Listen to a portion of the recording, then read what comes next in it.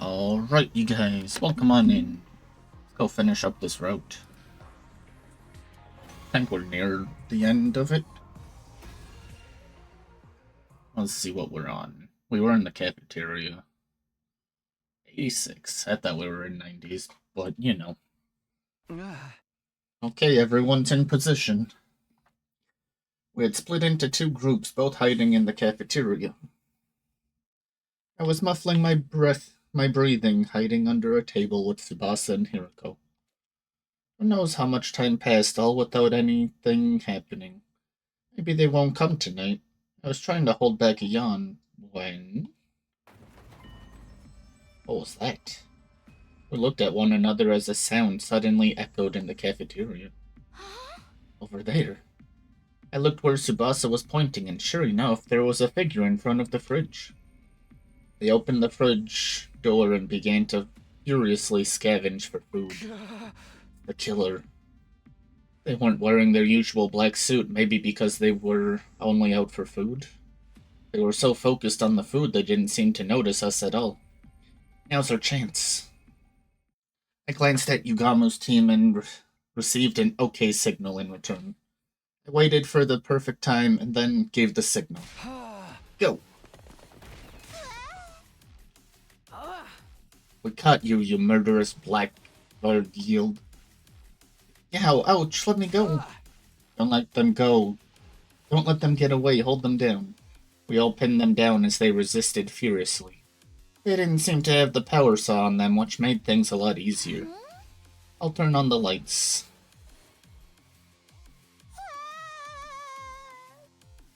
Huh?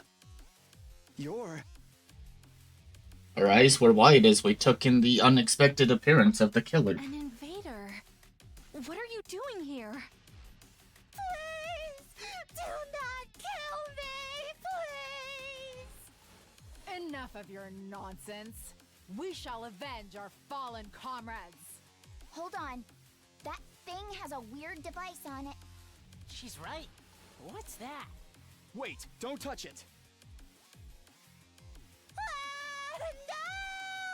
If you remove that... The moment Gaku removed the device, we began to hear a strange electronic sound. What's that sound? Is it coming from inside the invader?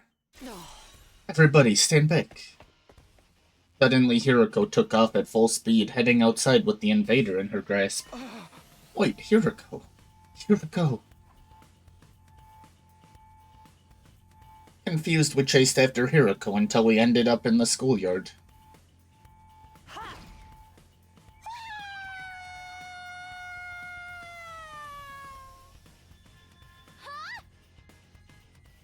The moment she set foot into the schoolyard, Hiroko flung the invader with all her might up into the night sky. The very next moment... Holy crap, it exploded! The invader soared into the sky and blew up spectacularly, disintegrating into ash and detritus. Oh. Phew, just in time. Hiroko let out a sigh of relief as Swept bits of the invader raining from the sky out of her way. What just happened? It was all so sudden, I can't make any sense of it. I got a bad feeling when I heard that sound. Looks like I was right. Wow, your instincts really saved us, Hiroko. Thank you. Oh, it's nothing. More importantly, Tsubasa, what's the organic life count? Oh, right. 7 now. That thing was our 1 extra. Oh, freaking way, we did it. The killer's gone. It's been a long road, holy Jumonji sword. Now we can finally say we've avenged our murdered comrades. I have a bad feeling that it's not it. Is it really over? Despite everyone else's joy, something was bothering me. Alchemy, what's wrong? This feels a little too convenient for me. Was that thing really the killer? Now that you mention it, the person in the black suit and that invader are totally different shapes and sizes. Yeah, even without the power saw, when we grabbed that thing, it still felt weaker than I'd imagined. Didn't you think so too, Hiroko? I don't really remember. Huh? Hold on, you mean that wasn't the killer? The life sign count went down to 7. That's how many of us there are now. I think it's true that the invader was being counted by the organic life detection device. The number went down when it exploded, after all. That all adds up. So what are we concluding exactly? I'd considered the possibility, but still, there was just no way. That the killer might be one of us. Huh. Ah, so that's how it is. Huh. What, really? You're kidding. Don't play with me, man. You mean there's a traitor among us? Calm down. We don't know if that's true for sure. We don't know that it's not true either. I'm not sleeping with a killer. I'm going back to my room. Wait, it's dangerous to be alone. We need to stick together.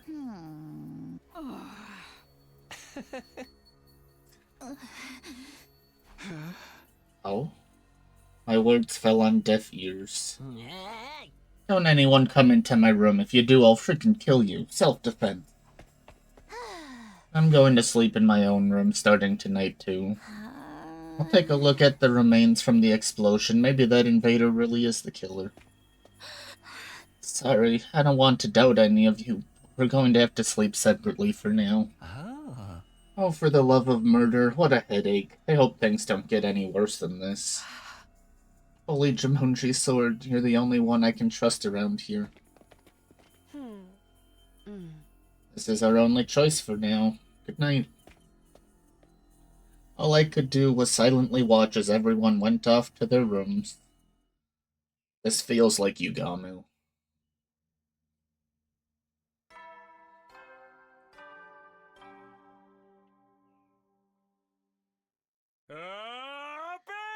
Get prepared. Be ready to give your... That time already, huh? It's been a while since the last time I spent the night in this room. After we went our separate ways last night, I couldn't sleep a wink. In the end, nothing else happened, but the vibe between all of us had changed. Maybe the killer really is one of us. Thrown into chaos by the terrifying possibility, everyone seemed content to stay holed up in their rooms. I guess I'll head over to the cafeteria. There's bound to be someone there. I was hopeful, but in the end, the cafeteria was empty.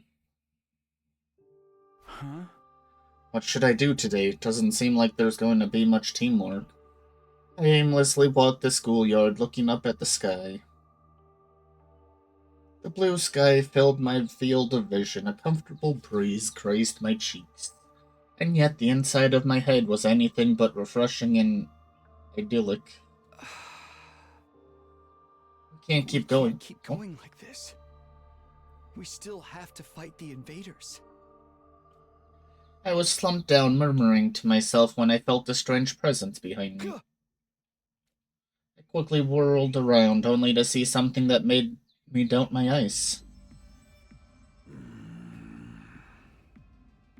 What? How?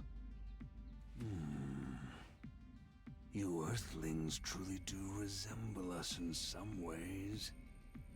You appear to be the commander here. Out here on your own, without any of your soldiers. Unimpressive. This man is a commander, but how? I thought we beat them all. Who's this guy? What happened to the alarm? What was even happening? I was completely overwhelmed with confusion. Takumi, get away from him. Those words finally brought me back to my senses, and I quickly leapt back. How did you get on the premises without the alarm sounding? Alarm? What are you talking about? Don't tell me you went straight through the undying flames. Are you alone? Usually the commanders bring their minions. I don't like them. They go against my principles. That woman is deranged for using them in battle. That woman ordered me to destroy this place. Kiriko, quickly, go tell everyone we're under attack. Very well. No need to rush. I want to know who all of you are. Now prepare for battle. All will be understood when we cross weapons. With that, the commander turned away and put some distance between us. What is with this guy? He's clearly different from the others we've faced. Everyone quickly gathered in the schoolyard, jolted by nervous tension upon seeing the lone commander. Let's do this, everyone. It's time for another battle. Sheesh, if we have to. Sir Takumi, give us your orders. Got it. Defensive battle. Initiate. I don't need to watch us stab ourselves. God of the planet, hear my plea and lend me thy strength. Blood of my bond, release!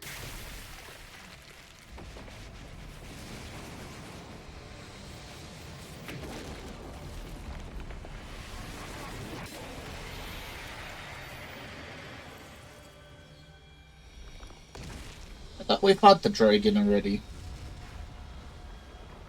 I am Dao Shah, paragon of warfare. I'm an old-fashioned man. I need to fight someone to understand what they're about.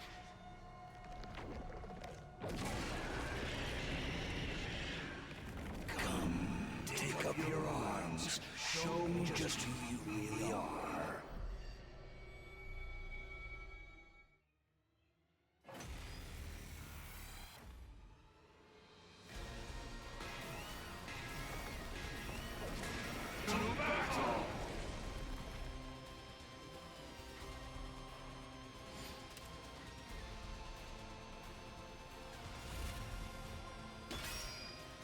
Whoa, negates effects of pierce attacks, of course. I should look. Okay. Your counter is not super far. I've got this. There. Good to go. Ready when you are. What am I doing? This should do it. Actually,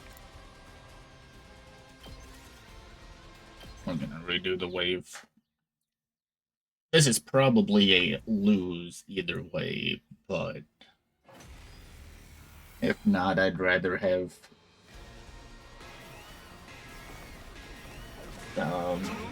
more attack.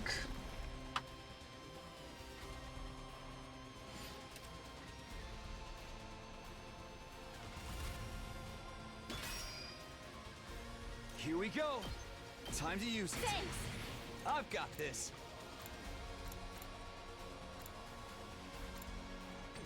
Say when. Ha! Here we go.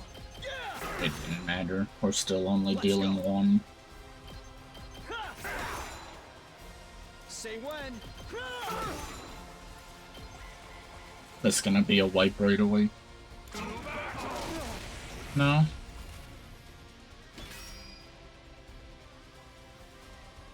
Let's do this. Take this. Good to go. My turn. Harder. good to go. Take that! Let's do this.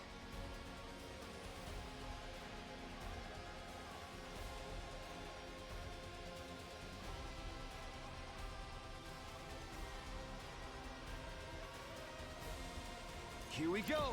That's it. My turn.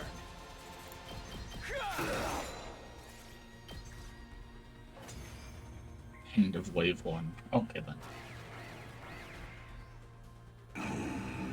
Not bad. As expected for the smugglers of this planet's heroes. Ugh! What a powerful foe!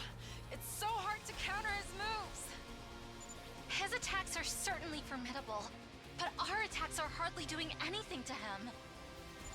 It seems like that may be his ability. That might be what got him through the wall of fire. We can't give up now. Keep going, everyone. Damn it! I hate work without pay. Let's make this quick.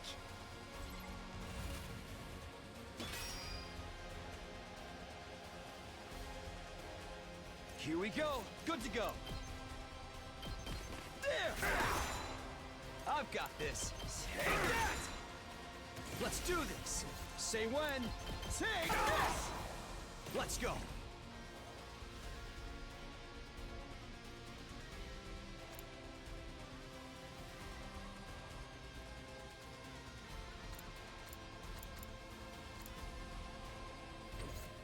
Say when.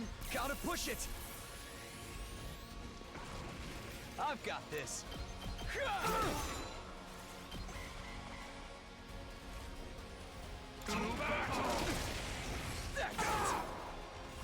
Whoa. I dealt 1 damage.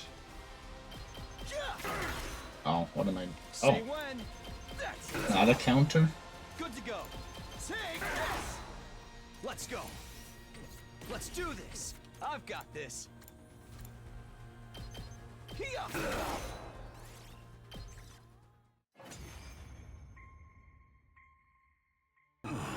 So this is it then.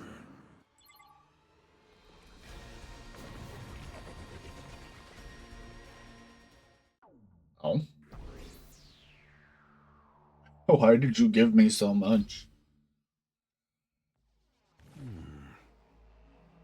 I get the gist of what you're all about. Huh? He transformed. Why? Hold on, doesn't this give us an opening? We can get him now. No, hold on. What? Dude, what's the matter? I wasn't sure why myself. I think I was overwhelmed. As a mere ordinary human, I couldn't help but be cowed by the dignified conduct of this lion of a man standing before us. I understand you now. You seem a bit different from the wicked and cruel invaders I was told about. I want to hear it straight from the source. What are you fighting for? Why are you asking us that? Coming back from death after death to fight again, do you live solely to fight in this war? That would make you no different from those abominable combat organisms created by that woman. Are you comparing us to that cannon fodder? So that's how you refer to them too. Cannon fodder, guinea pigs, slaves, playthings. You consider that sense of superiority to be something like wisdom. I suppose all living creatures reach the same endpoint eventually. What are you getting at? Are you telling us to surrender? We do. We'll all be killed, won't we? I doubt Vexness would let us live. Then shouldn't you simply accept death? Stop messing with us. We're not gonna give up on life. We swore we'd all survive this. What pulled us out of our despair. That's why we... My vision lurched. There was a loud thump. When I saw the great blue sky unfurled overhead, I realized what had happened to me. I'd been beheaded. Takumi! The moment I heard Hiriko's voice in the distance, my vision turned red. Then from red to black. My whole world was enveloped in darkness. Ah, wonderful. Finally, I can think again. How much time has gone by? My head ached as if it was being bludgeoned by a blunt instrument, an endlessly drawn out agony suffocating me. Then it all suddenly eased off. Suddenly, I was awake. I was in a familiar place, my room. Takumi, thank goodness you're awake. Are you okay? Yeah, but what's going on? What happened to me? Well, the commander suddenly lopped off your head. Of course, we brought you back right away with the revival-matic, but you weren't waking up, so we carried you back to bed. What happened to that Belsha guy? How did the battle go after I was gone? After he killed you, he just left. He said he'd be back soon. What do you mean? I have no idea, but I can tell you what he said before he left. According to Nozomi, Belsha was the father of the Squad 1 commander, Murvrum. He wasn't looking to avenge his son, and everyone sensed there was some friction between him and Vexnus. See, how's everyone else doing? Because he's such a strong enemy, we realized we needed to come up with a plan or we'd be in trouble. But the others are still scared that the killer may be one of us. Everyone's so tense that we're not getting anywhere. Right. I don't know if they'll hear me out, but I'll try to get through to them. Thanks, we won't survive this if we don't cooperate. Aren't you scared, Nozomi? The killer might be hiding somewhere nearby. Sure, I'm scared, but I don't want to suspect my friends. I won't believe that the killer is one of us. It's easier to doubt than trust, but we don't know anything for sure. Nozomi looks so much like Karuo in that moment. I'm sure Karuo would have said the same thing in a situation like this. Oh right, Tsubasa said she had something to report to everyone. Now that you're awake, we should meet up with them all in the cafeteria. Okay, let's go.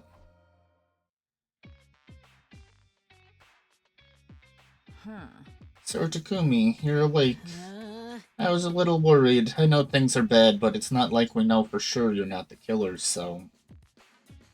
It wasn't just Gaku. I could feel an air of awkwardness hanging over everybody. But I was still happy that everyone came to see me now that I'd recovered. Good, your head's back where it belongs. Somehow, but getting beheaded is not great. It really hurts, actually. You could learn to love it. Want to give it another shot? I'd be happy to help. I'll pass, thanks. More importantly, Tsubasa said she has something to report. Oh, right. I ran some analysis on that thieving invader from earlier. First of all, that device it had on it was a jammer. Jammer? That's a device meant to interfere with electrical signals. It's used to scramble transmissions, radio waves, and the like. Why would an invader need something like that? I'll try to explain. I found a recording device in the remains of the invader. Recording device? Was anything on it? It had everything from voice data to activity logs. I think it was forcibly implanted into the little guy to monitor it. It's amazing the device was still intact. If its host was rigged to explode, you'd think that'd also be designed to automatically erase all the data. The signal from the jammer worked a little too well and ended up partially jamming the signal on the remote detonation device. So the bomb only partially detonated. Normally it would have been completely blown to smithereens, but the explosion was unusually diminished. I see, so that's how some parts survived. So I examined the data and learned a few things, like how long the invader had been in the school. It came here during the defensive battle on day 21. It didn't want to fight, so it ran away from its unit and hid in the school ever since. It was hiding here since day 21? That thing has real talent as a shinobi. The invaders wouldn't just let it run away scot-free. Deserters are usually punished harshly. That would mean all manner of torture, punishment, and discipline, right? What's even the difference between any of those? Anyway, the invader exploded because the bomb used to execute deserters was activated, but the reason it managed to hide out for more than 60 days was because of that jammer. With that thing, it was able to avoid being tracked and blown up by Commander. I see. So it came prepared. But when we found it, Gaku pulled off the jammer and the bomb inside of it went off. Then Hiruko threw it in the air, and it got blown apart. So that's what happened. Uh, Does that mean when we heard sounds coming from the school that one night, that was the invader too? We're talking about day 43, then definitely yes. It was all in the activity log. Day 43, that's the day Moko was killed. Nozomi and Moko came to my room that night. So that invader was moving around the night of day 43. And that means the killer really could have been the invader.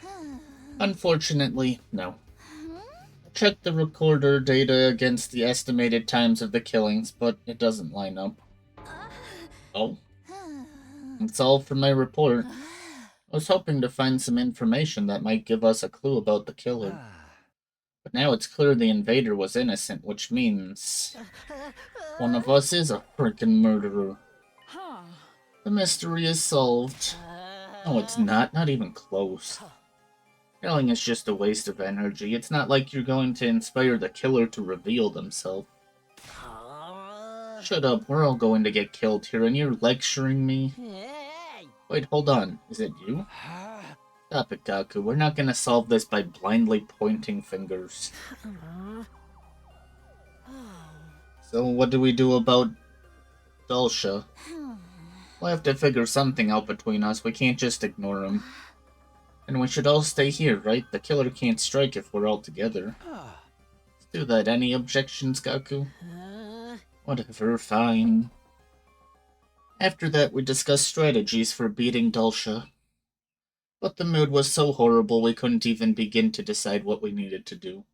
In the end, the day ended with no real progress made.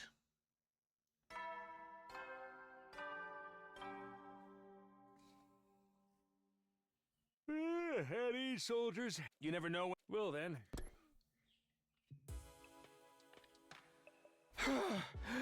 I'm so tired. With a sigh, I flopped into my bed. My head hurts. It's throbbing. Must be the stress. First the killer and now Dulcia. There's so much I need to think about, but I don't want to think about anything anymore. My entire body was exhausted. I couldn't even bring myself to move. Gradually, my eyelids grew heavy. Just before I fully gave in to the sleep, I could have sworn I saw a flickering flame out of the corner of my eye.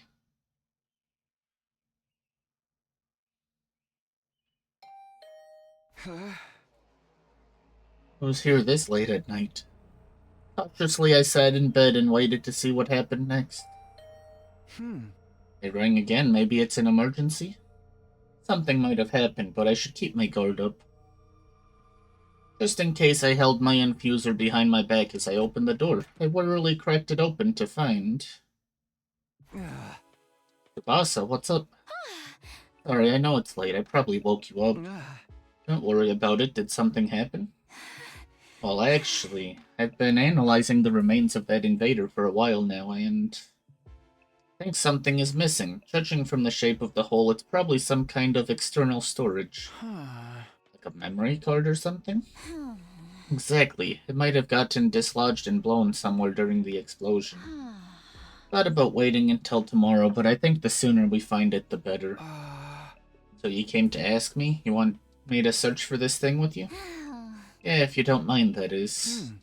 Not at all, but... Hey, I'm not the killer, you know. Me neither, but neither of us can prove ourselves innocent either. It's okay, I'm prepared to kill you if things go off the rails. Oh, okay. That makes me feel so much better. Anyway, I'll get ready. I know I'm stating the obvious, but it's really dark out here. I brought flashlights, we're just gonna have to sweep the area. Tsubasa shined the flashlight on the ground and stooped over. I did the same, looking at the ground. This seems pretty inefficient. Yeah, and it's 3 days since the explosion, too. Pretty sure this is where it happened. This was gonna be a long night. I steeled myself and set to searching with Tsubasa. But it turned out my resolve wasn't going to be needed after all. There's something on the ground here. It was something small and black, covered in dirt. I picked it up and Tsubasa practically lunged at it. Hey, let me see it. She took the thing from me and excitedly began to examine it. Good job, Takumi. This is the external storage device I was looking for. For real, I thought that would take longer. I'm gonna analyze the data on this too. Oh, I can't wait to see what's on it. They felt the need to blow up that invader to keep it away from us. There might be some important secret intel on it. I'm excited too, but try not to overwork yourself, okay? You can't keep working such long hours every day. Don't worry, I'm done for today. Let's head back. Looking satisfied, Tsubasa put away the storage device and started to walk back to the school in high spirits. Phew, we found what she was looking for without anything bad happening. Thank goodness. On top of that, we might even get some new information. My steps were suddenly feeling lighter.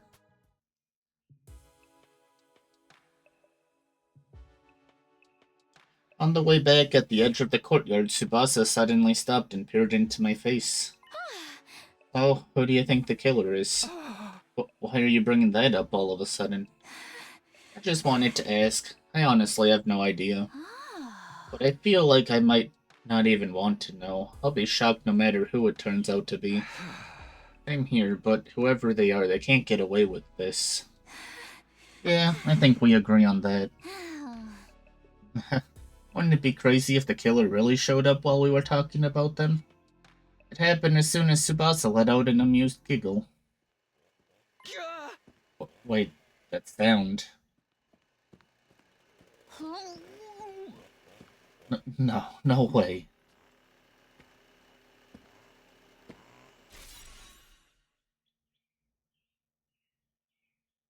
Is it Tsubasa? Tsubasa, but she built something to put in there to control it. Only other would be Hiroko somehow. She avoided us after we kicked the heck out of him. Tsubasa, run! This way!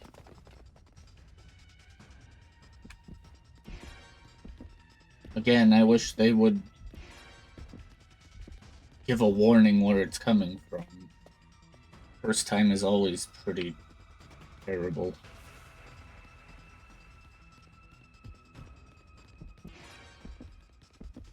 How'd you get over here?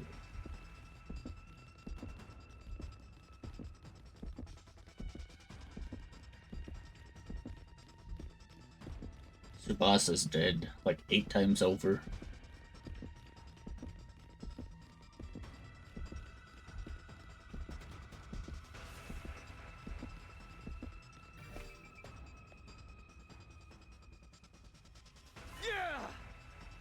Just how long are they gonna chase us? We ran feverishly as hard as we could, but the killer didn't let up. The roof is just past these stairs. There's nowhere to run after this. Can't let them get to us. I have to do something. Stopped running up the stairs, suddenly whirling around to look back at our pursuer. And kicked them with all my might. They tumbled down the stairs and fell in a heap at the bottom. Okay, now's our chance to finally capture them. They groaned in agony, but paralysis must have been setting in because they made no effort to resist. We finally got you, just give up. Takumi, Tsubasa. What happened? I heard a really loud noise and... Huh? Is that the killer? Did we finally catch them? I'll explain everything later. Give me a hand here. They're paralyzed, not dead. This asshole killed our friends, damn it! Let me at him! Let me get the mask off first. Ready? Okay. I placed my hands on the killer's helmet and slowly pulled it off. Who I saw underneath left me speechless. Ah, of course. Yugamu?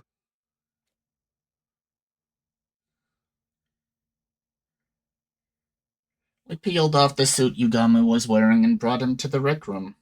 He was limp, breathing shallowly, but his expression seemed almost as if it had traces of a grin.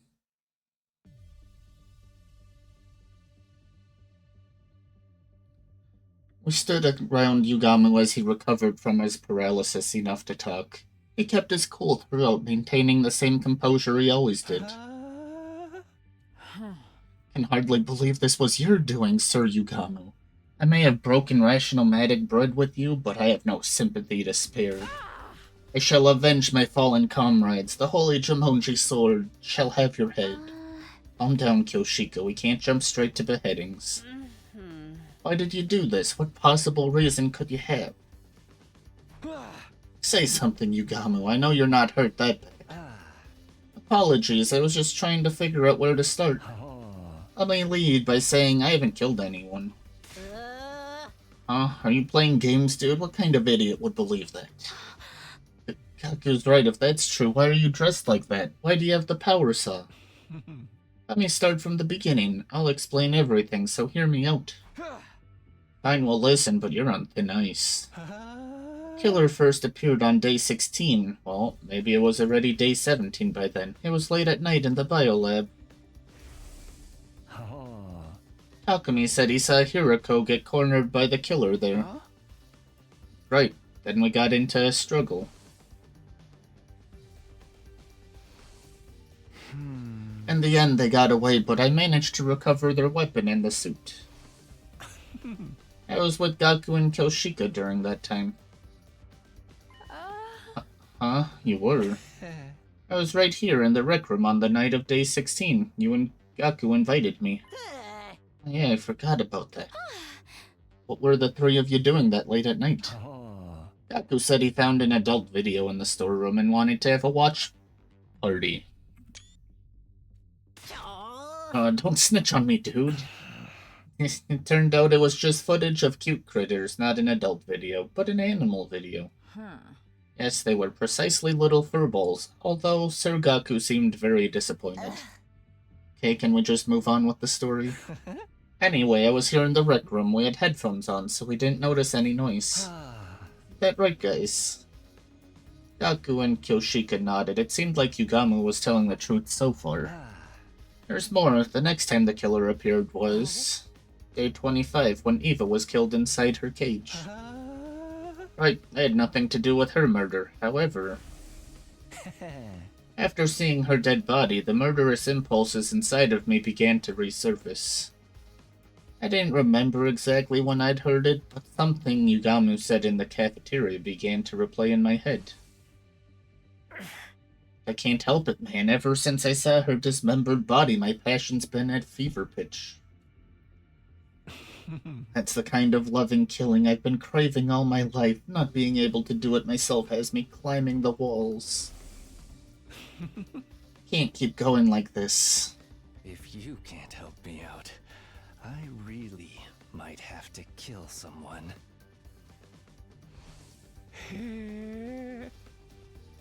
Ripe with overwhelming lust, I tried to find an outlet for my feverish mania.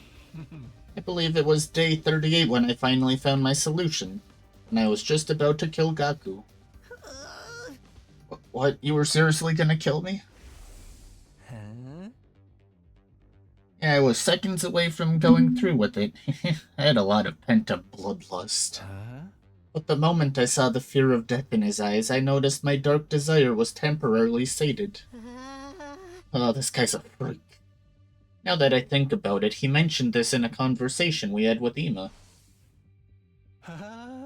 After what happened with Gaku, I finally figured out a way to suppress them better. I don't actually have to kill anyone, I just have to see the look of despair when they stare death in the face. Not exactly a long-term solution, though, more like a coping mechanism. My only problem is that no one seems to want to show me their seconds before death face. What about day 43, when Moko was killed? What were you doing then? I was in my room. I couldn't sleep that night because of the bloodlust festering deep inside of me. Then I heard Nozomi's shrieks and the sound of glass breaking, so I went to see what was going on. When I did, I found the killer's suit and power saw at the bottom of the pool. Oh, the stuff missing from the locker was in the pool? Why? Sir Yugamu must have stolen it, correct? No, I didn't know the combination. Right, you weren't even in the room when Takumi set the code. Wait, I was chased by the killer the day Moko was killed. They had me cornered by the pool, so I shoved them aside and got away, but maybe when that happened they fell in. I see, you might be right, but I wasn't concerned about the details. I had other things on my mind at the time, like taking the killer's things so I could dress up like them. Surely you're not telling us you pretended to be the killer just so you could see looks of despair and fulfill your desires. Sorry, I just couldn't hold back the urges inside of me. But I really wasn't gonna kill anyone, just seeing your faces twisted up in despair was enough to satisfy me. Nothing you're saying makes any sense. What was your involvement in the murders of Takamaru, Kurara, and Shoma? I had nothing to do with Takamaru's death on day 51, I swear. The first day I dressed up as the killer was day 64, the day Kurara was killed. We were on guard duty that night, right? You fell asleep, so I went with Kurara to the bathroom. I sensed the two of you were going to leave, so I pretended to sleep. I figured it would be my chance to enjoy the thrill of the chase. I quickly put on the suit I had hidden in my room and chased you with the power saw. So you were the one chasing me in the hallway. That's right. I chased you like the killer would, and once I had you cornered in front of the defense room... I finally got to see your terrified expression, filled with despair. My lust was sated. Was it as good for you as it was for me?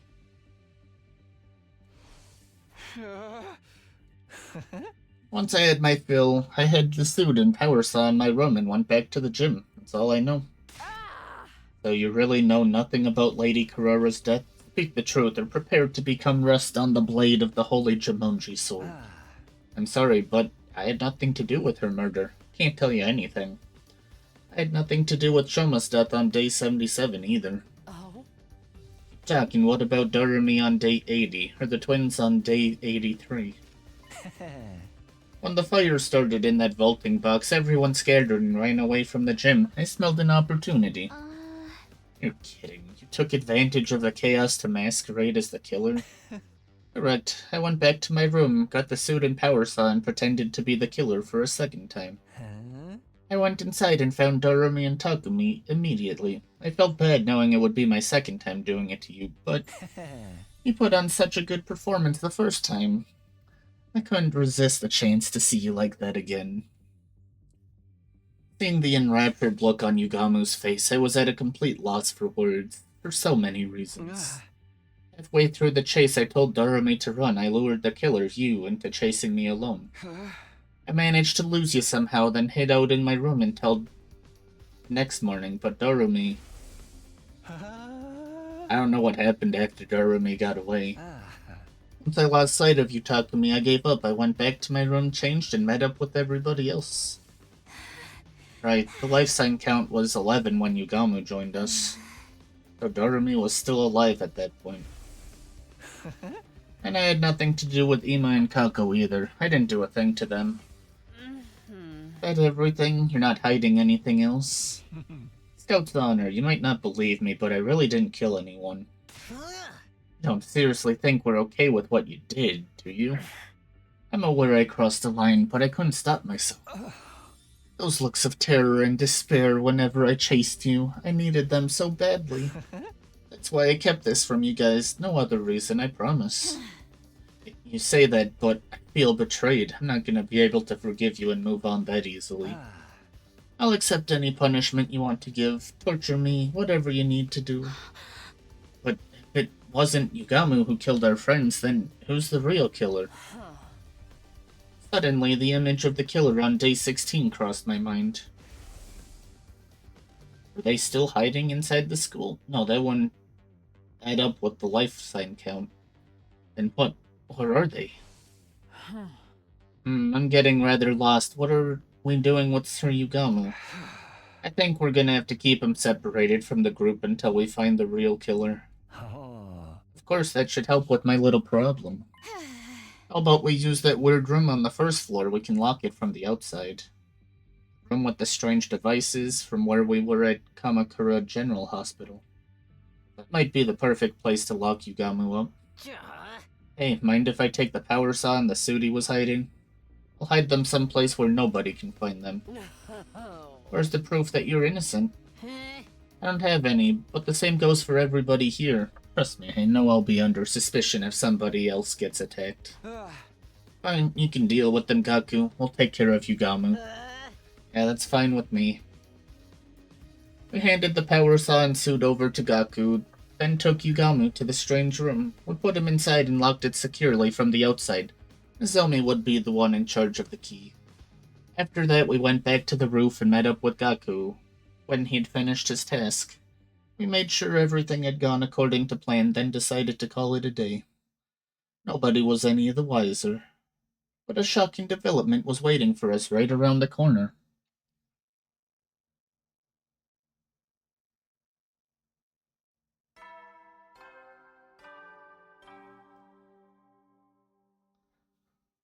Up and atom troops, time to rise and shine! Wowee! The time humanity, it's been a long, in 10 days. Well then. I forgot that we start seeing us hanging.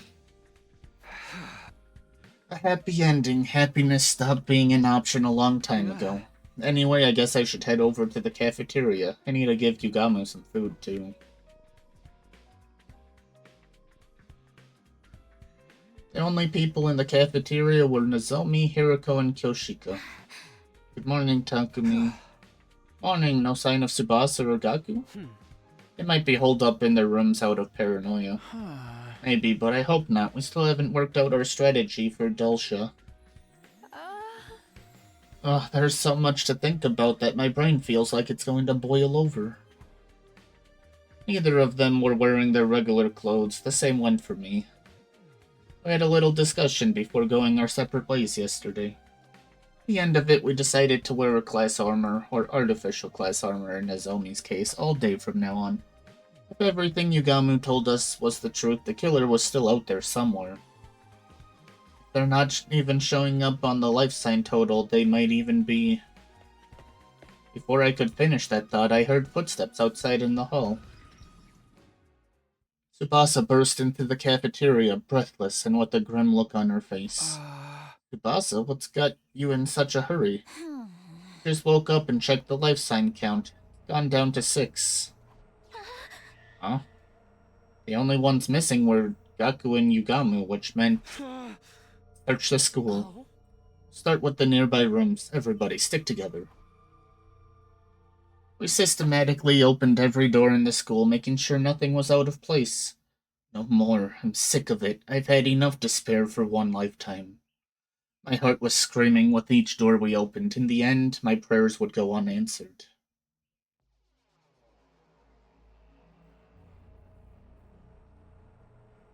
So it was Gaku. Inside the library, we found the blood-soaked remains of Gaku Maruko. His body sliced to ribbons. An unpleasant stench of blood emanated from his mangled corpse. I don't think it's a good end. I think we're losing most of them. The revival-matic. It's pointless. We're too late.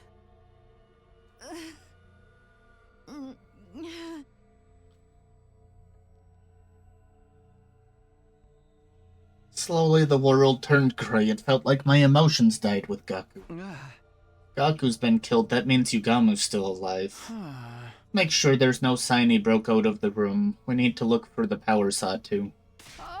Sir Takumi, how are you so composed? Sir Gaku's been killed. All the crying and screaming in the world couldn't bring him back.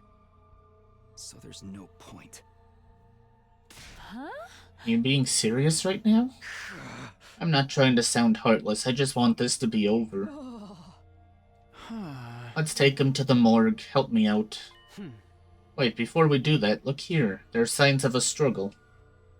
Hiroko pointed to a nearby bookshelf. Oh? The shelf is way out of position, and there's books on the ground. Someone must have moved it intentionally. Maybe Gaku bumped into it while he was fighting the killer. No, there's multiple gouge marks on the back of the shelf. That's not natural. What do you mean? It's highly likely that Gaku hid the power saw and suit here. He must have gotten in a fight over them with the killer, resulting in these gouges. I see, so that's why he was killed here. And the power saw and suit got taken again. Maybe someone here has them. You're suspecting us now? Wasn't me. Can you prove that your hands are clean before pointing fingers, Lady Tsubasa? Enough speculating each other serves no purpose. Hiroko and I lifted Gaku's body in the silence. The others came to help soon after, but no one felt like talking. After bringing Gaku to the morgue, we went to the room where Yugamu was locked up. Yugamu's eyes went wide upon hearing the news of Gaku's murder. Then he just stared down at the floor. There were no signs that he'd left the room, but our suspicion of one another was only growing. Our worst-case scenario just keeps finding ways to get worse, and there's no stopping it now.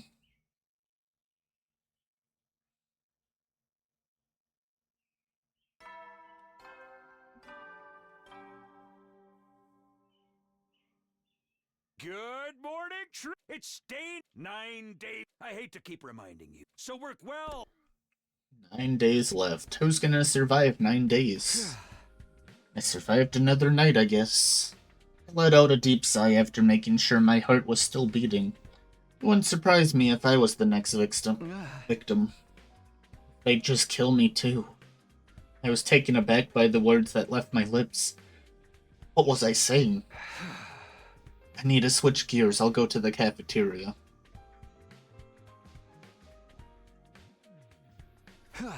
It's just you, Hiroko. Everybody's decided to eat in their room. Well, I figured this would happen. I assembled a light meal on my tray and sat in front of Hiroko. We were silent. The only sound in the cafeteria was the quiet clatter of our dishes. And Hiroko calmly looked me in the eye. I've been killed. Many times, actually. Huh? Would it make more sense if I told you that I lived through a different past? Similar to how you time traveled from yours? It would, yeah. Hold on. This is a lot out of nowhere.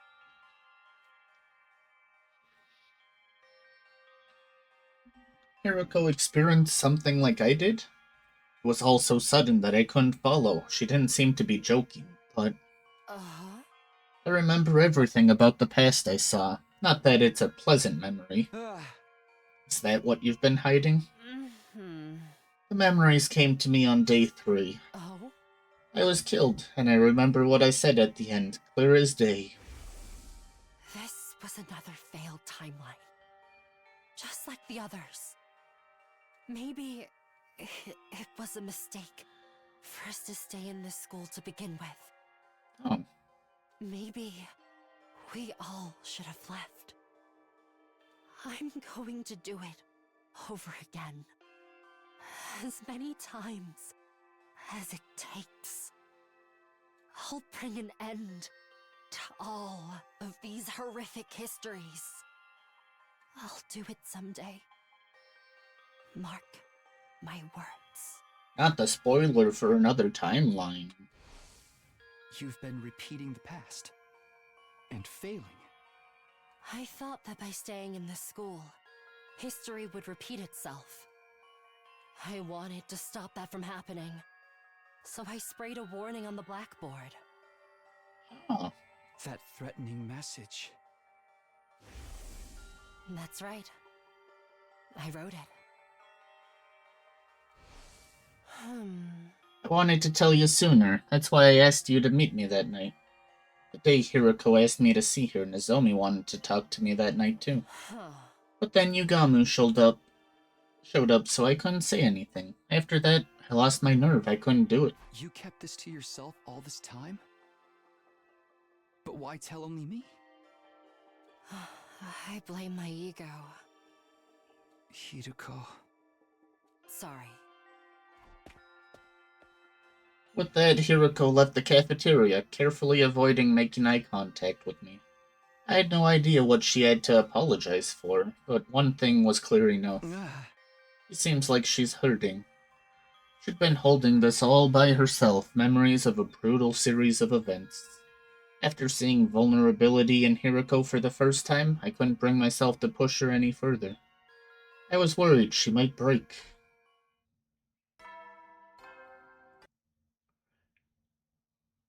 At ease, soldier. Another day. Get some shut-eye.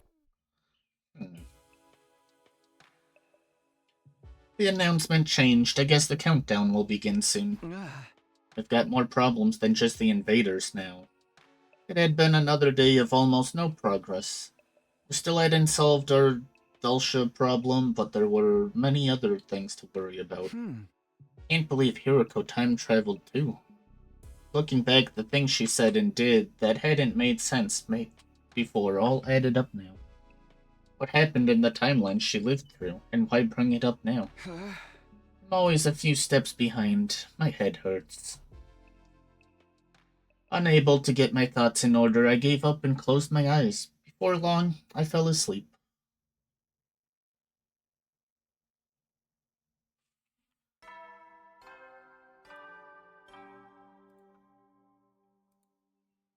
Up and at 'em, troop! A new era will begin in humanity's history. And I mean, all of it's you- just okay. an announcement. That's fine. Teamwork I've cultivated with my allies. Is that supposed to be satire? I guess I'll go to the cafeteria. Someone might be there. Huh? Okay, before we continue, I need the bathroom, so I'm gonna run an ad. Feel free to get up, stretch, grab a drink, and we'll be back shortly.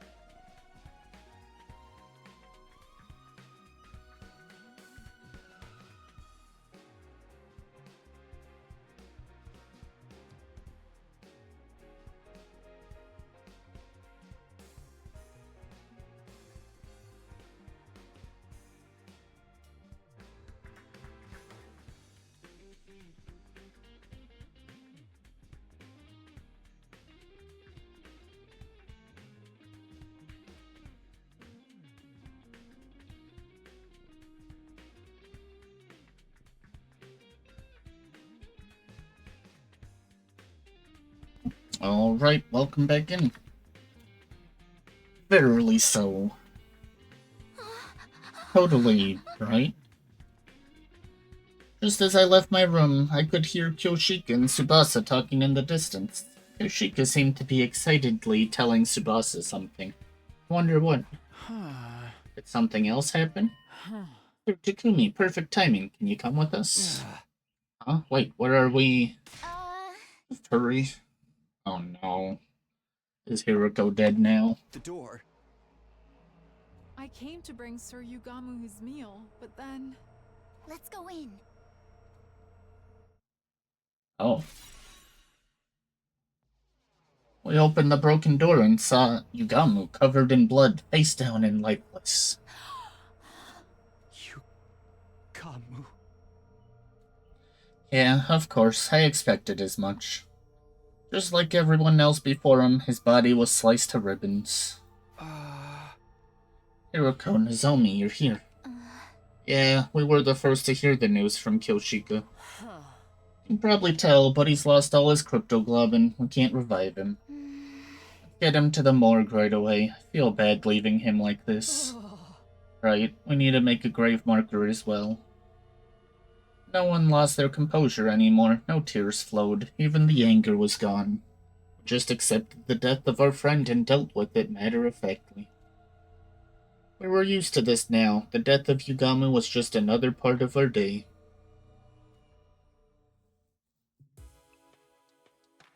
I don't want to do anything. Laying listlessly in bed, I suddenly realized it was long past bedtime. Invaders, humanity, whatever, I just want this to be over already. Just then, I felt a familiar presence I hadn't felt in a while. Sat up, and there he was, standing in the corner of my room. I knew it. It's been a while. I guess it has been. For you. Huh? What do you mean by that? I've been watching over you all this time. I know what's happened. But you must not remember. Yeah, you might have been watching over us, but we haven't been able to see you. What do you need anyway? Did you find some kind of clue about the killer? Unfortunately, even I'm not sure what's going on, or why. No matter what happens, all I can do is watch over you, nothing more. Is that what you came here to tell me? I'm sorry I couldn't save you. With a sad look on his face, the undying flame boy abruptly vanished. What's up with him? Unwilling to frustrate myself thinking about it, I pulled the blanket over myself and closed my eyes. I wanted to forget reality, to forget everything, and find refuge in sleep. I hear a lawnmower. Better not be.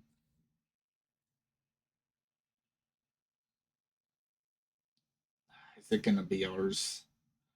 It's kinda close. The morning announcement hadn't played yet, the sun was only just coming up. And right on cue... the sound. Intruder alert. Intruder alert. Defense mode. An enemy attack. Is Dalshub finally here? But we don't have any plan for dealing with them at all. Damn it, I'm just gonna have to go. I dashed out of my room and ran as fast as I could and headed to the war room.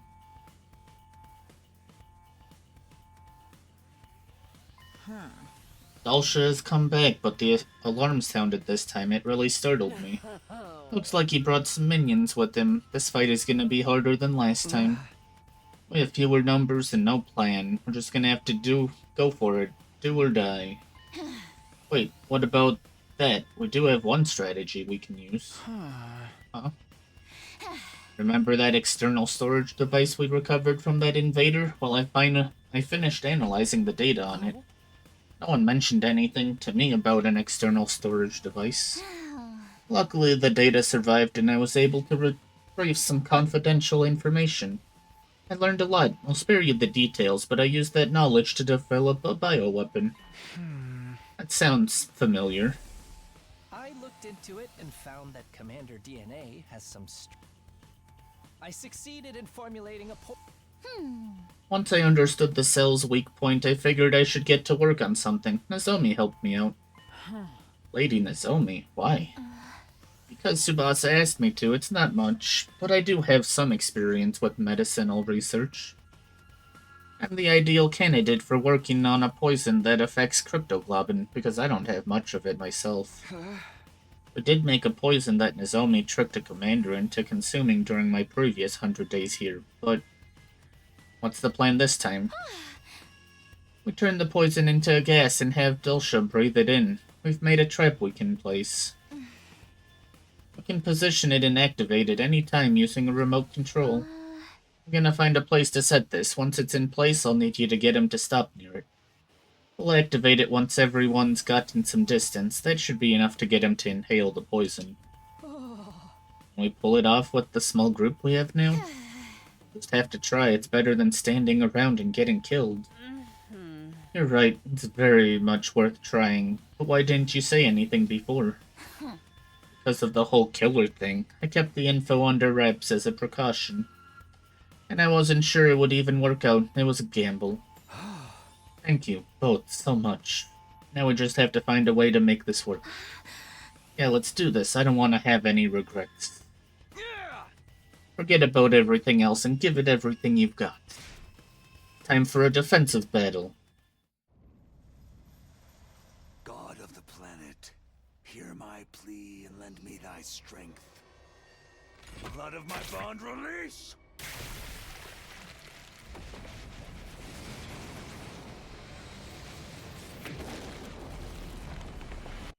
Okay, we've seen him transform.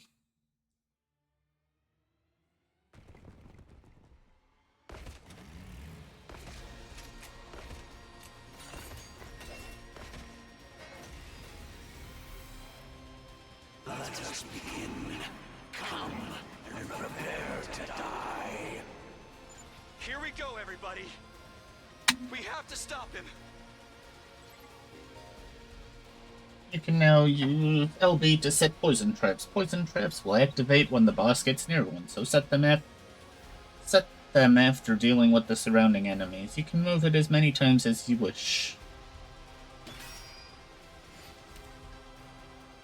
Nozomi retreats. Okay. Oh, she's gonna stay in the back then. Oh, it's only Nozomi. Good to go.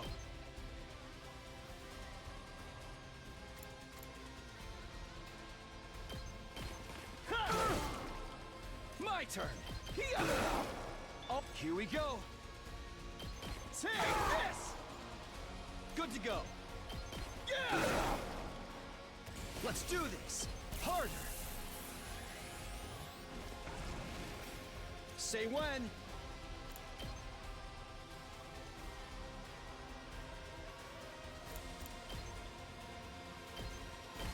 Take that.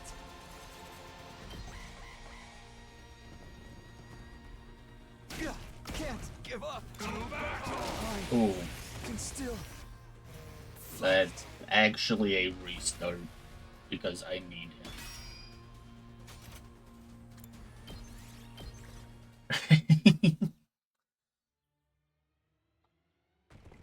That's not good. Oh, I can speed up there. Didn't know the skip actually did that too.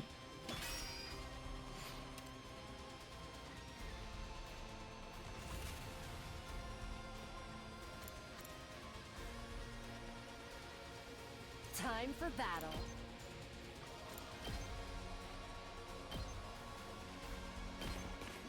Ready whenever. Die! My turn. Alright, let's get started. Take this! Ready when... How's this? How unsatisfying. I've got this.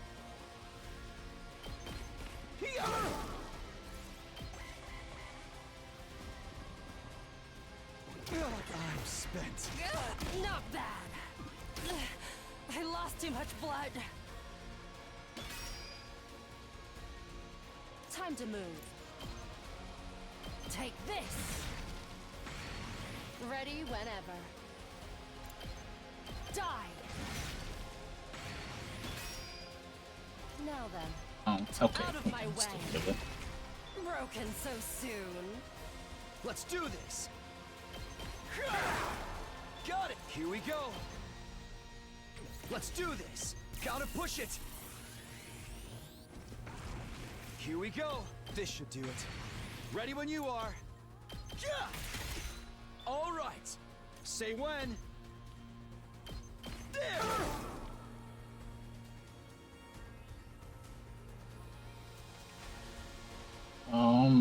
I think we save.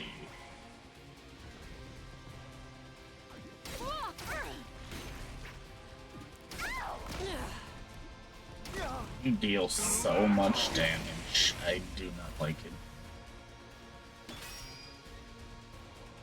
Here we go. Take that. Got it. Ready whenever.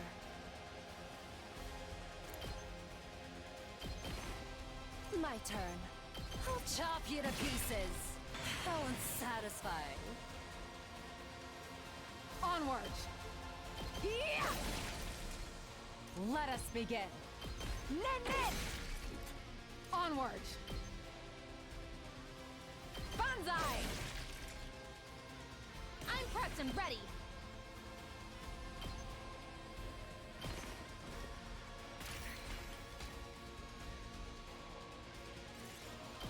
Okay, we'll see if that works.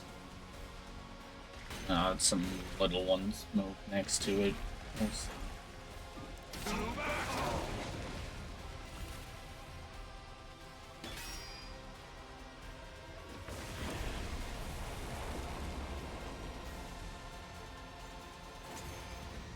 Okay.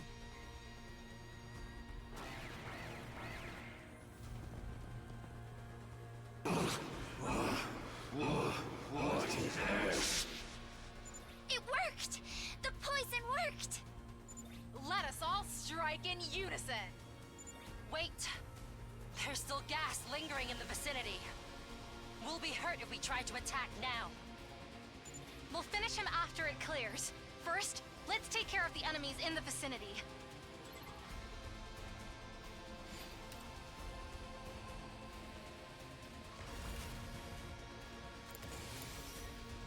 Now then, to business.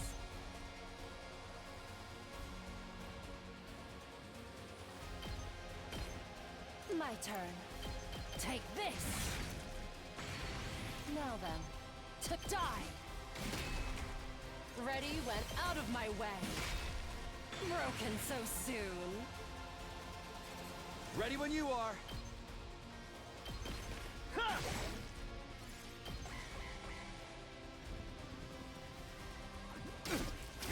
Not bad. Damn. Let's go. Time to move. I can hardly contain myself. Time for battle. Take this. Balance. My turn. Die. Broken so soon. Good to go. There. Let's go.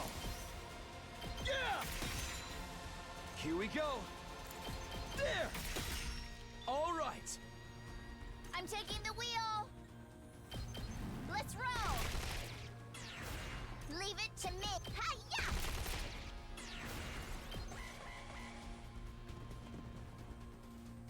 Ah!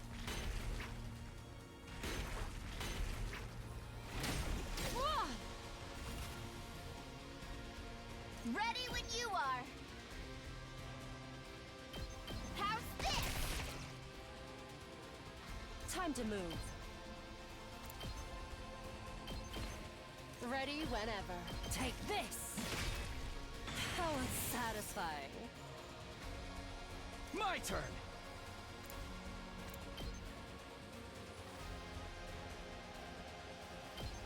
That's it. Whenever you're ready. There. Yeah! Nice. Just the boss left. Is this poison gas? Incredible. I never would have guessed there was a poison that could work on me. I underestimated you. Everybody, all together now. Looks like it's time to settle things once and for all. Who will survive? You or I? Let us see what the answer is.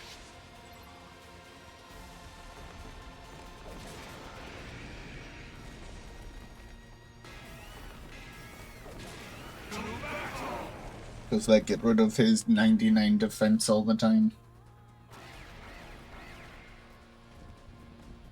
Of course you got minions.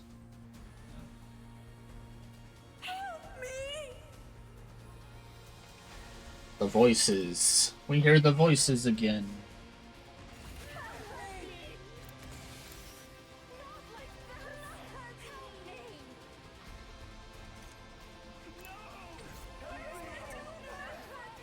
I've got this. Not bad. Good to go.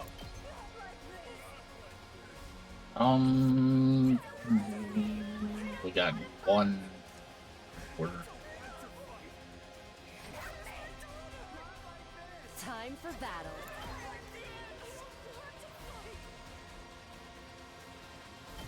Yeah, I need to take out the small fry first. Ready whenever. Take this. My turn. Out of my way. Broken. Time to move. Die. How unsatisfying. My turn. We really can't beat this. Let's do this. Time to use I it. appreciate the help. I've got this. There. Got it. Let's do this. Say when. Time for battle.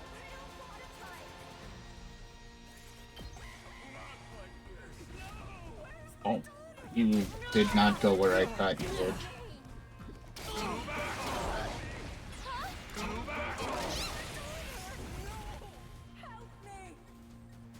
Good to go. That's it. My turn. Ha! Oh, let's do this. My turn. Gotta push it. Say when. That's it. Let's do this. Just cannot kill these enemies in one anymore. Now then, to business. I'll chop you to pieces. Broken so soon. Here, that's all of the I've got this.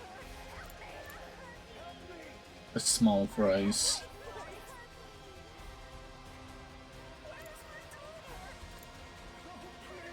Not bad.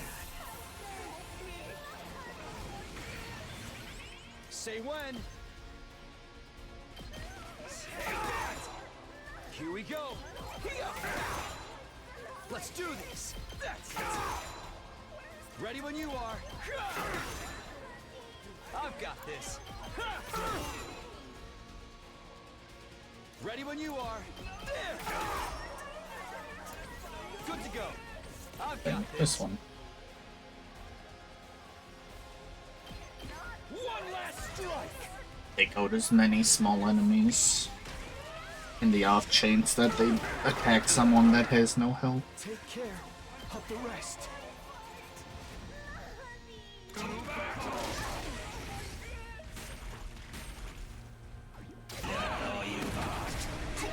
I'm spent. Did my engine die? Let's do this. Here. Say when. Let's go. There. Good to go. Ready when you are. One When- last strike.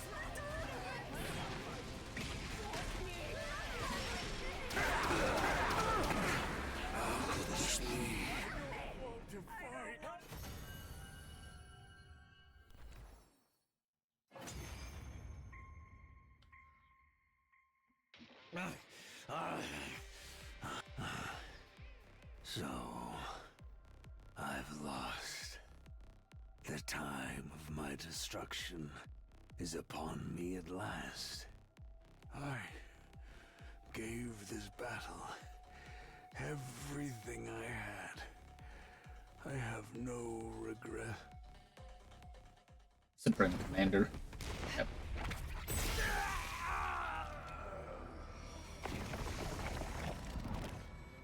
Fishness.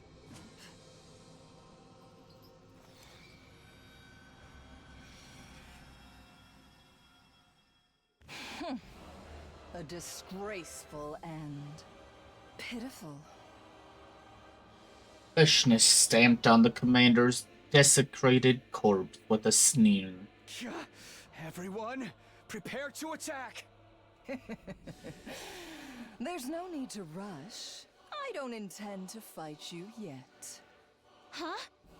I am preparing an event. A ritual, if you will, to usher in my ascension to godhood. Our battle will take place then. What are you talking about? Be calm. The time is soon. Wait with bated breath, so that you may behold my birth as the one true God! With that declaration, Veshnis turned and left. Honestly, after seeing her walk away, I felt relieved.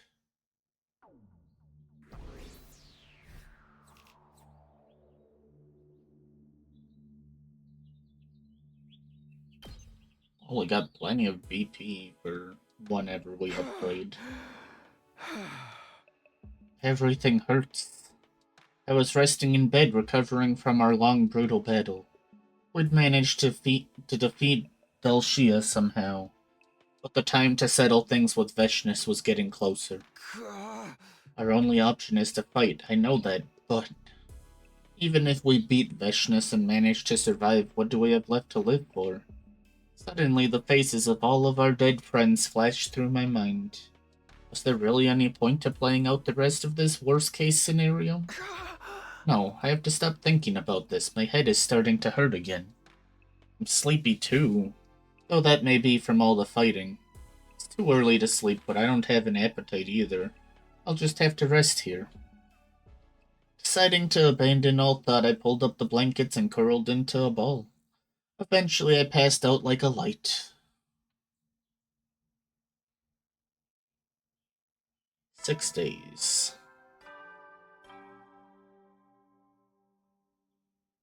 A fine more. It's your night, but don't lose focus. But no matter. Now then. I think Takumi's the killer somehow. Join hands with my comrades. There's only 5 of us left. The pointless complaint left my mouth before I could stop it. On top of that, my body still hurt. The exhaustion from yesterday's battle wasn't gone yet. No, I need to get up, otherwise the whole day will go by while I'm in bed. I pushed myself to get out of bed, getting ready for the day. Maybe somebody's in the cafeteria. I should go see. Is that... The moment I stepped out of my room, I saw Tsubasa, Nozomi, and Hiruko all standing stuck still.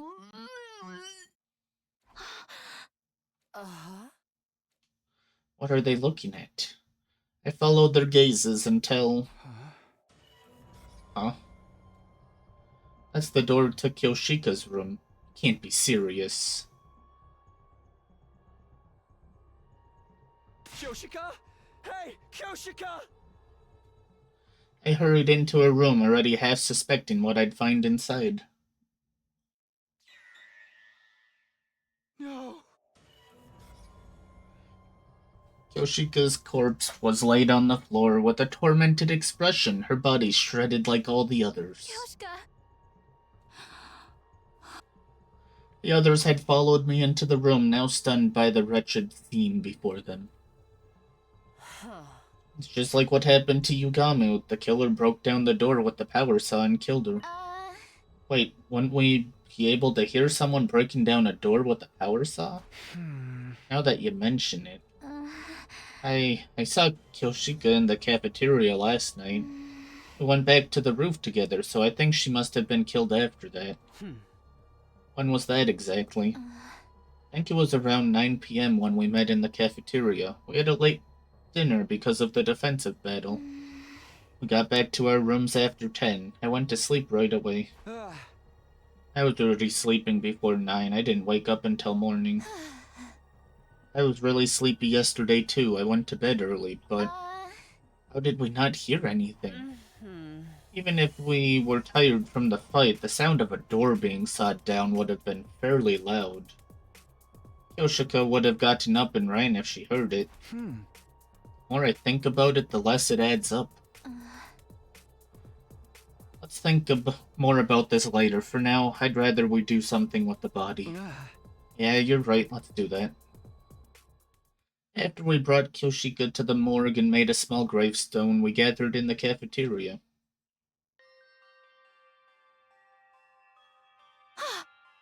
The life sign count is down to 4. There's so few of us left. Yeah, it's sad, but I don't know what we should do. I couldn't think of anything to say. I'm too depressed myself to cheer anyone else up. I'm just one big mess of confusion. By the way, what are you up to, Hiroko? I just wanted to check on something. Hiroko seemed to be inspecting the water cooler in the cafeteria. There's something off about it? Looks fine to me. Oh? Curious about what's inside. Tsubasa, could you lend me a hand? What do you need? We're gonna find out what's in the water. All of you, come to the biolab. With that, Hiroko exited the cafeteria with a cup of water in hand. And soon after,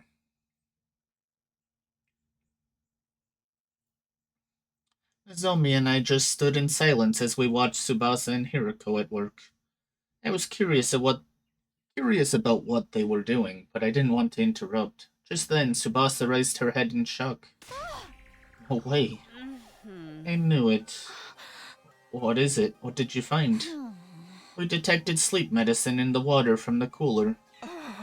Sleep medicine? Oh? The slow-acting kind, too. It takes time to kick in after being ingested. You mean the reason we didn't wake up last night is... because we drank this drugged water. Someone laced it in advance.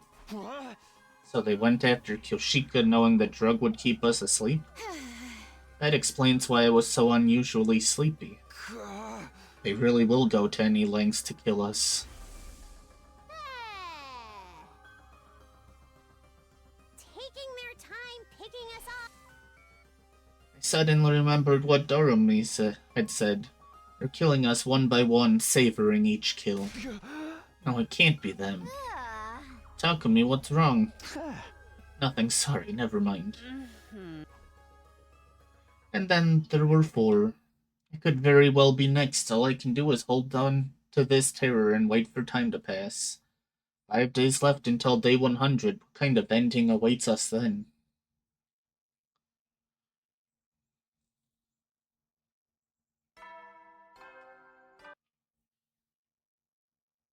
Troops, it's day 90. The special defense, the curtain will soon...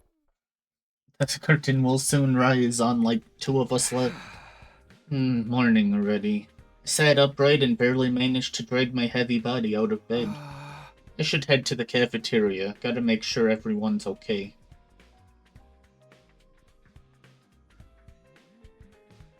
When I got to the cafeteria, Hiroko was eating alone. Oh, morning, Hiroko. Have you seen Tsubasa and Nozomi? Yeah, just now. Everybody's okay this morning. That's good. I can't let my guard down, but at least I can rest easy for a minute. Feeling like I could eat a leisurely breakfast in peace, I approached the Rationomatic, but there's nothing I want to eat. This feeling again, I'm hungry, but nothing appeals to me. Oh? What's the matter? Oh, nothing big. I'm hungry, but I can't find anything I want to eat. Sure, it'll go away in time. I'll just have a protein shake or something.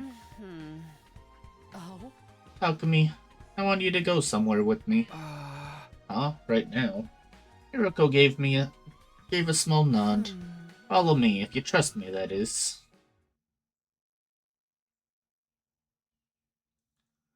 Hiroko brought me to our friend's resting place, the morgue. Before me were the remains of all the people we'd lost to the killer. This was maybe the last place I wanted to be. Why did Hiroko bring me here? Oh? 11 people were killed by the killer, including the commander we took prisoner. But there's a clear difference between them. There is? Might be hard to tell, but look closely at their wounds. With that, Hiroko rearranged the bodies one by one.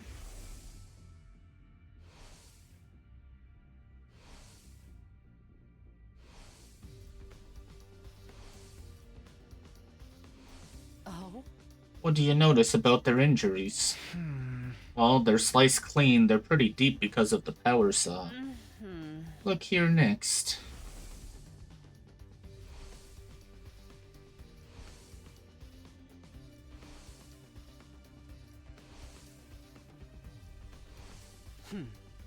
Come, take a good look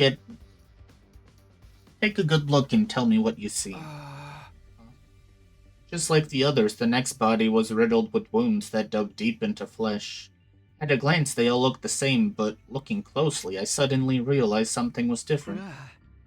The wounds on this one are messy stabs. Right. The power saw isn't the killer's only weapon.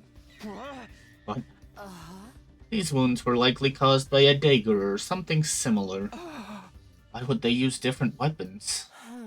That's all I can tell you. You'll have to figure out the rest for yourself. Hey, Hiroko. With that, Hiroko turned and left the room. What does it all mean? Back in my room, I was thinking hard in bed. Something was bothering me. A dagger. I know I've seen something like that somewhere. My gaze wandered in search of an answer until I landed on my desk drawer. Of course, a dagger. I remembered the diary in the drawer. I knew it. The killer in this diary had the same kind of weapon. I'd thought this diary was a work of fiction, or more accurately, it was what I'd wanted to believe. But it didn't seem like mere coincidence. Does the killer from this diary exist in real life? Then who wrote this? And when? How long has the killer been around? Hiroko must have figured out the truth, but she avoided giving me a straight answer.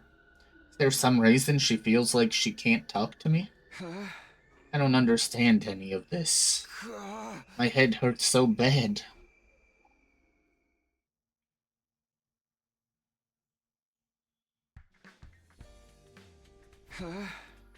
What time is it?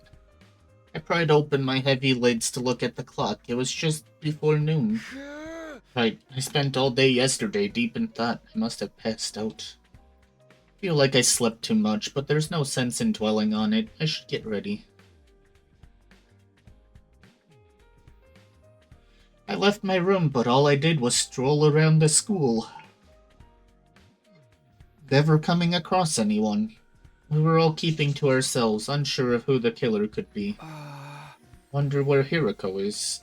I wanted to continue our conversation from yesterday about the killer's weapons. She didn't seem to be in her room. Maybe I'll find her in the cafeteria? I was thinking out loud, walking the halls until... Takumi. Hiroko, you scared me. I was just about to go looking for you. Oh? Me? What for? About our discussion yesterday. I want you to tell me what it means. I've thought about it, but I just can't get the pieces to come together. You figured it out, right? Fine, come with me.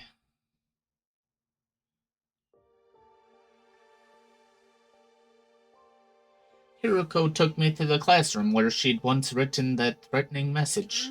Do you remember when Yugamu got the killer's suit and power saw? I'm pretty sure it was the day Moko was killed, day 43. Oh? Right, Moko's wounds came from the power saw, which means Yugamu picked it up after she was killed. In other words, after killing Moko, the killer lost their suit and weapon for whatever reason.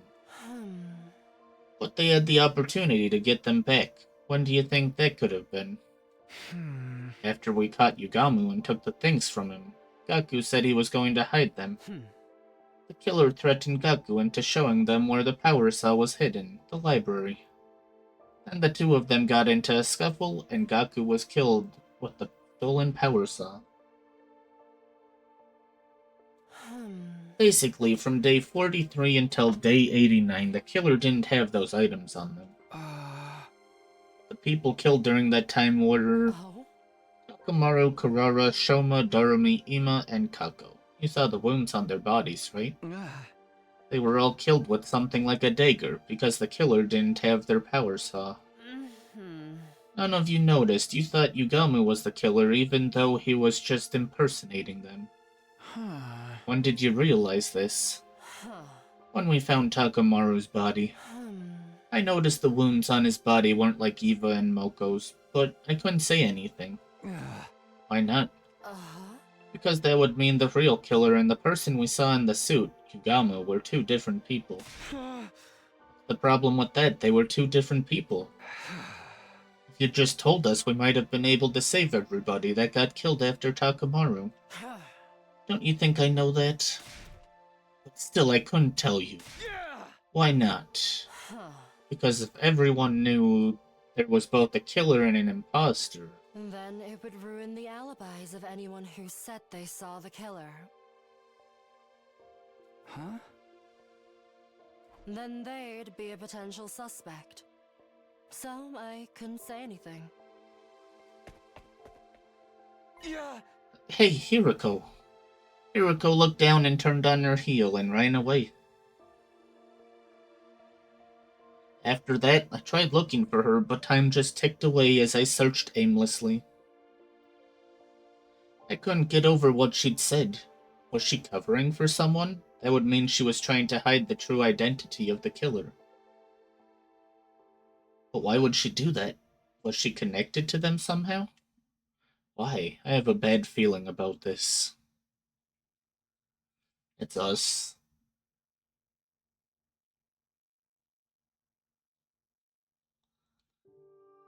How's that make sense, though? It was day 97. A new day was beginning. But there I was, still lying in bed.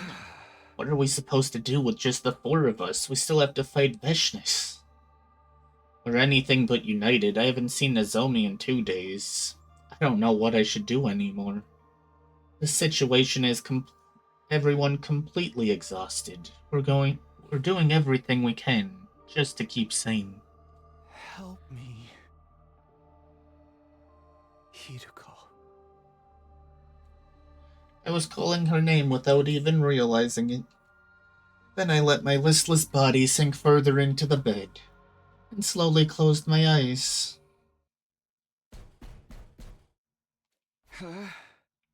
What the heck? I suddenly woke up to the sound of my door being pounded furiously. Takumi! Open up, please! Huh? Nozomi? Her voice sounded desperate. I rushed over to open the door. And there she was, her face pale. What's wrong? What is it? Please, come with me. Where? Nozomi didn't answer. She just silently walked off. I matched that silence as I walked with her. There's nothing inside of me but dread, but I can't run away. It's Hiroko this time. I was brought to the metal shop. Inside I saw... Oh, nope. Tsubasa. Tsubasa was face down, not breathing, her body covered in cuts. It looks like not face down. One glance at the profuse quantity of blood was enough to tell me we couldn't bring her back. I found her. The lights had been on in here for a while, so I took a look inside. Hiroko? Oh? All I did was find her. That said, I know none of us can prove our alibis. Hey, if the killer really is one of us, why don't we search all of our rooms? We should be able to find the murder weapon that way. Then we'll know who's really doing this. There's no guarantee they're hiding it in their room. Besides, what if the killer is deliberately hiding it in someone else's room? Huh? You mean to frame somebody else? I'm just throwing out suggestions, but it's not impossible. We wouldn't be able to say it was definite proof in that case. Let's get her out of here. Once we were done transporting Tsubasa to the morgue, we immediately went our separate ways. Only 3 of us left. The killer was probably laughing at us. I wonder what they felt when they saw us suffer in despair like this.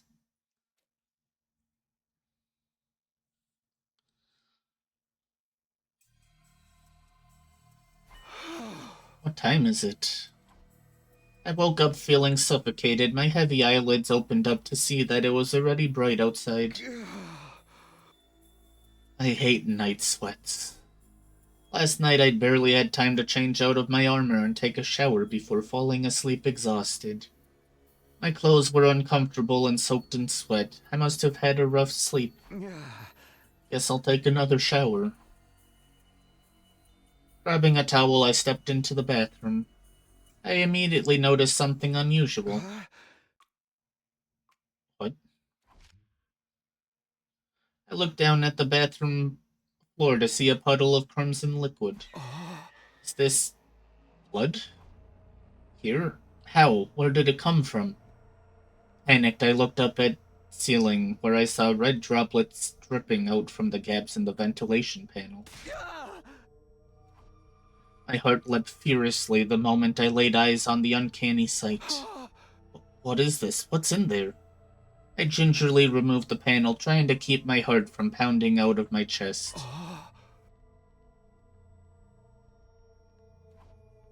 The moment I saw what was inside, my throat felt like it was closing up. It was the blood-soaked suit of the killer, and the power saw, and a dagger, and a raincoat I'd never seen before. No, why would these be here? Who put these here, and when? Don't tell me. Maybe the killer really did hide their weapons in my room, just like Hiroko said. I need to tell Hiroko and Nozomi. Tell them, and then what? Would they really believe me? More importantly, if I hid this stuff somewhere else, wouldn't that stop any further killings? Right, there are only 2 days left. If I can just keep these out of the way. I stuffed them all into a trash bag and put them under my clothes at the back of the closet. Now I just need to get through 2 more days. Or the killer. For a while I couldn't find the will to do anything. The weapons and suit I'd found in the bathroom had made me uneasy. Feel like I'm going to go insane if I stay by myself. Standing up on unsteady feet, I left my room. It was already dark out. In a haze, I began to walk without any real destination. I found myself in the schoolyard. I sat down on a bench in the corner, looking up at the sky. The infinitely extending sky and its glittering stars that once moved me so much they didn't make me feel anything anymore. I sat there in a daze until suddenly I sensed someone drawing closer. Hiroko. Hiroko stood before me in silence. Her face illuminated by the moonlight looked incredibly calm. I felt like I was being drawn to it. Hey, Hiroko. Please. Stay by my side. Just for a moment.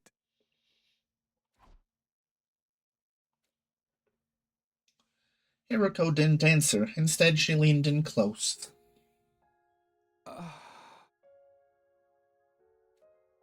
She cradled my head, wrapping it in gentle warmth. I could smell something familiar, a sweet, mellow aroma. Was this scent lavender? I could hear her heart beating. I was comfortable, as if all my anxieties had simply vanished into thin air. It's okay. Everything will be alright. Comforted by her sweet voice, my heart began to hurt. Intense, uncontrollable emotions were welling up inside of me. This was how I'd always felt toward Karuwa, but this time, wasn't her making me feel this way this time. Hiroko?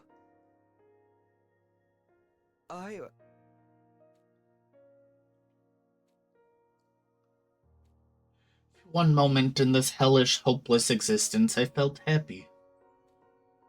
All I want to do is bask in this afterglow. We didn't say anything as we huddled together under the night sky.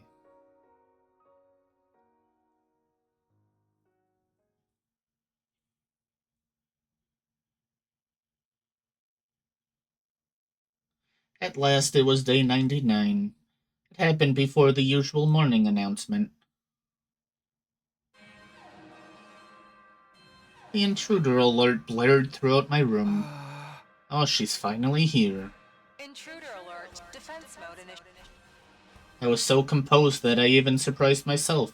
I don't know what the 3 of us are going to be able to do, but there's nowhere we can run. We just have to do this.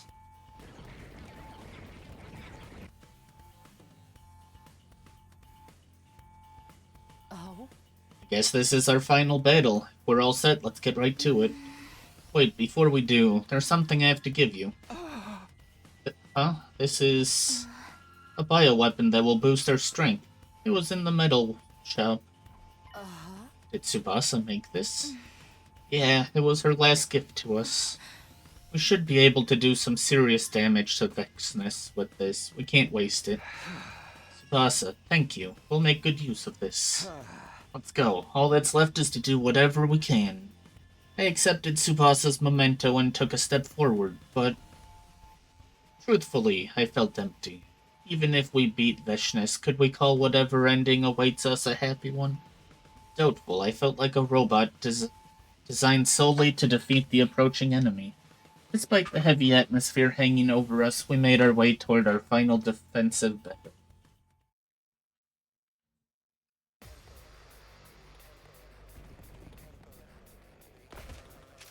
Kinda nice only having one spot.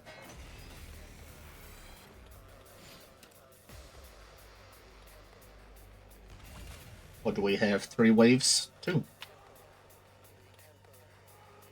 Here we go. Yeah! Say when. Here! Ready when you are. Yeah! Good to go. Yeah!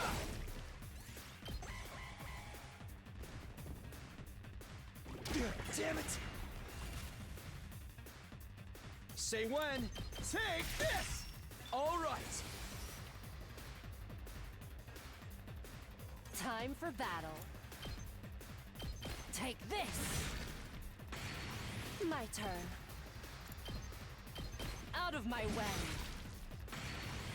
Alright, let's get started. How's this? I don't think I can hit it Now from here. then, to business. Do that. Done. Yes, it's a good amount of damage. So dizzy. Just My ignored her. turn. Out of my way. Ready whenever. How's this? How unsatisfying. My turn. Here. Got it. I've got this. Harder. Say when. Gotta push it. My turn. Ha! I've got this. There. All my turn. Yeah. Say when. Take this.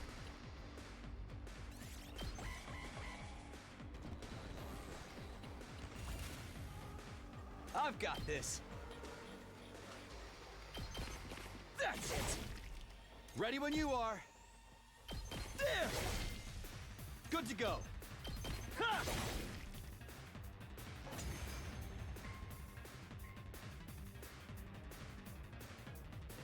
Huh.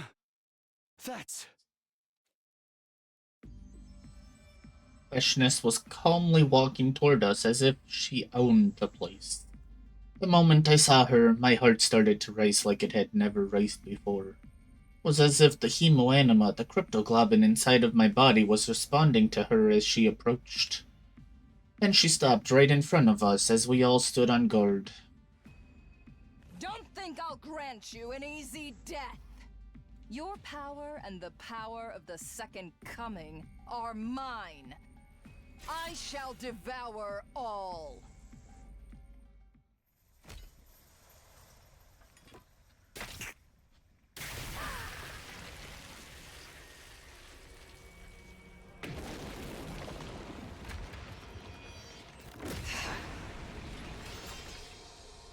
Wicked invaders! Repent your evil ways before your new god! Does she look different? No, that's the same. Paragon of Hope. You have little minions too. Of course you do.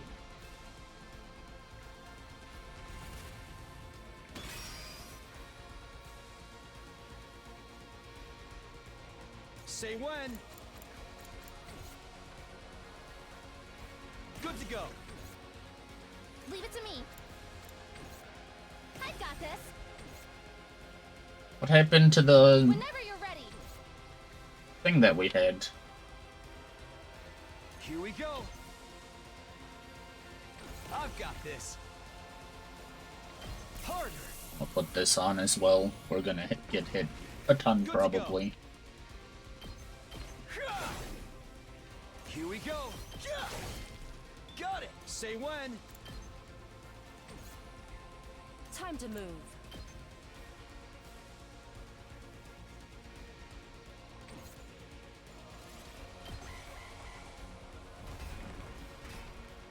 Not bad.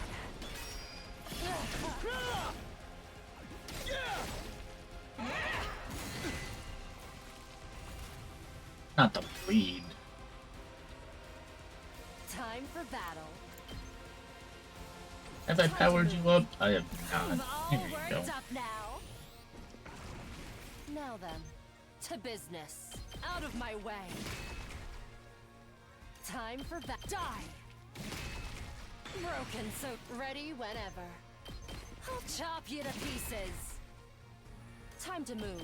How's this? How's time for battle? Die. Ready whenever. I'll chop you to pieces. Broken. Time to move. Die. How unsatisfied. I've got this. All right. Ready when you are. Here we go.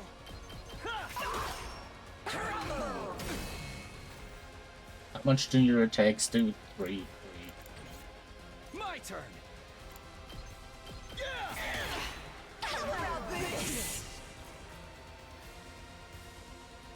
Say when.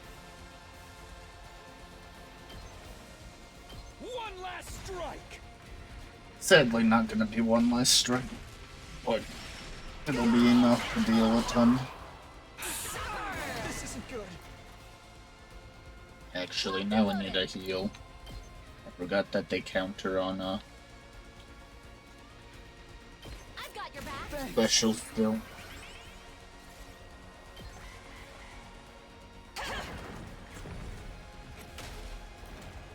Interesting choice.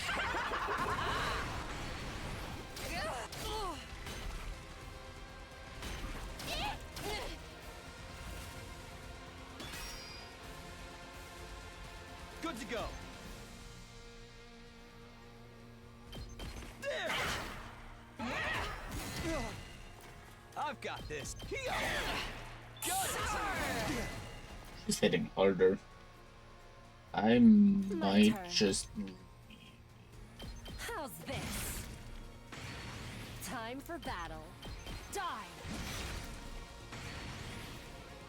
Time for action.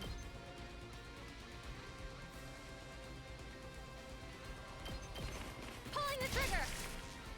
Locked and loaded. Gotcha.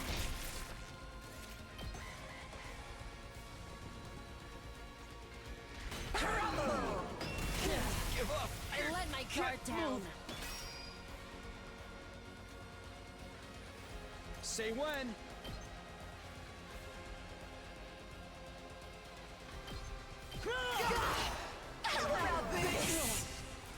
My turn.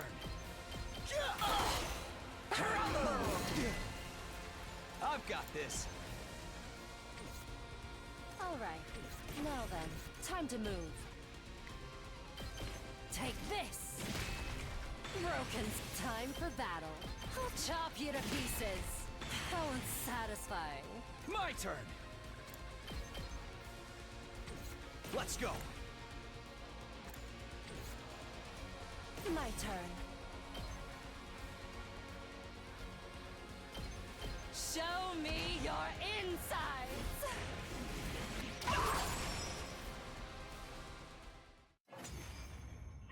pain. We did so much and it's not gonna matter. You're all more bullheaded than I could have imagined. Know your place, wicked invaders.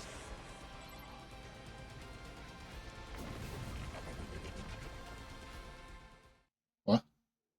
How pathetic. Coming back to life after getting killed again and again. But so be it. It would be a disappointment if you died too easily. I will send you to hell again and again until I've had my fill.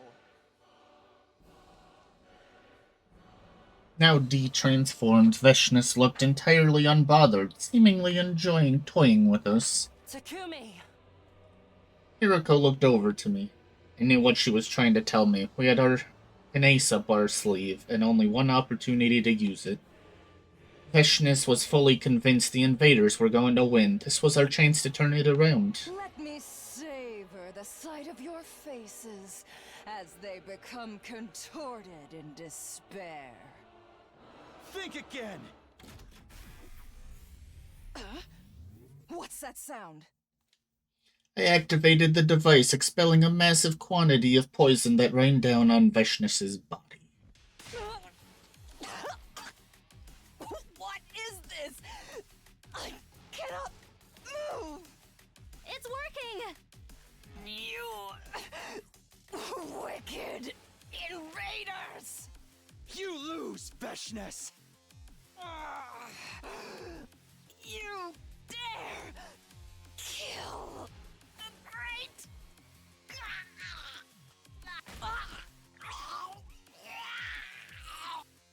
Oh, does she just die from it? Okay, before we continue, I need another bathroom break, so I'm gonna run an ad. Feel free to get up, stretch, grab a drink. We'll be back shortly.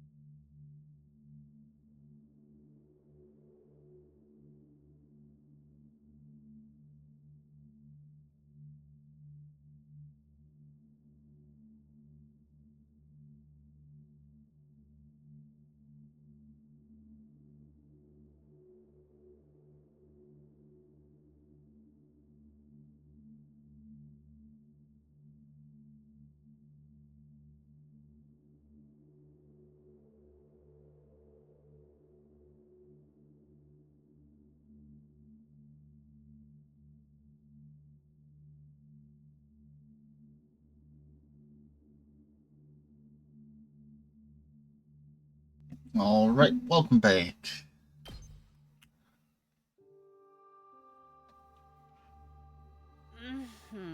That was a letdown. Is this really how it ends? Yeah, it doesn't seem real. We'd won our battle against Veshnus. We were the victors in this final showdown with the invaders. But I couldn't truly smile. We'd strayed so far from the ending I'd been imagining. We still have one day left anyway. Keep your guard up until the end. We dragged our battle-worn bodies back to the school and parted ways. Between the deaths of our friends and knowing the killer was still hiding somewhere, I had so many emotions I hadn't fully processed. To hell with it, there's no salvation in my future. Our 99th day at Last Defense Academy came to a close, and finally...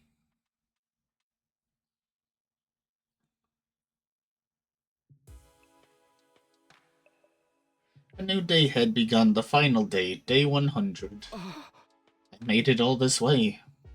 I didn't feel joy, anger, or sadness, I just accepted reality as it was. When I stepped outside, the stars were still shining and a pleasant breeze was blowing. Hard to believe this place is gonna launch a huge missile strike in a few hours. Once the final attack starts, humanity will be the victors in this war, but who cares about that? What about the killer? We never figured out who it was. Then it would ruin the alibis of anyone who said they saw the killer. Wait, does that mean... No, it can't be.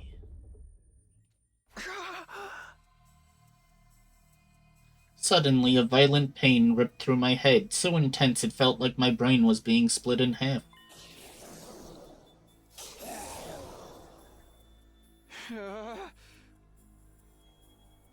Who is there? An unfamiliar voice echoed in my mind, threatening to consume my very consciousness. What is this? What the hell's going on?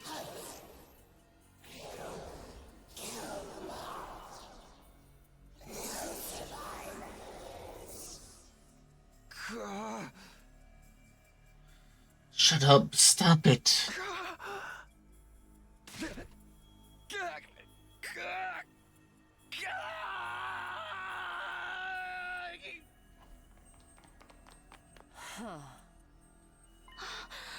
Takumi, what's wrong?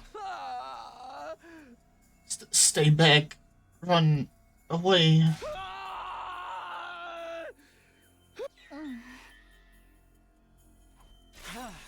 Zomi, run. Kill.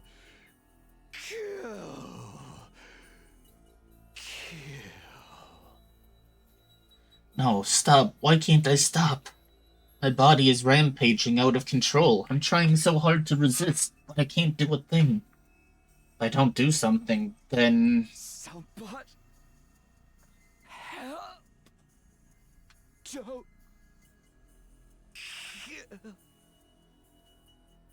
I don't want to kill.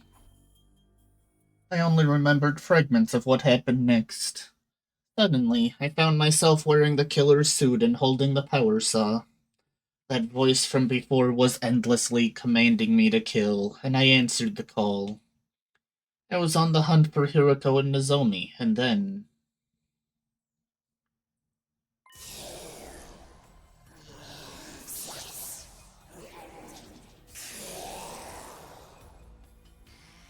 Stop.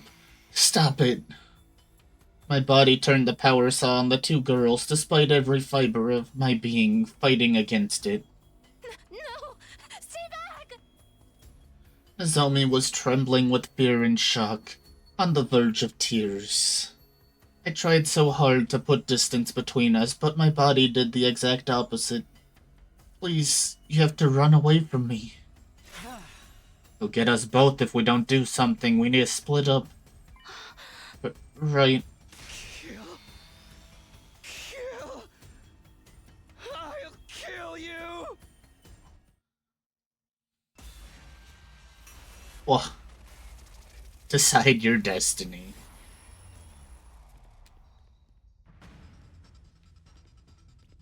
Oh, that's dirty.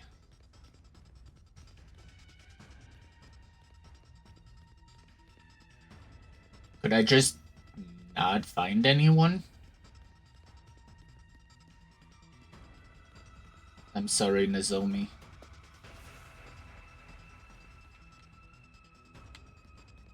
It's backwards.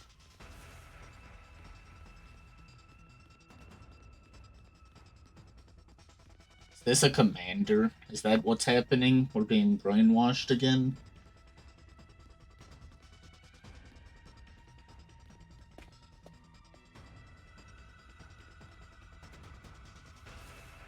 And that's what's been happening the whole time? It wasn't talking to me the whole time?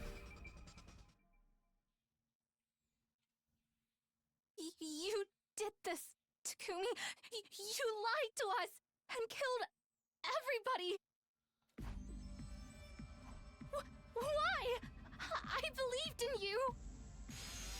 No, don't kill her. Get away from Nozomi. No matter how hard I resisted, my body didn't budge an inch. I lost all control over it. No, don't do it! Please, no, don't kill her. No.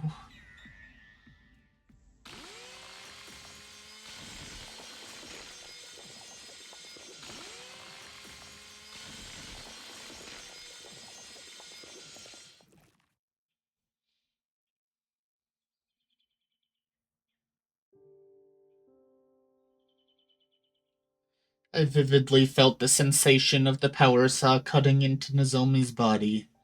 I killed her. I stood rooted to the spot in a daze, covered in my victim's blood. Suddenly, a forceful impact connected with the back of my head, and I fell to the ground. I could see a wrench on the ground. In my haze, I realized it had been thrown at me. Who could have? No, I already knew. There was only one survivor left. Hiruka.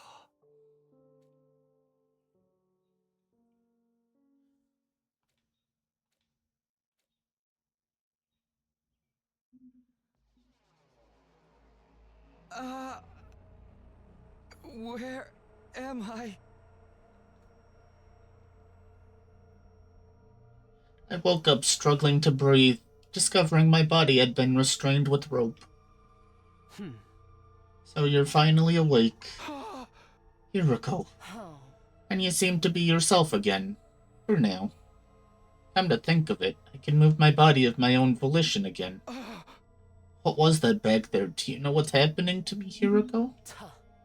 The missiles will be fired soon. I'll explain everything before then. Huh? All of it, who the killer is and everything they've done. Does this mean the killer is... It's you. You're the one who destroyed Sirei. And you're the one who killed all 13 of our friends. What are you talking about? That's not... Oh. I know you weren't aware. Your conscience is clean. But 13 people still died at your hands, even if you weren't aware of it. I did this? No, that can't be right. I first noticed something was strange with you on day 16. Day 16? That's the day you were attacked by the killer in the biolab, right? Yes, but the one who cornered me in the lab. It was you, Takumi. No way, I didn't do that. I believe it was around 11 p.m. I couldn't sleep, so I was walking around the school by myself. I saw you in the hallway on the second floor. Me, the night of day 16? You had a kitchen knife in your right hand. Something was off about your eyes and the way you were breathing, so I ran. But you chased me with a horrific look on your face. It was clear you were trying to kill me. I ran into the biolab, but you caught up with me right away. We got into a struggle. You kicked me and sent me flying. I hit the back of my head and collapsed. I was barely conscious, unable to move, and there was someone in front of me. Hey! The killer was about to attack you. I was trying to help. I'm afraid not. You're misremembering. Misremembering. You're the one who attacked me, Takumi. I'm certain of it.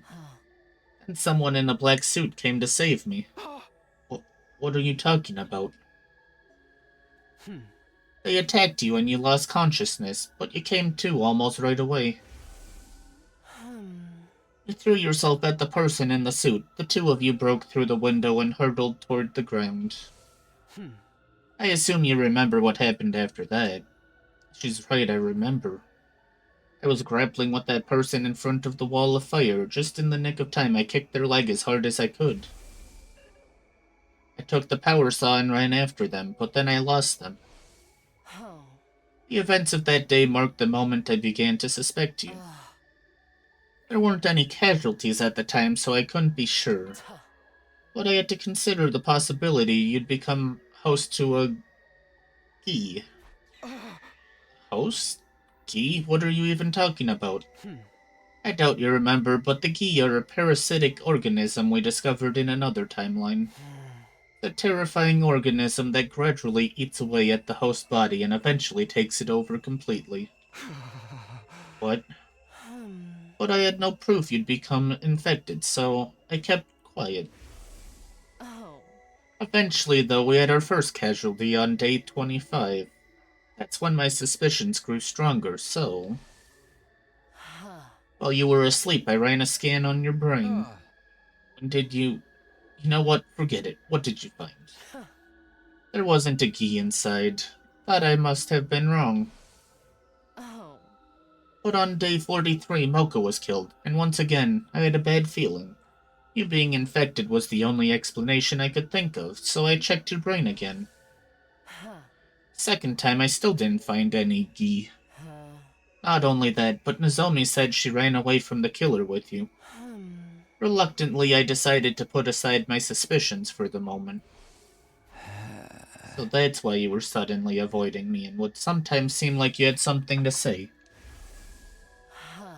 But when Carrara died on day 64, I started to suspect you again. Did you check my brain again?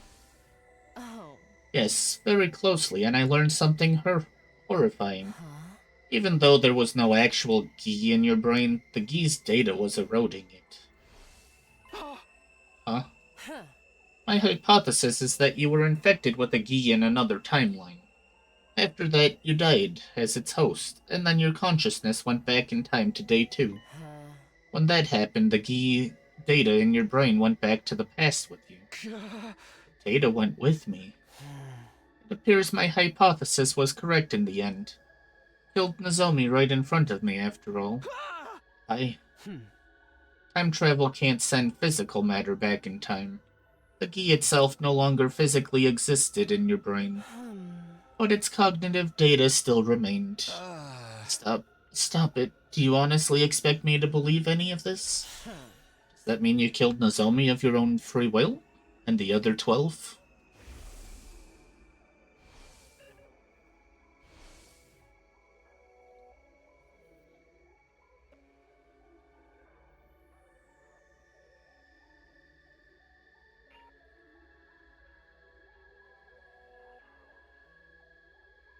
Huh.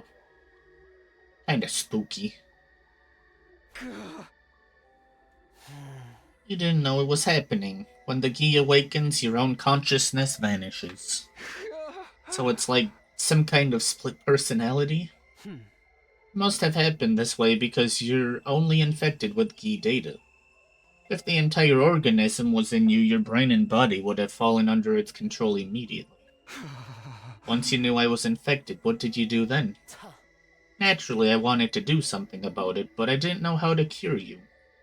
I considered blowing your brains out and putting you in the revival-matic, but your head already got smashed on day 43. Right, I remember Nozomi telling me that happened. Oh. But the murder still didn't stop. I knew destroying your brain was futile. The revival system must have perfectly recreated the brain data stored in its database. I went to the library to do some research and try to find another way to cure you. That's when I found out about a certain drug. A drug? It was possible that injecting you with it would remove the Gi data from your brain. So around dawn on day 67, I snuck into your room and administered the drug as you were sleeping. Is that why I didn't wake up for 3 days? Yes, the side effect of the drug I injected you with caused you to fall ill. I thought I'd finally restored your brain to normal. In order to be sure, I examined your brain again the day after you woke up, day 71, but the Gi data was still there. What? It failed. The drug didn't work. Why can't I get you out of Takumi? You latched onto him and killed our friends. How long do you plan to toy with us? Go to hell already! You filthy insect!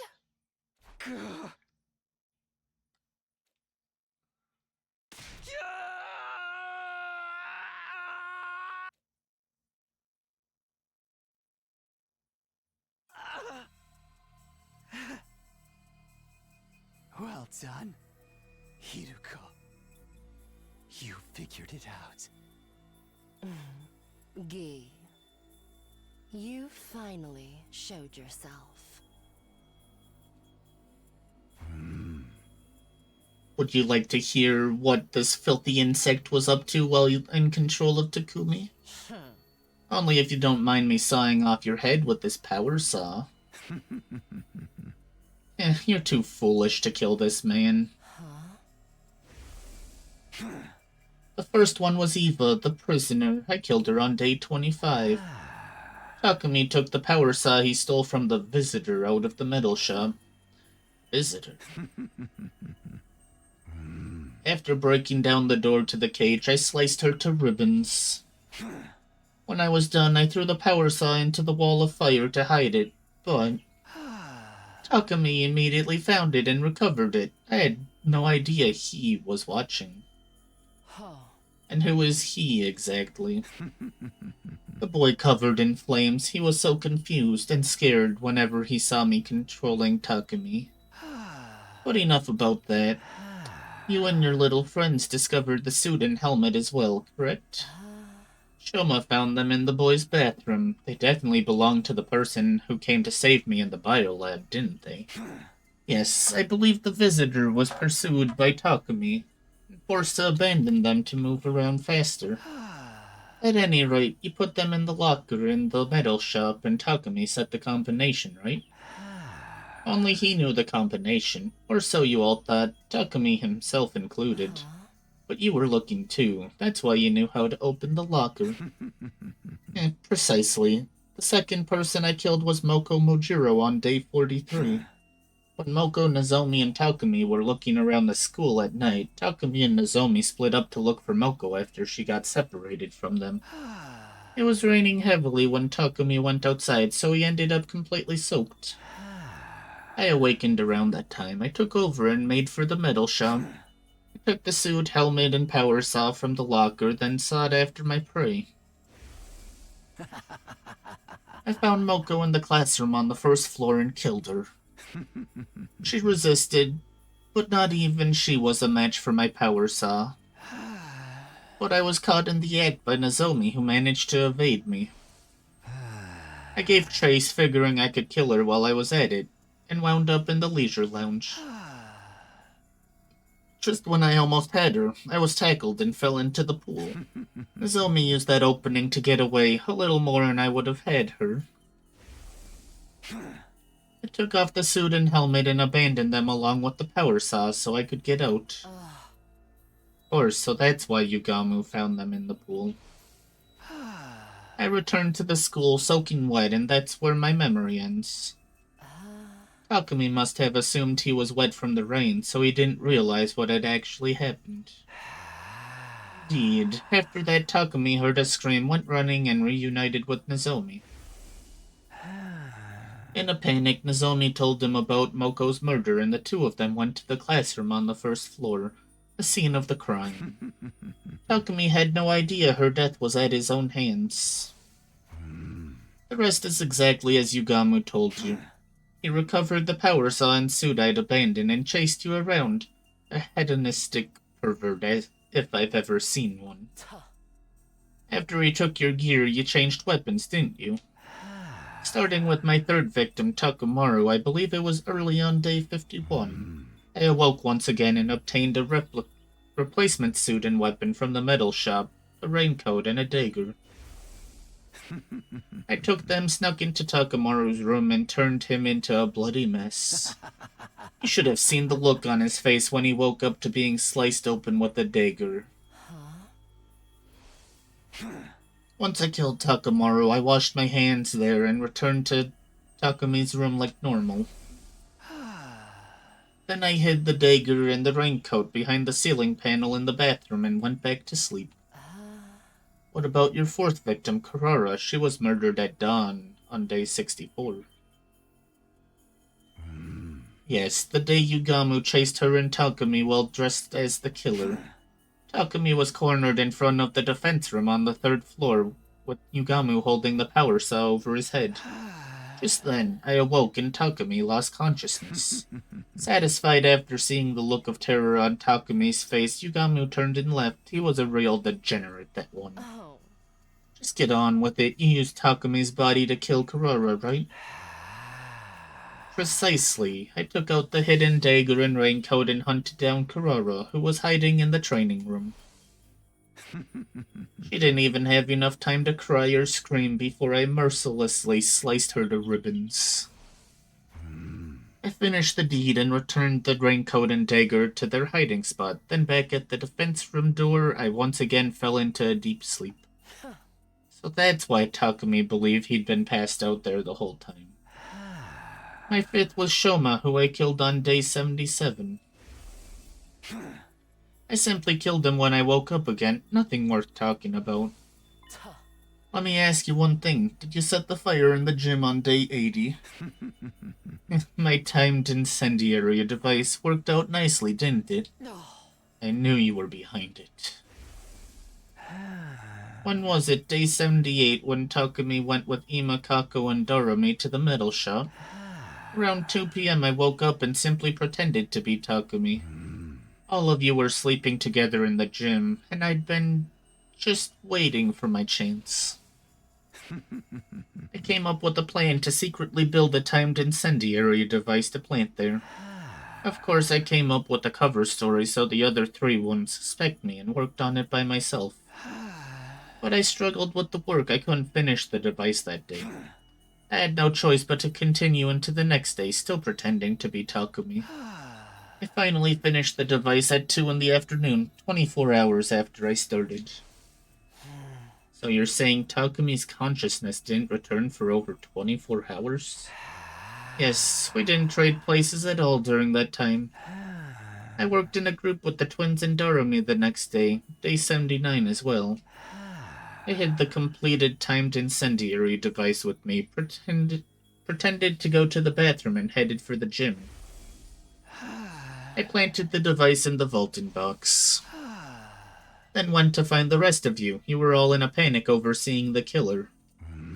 Obviously, the person in the suit wasn't me that time. Then it was this visitor you alluded to before. Doesn't really matter. I'd achieved what I set out to do and went ahead with my original plan. I returned to the metal shop at 2:30 p.m. Nobody was there because of all the commotion over the killer. About an hour later, Takumi was awake again. Then Ima, Kako, and Dorami came back. Takumi? What are you doing here? Takumi underwent mitosis? Stop talking about me like I'm some kind of amoeba. I've been here the whole time.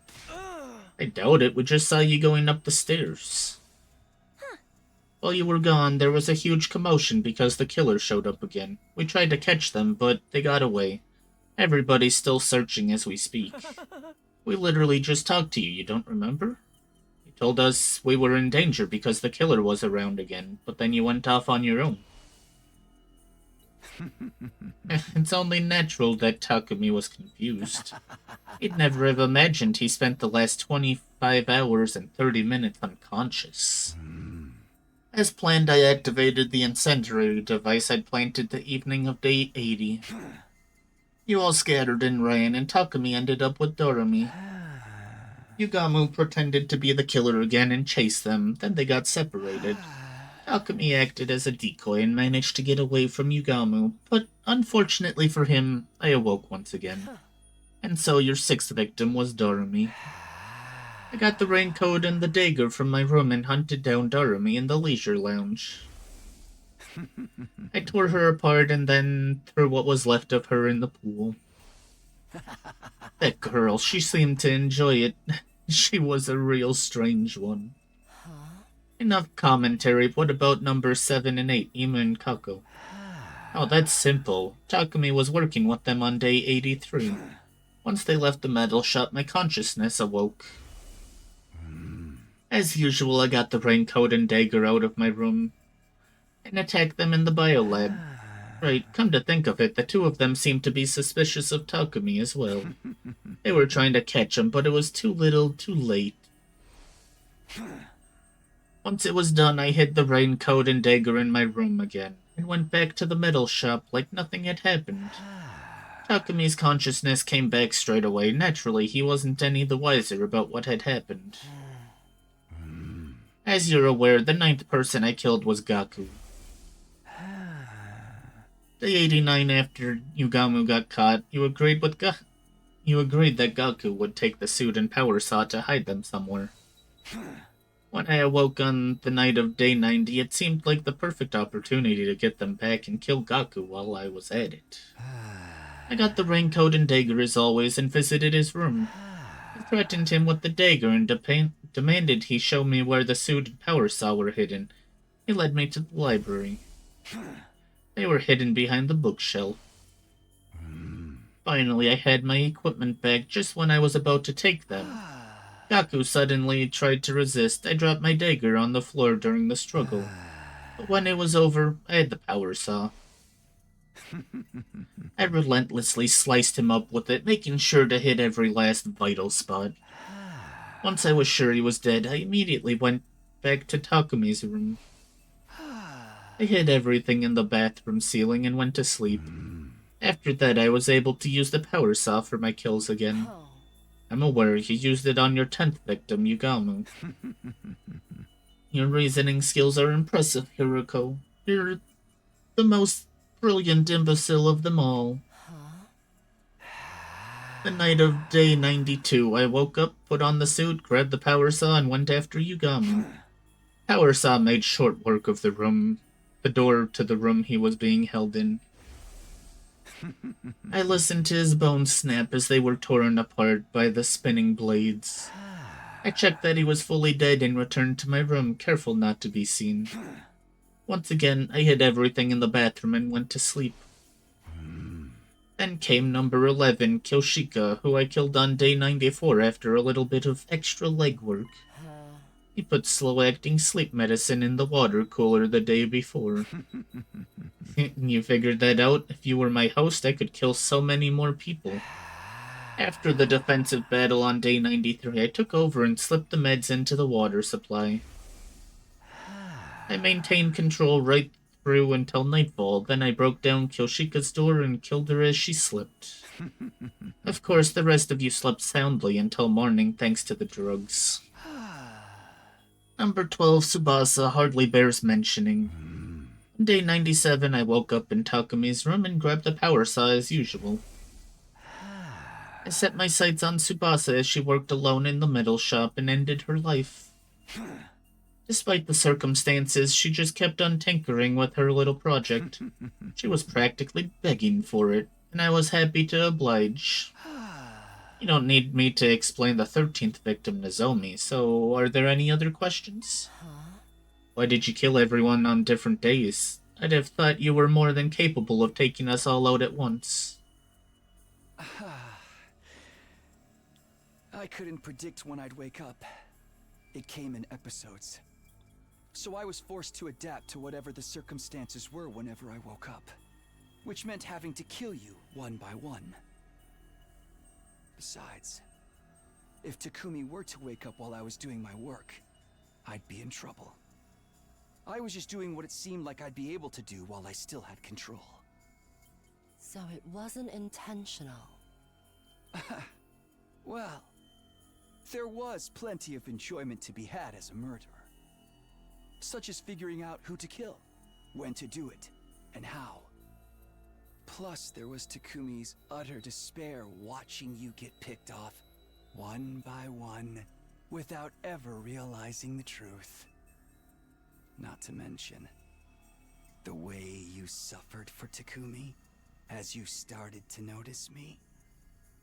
I wish I could enjoy it all over again.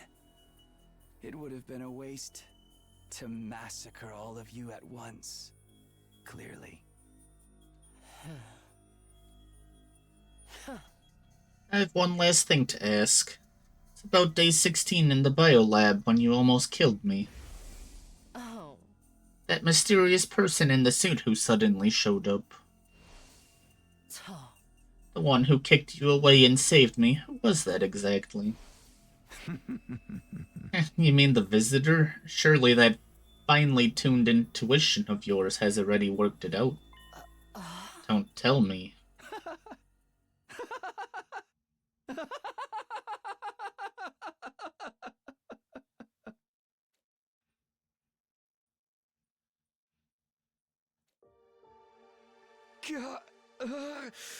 Takumi, are you back?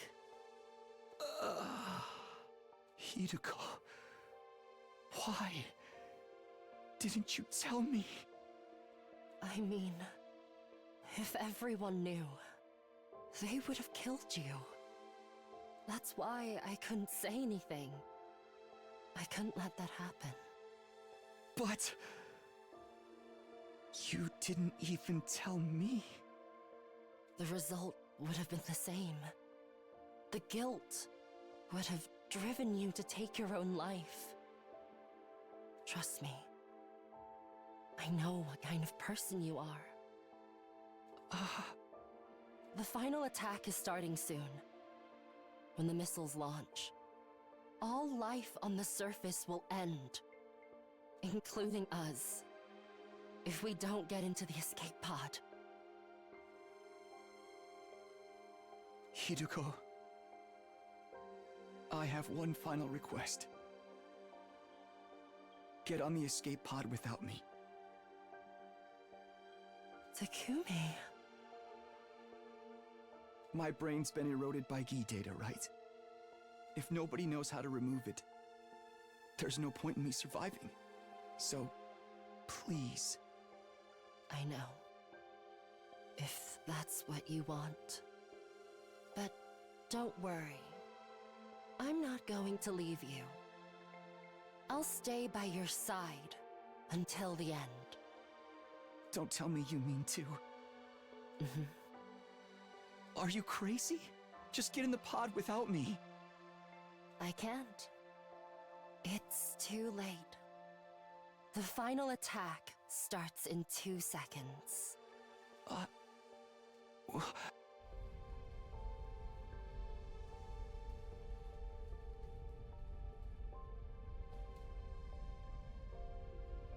Hiroko, please don't cry anymore. We get to meet again, I promise, next time.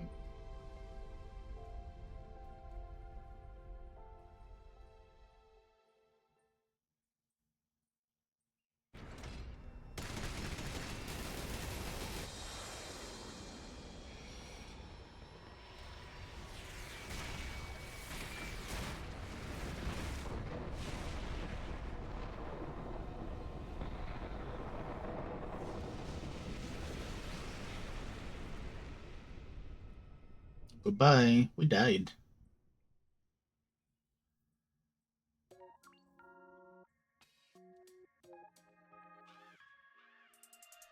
Credits, credits, play credits. 72, Slasher Road. Goodbye, Kiss.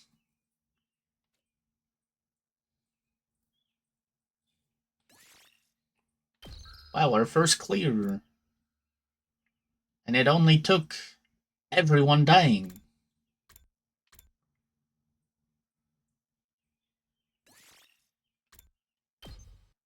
Now we go kill Hiroko instead.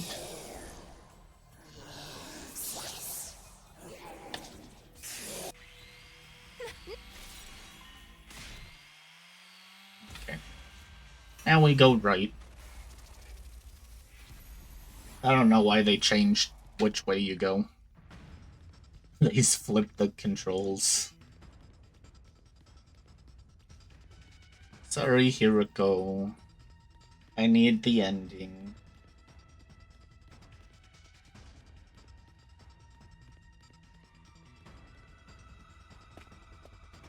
Oh, she went downstairs.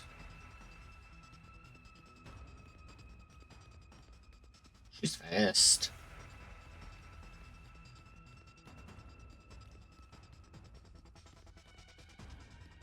Wonder how this works.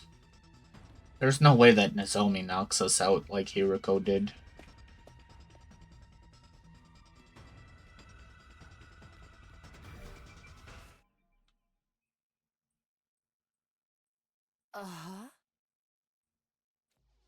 No, don't kill her. Get away from Hiroko. No matter how hard I resisted, my body didn't budge an inch. I'd lost all control over it. You're not Takumi, are you? When did you get his bod? Stop, stop, get away from her. No.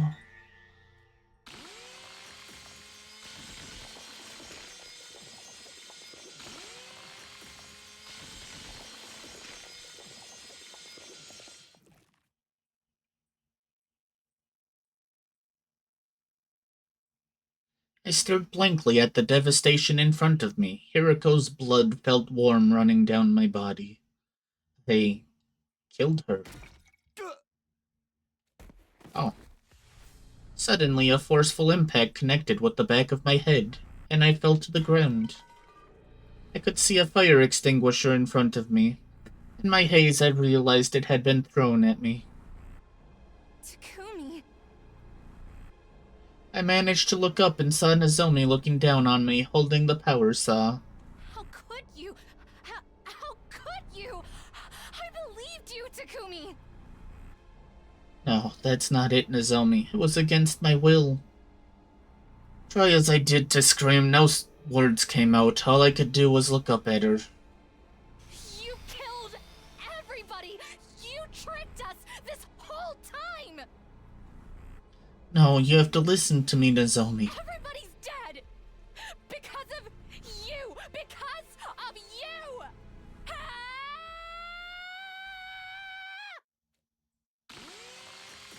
Yay, the good ending. We die finally.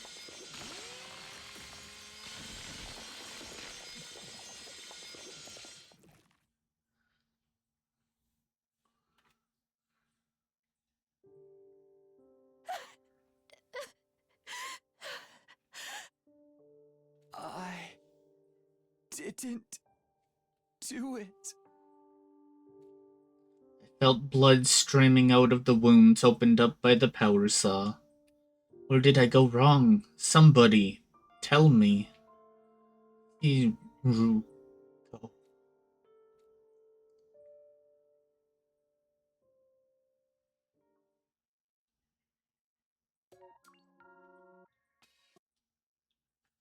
Got that. Slasher route revenge.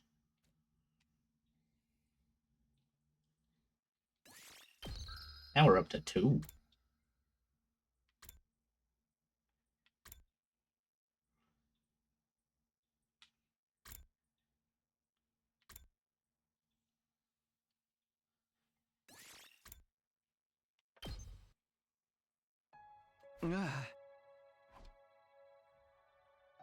Huh.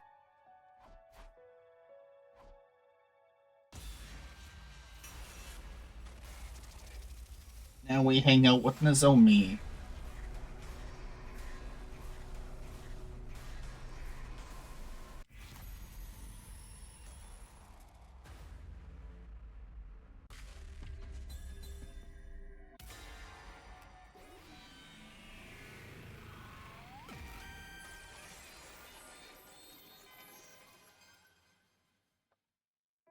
Sorry, Hiruko.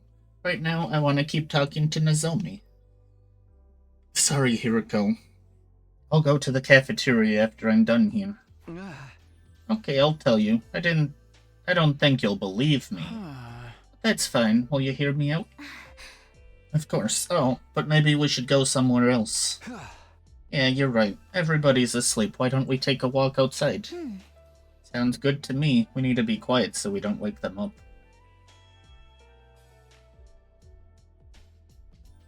A million words ran through my head as I made my way up to the stairs with Nozomi.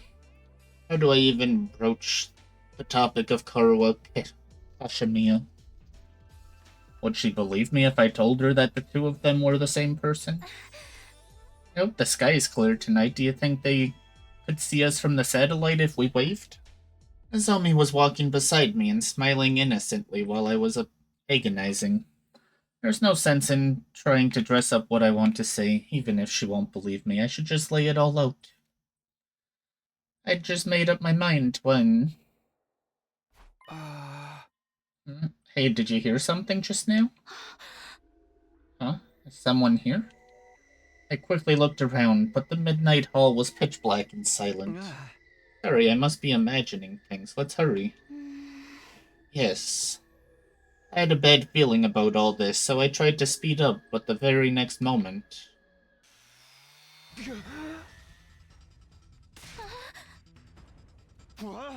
Nozomi, run! This way!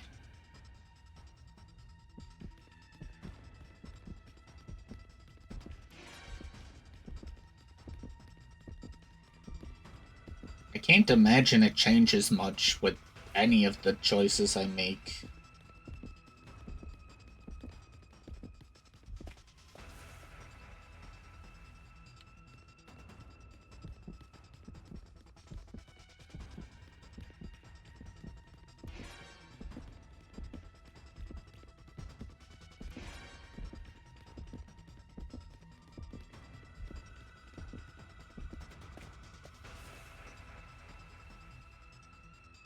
No good. At this rate, they're gonna catch us both. Zomi, let's split up. I'll try to lead the killer away. Takumi, you can't do that. We don't have time to argue. Just go. Alright, but be careful.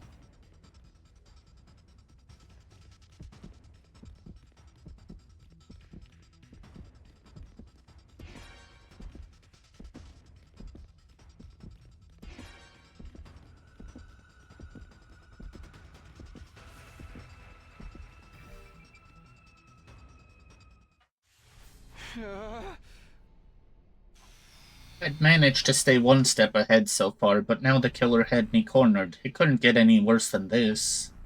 There's nowhere left to run. I'll have to make my stand here. Preparing to attack, I'd reached for my infuser, but my vision blurred as my body went flying down the stairs. Oh. The impact caused my head to slam against the wall, and I started to black out. I'm fading fast, gotta keep my eyes open.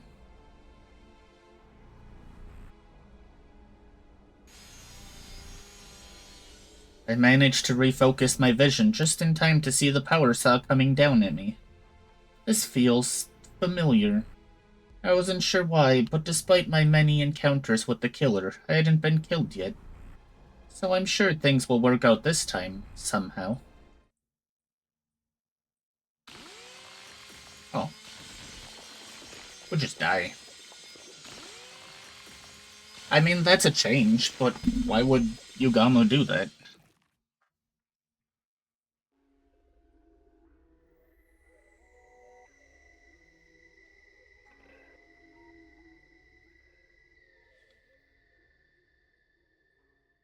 Huh.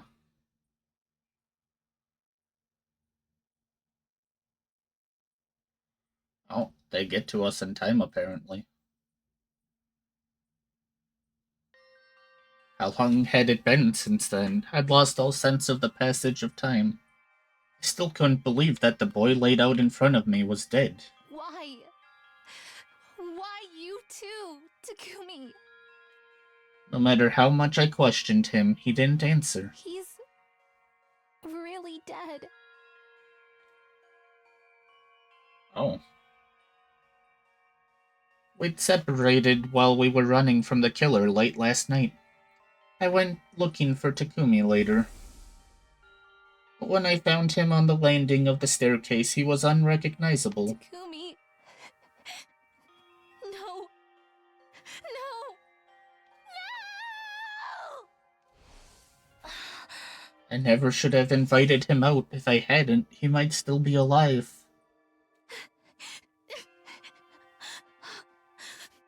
I'm sorry. Takumi. I'm so sorry. Do we get to play as Nozomi now? I thought for sure that we just stuck as Takumi. I cried nonstop over his cold, dead body. My tears had dried up by the time the others came looking for us. But when night fell again, so did my tears. Exhausted from crying, I eventually fell asleep.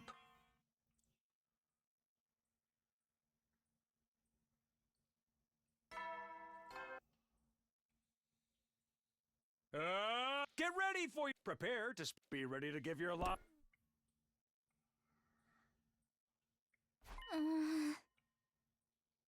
Huh? I must have fallen asleep. When I woke up, I discovered myself curled up in bed, still wearing my clothes. My eyes were swollen and sore from crying all day yesterday. I keep crying like this, everyone's going to worry about me. I need to pull myself together. I'll wash my face and then go to the cafeteria. I need to talk about what happened.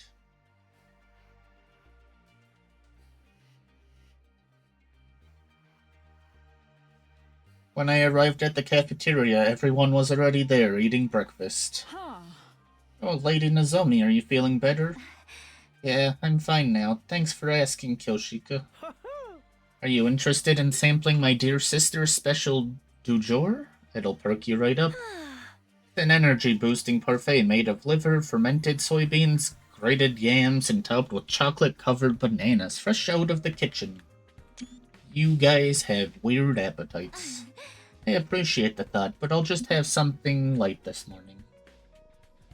Got some fruit and yogurt and sat at the table with everybody. Can we talk about the killer yet? I want to hear about it so bad that I woke up this morning absolutely miserable. Me, really? No, it's fine. I came planning to talk about it. You feel like you're ready, Nozomi.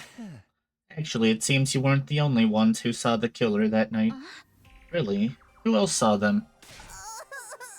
Mistress Hiroko and Shoma, apparently. No fair, I want to see the killer too. I got up in the middle of the night to go to the bathroom, but when I stepped out into the hall, I heard someone running. It was dark, so I couldn't really see, but they were wearing all black and holding a power saw. Yes, and after that, Sir Shoma came to get the rest of us. I was off on my own at the time. I saw the killer in the hall by the cafeteria. I went after them, but they lost me, and while I was looking, I heard you scream, Nozomi.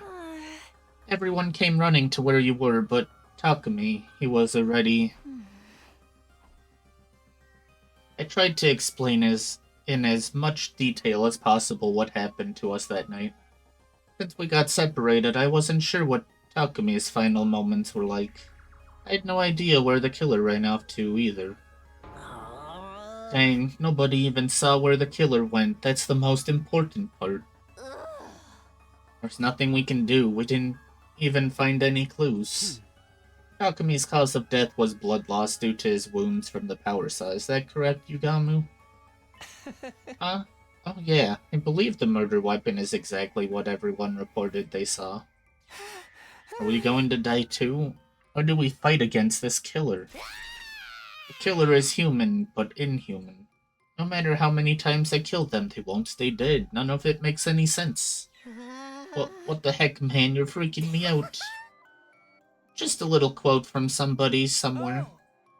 Anyway, it's dangerous for us to be alone. We should probably travel in groups from now on. Yeah, I think that'd be for the best. Let's make sure we're keeping a close eye on each other at all times. Now she's really conflicted. We swore we would stick together to avoid further casualties, but the reality that awaited us was all too cruel.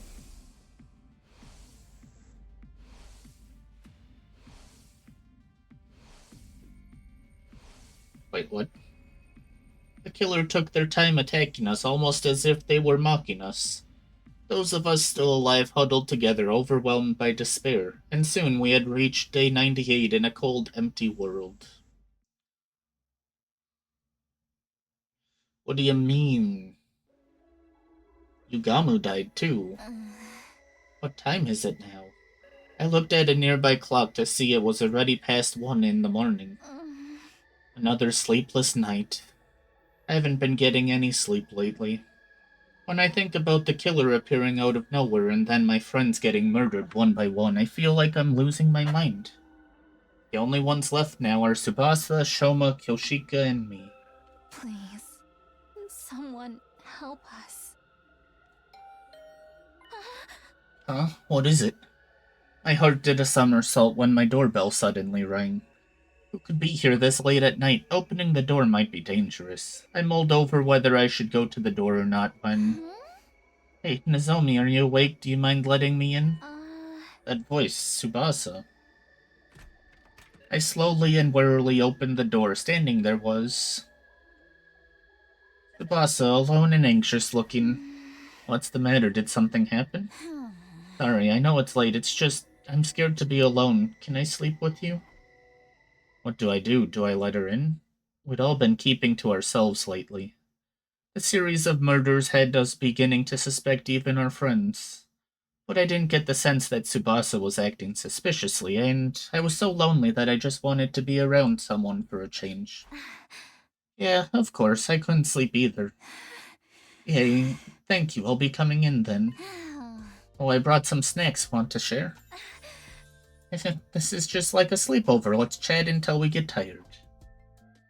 We spread the snacks across the bed and started to talk about random things. Our favorite candy stores in the TRC, our horoscopes, our favorite TV shows, places we wanted to visit. We were so engrossed in our conversation, I was able to forget my constant stress and anxiety for a while. When was the last time I laughed like this? Before I knew it, it had gotten quite late. Wow, look at the time. Should we get some sleep soon? Yeah, since you're here, I feel like I might finally get some decent sleep. Me too. I've been so scared every night because of the killer. Do this again tomorrow. I matched Tsubasa's innocent grin and nodded in agreement. I'll make the bed so you can use the bathroom for... What was that sound? Oh, wasn't that you? Oh, I didn't do anything. What? Suddenly we heard the sound of someone rattling the doorknob. Someone's here. Maybe one of the others got too scared to sleep too? Let's wait and see. It's locked, so we should be fine. We huddled together, holding our breath and silently staring at the door.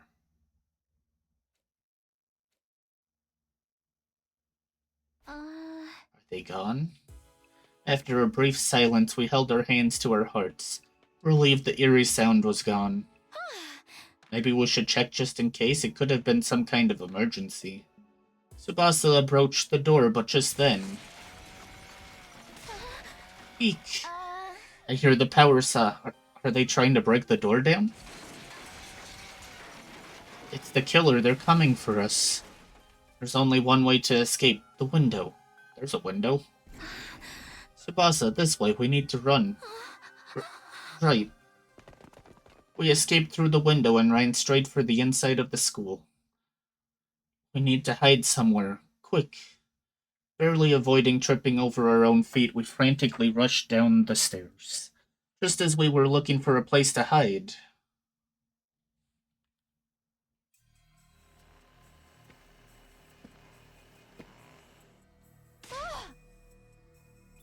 Suddenly, they were behind us, the killer, power saw at the ready.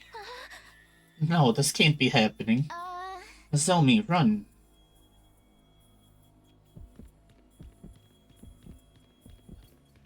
Who is this? Okay, I can't open up the menu. I was gonna look at who's alive. What was it? Shoma, Kyoshika, Nozomi, and... Tsubasa? Is this another different person? This visitor that they were talking about in the kiss ending? Relentlessly pursued by the killer, we fled into the metal shop. Let's hide in here. We hid in the darkness, stifled our breath, and curled up into little balls. I could feel Tsubasa's body trembling. My heart felt like it was about to burst.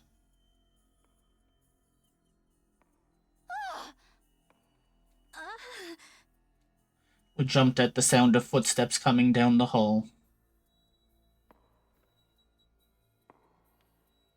Please, please, just go past us. I prayed desperately as I clung to Tsubasa. I held my breath, hoping we wouldn't make any noise that would give us away. Just then...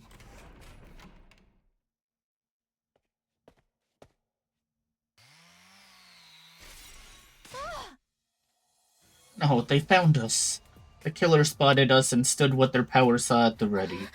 No, stay back. We quickly tried to put some distance between us, but there was nowhere to run. I need to keep Tsubasa safe. I was just about to stand up to protect her when... I'll hold them off. Run, Nozomi. Tsubasa. Tsubasa suddenly grabbed a hammer from the workbench and lunged at the figure in the black suit. The killer hesitated for a moment, then easily dodged her attack. Tsubasa, get back, I'll help. There's no way I'm going to leave her here alone. I need a fight with her. In a panic, I grabbed something that seemed like it could work as a weapon. Then faced the killer, but before I could even get ready to strike...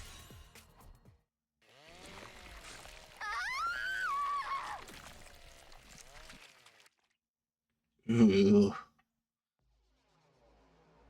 My vision was instantly soaked in red.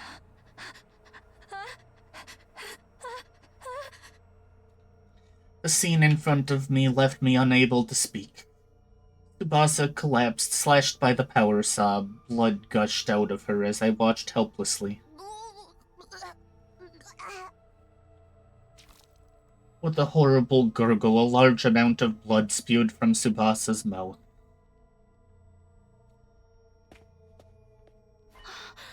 Huh? For some reason, the killer lowered their power saw and left, without sparing me so much as a glance. What's happening? Shouldn't they come for me next? More importantly... Tsubasa, hold on! I'll get you to the revival-matic right away! I hurried to lift up her body, but... Me stay alive. Tsubasa! Tsubasa! No! The life drained out of Tsubasa's face, and I felt her body slowly go limp. I managed to carry her blood-soaked body to the revival-matic, but it was too late. There was no bringing her back.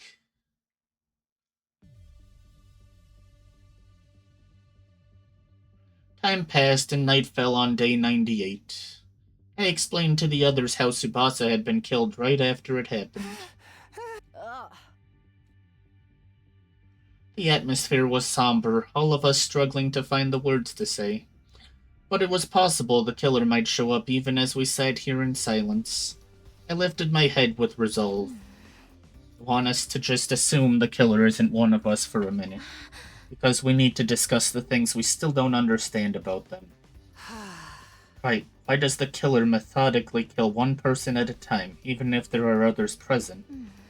Yeah, that's what happened with me and Tsubasa. Ima and Kako are the only exception.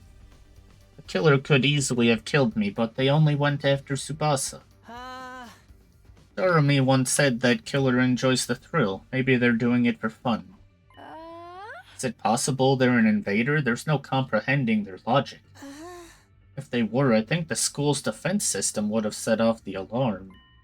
And even if they managed to get past it somehow, wouldn't an invader be more inclined to kill us all off at once? I doubt the killer is an invader, but that just brings us right back to our first question. Who's doing this? We're the only three left. We can't exactly split up to go looking for clues. That reminds me, I picked this up in the hallway earlier. Is that the organic life detection device? Tsubasa must have dropped it while we were running from the killer. I see. I suppose this makes it a memento now. The number it showed used to be so large. Feeling tearful, I took it from Kyoshika and flipped the switch, but then...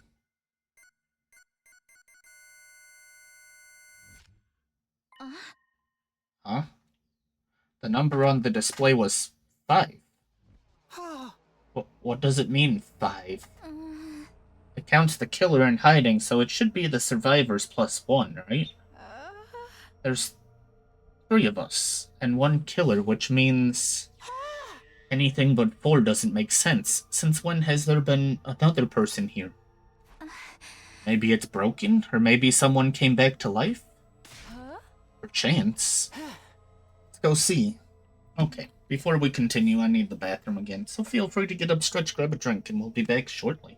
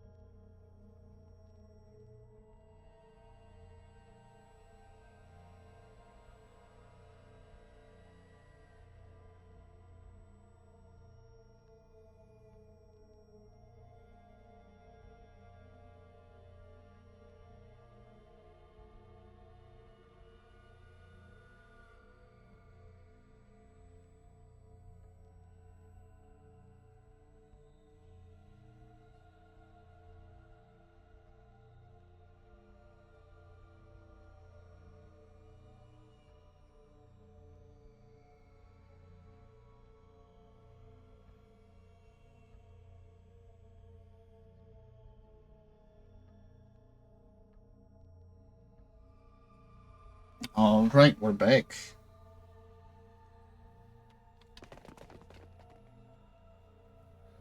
We immediately headed for the morgue and counted the bodies of everyone stored there. But no matter how many times we recounted, it was clear no one had come back. We even ran a test on the organic life detection device and made sure it wasn't broken. But then, what could be happening here? Time marched on indifferent to our growing confusion.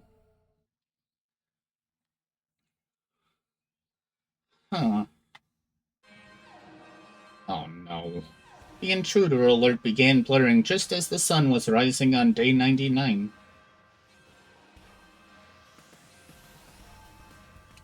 Hello?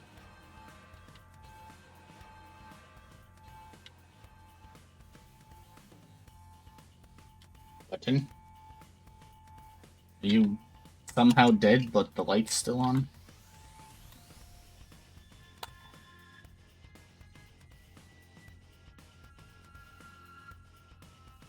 There we go. There was no telling how long the three of us would be able to hold out, but I hadn't forgotten Tsubasa's last word.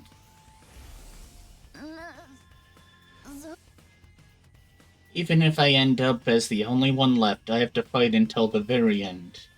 I balled my hand into a tight fist and stepped into the war room. This is bad, because none of them are powered up, really.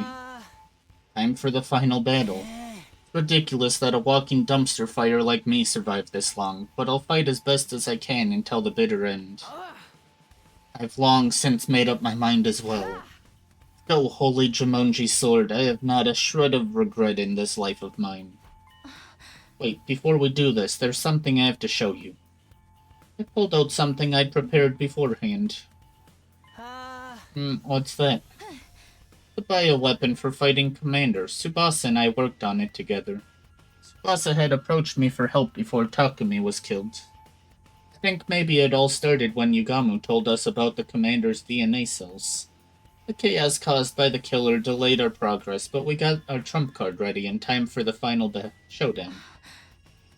We should be able to do some serious damage to Vexness with this. We can't waste it. Lady Nozomi, we owe you, and Lady Tsubasa. We shall graciously accept your kindness. Let's go. Time to show those invaders what we're made of.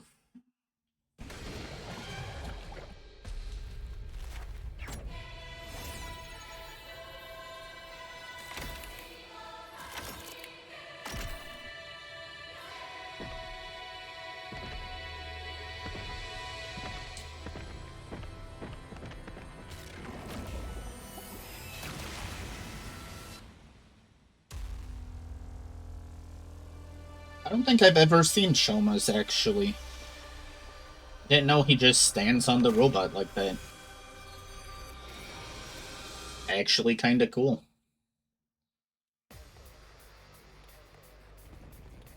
What are we dealing with? Please make it easy on me.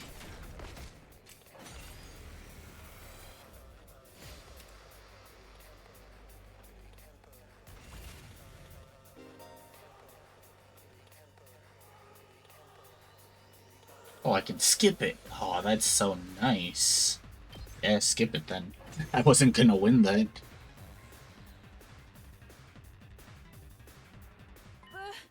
That's...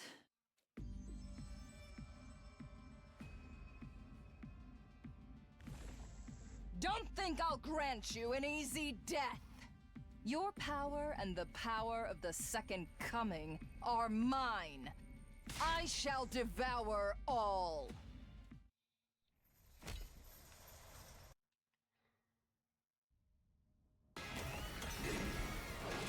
Bow down! You let me skip this one too. That'd be kinda nice. Otherwise, I'm not gonna win it. Okay, thank you. You're all more bullheaded than I could have imagined. Know your place, wicked invaders.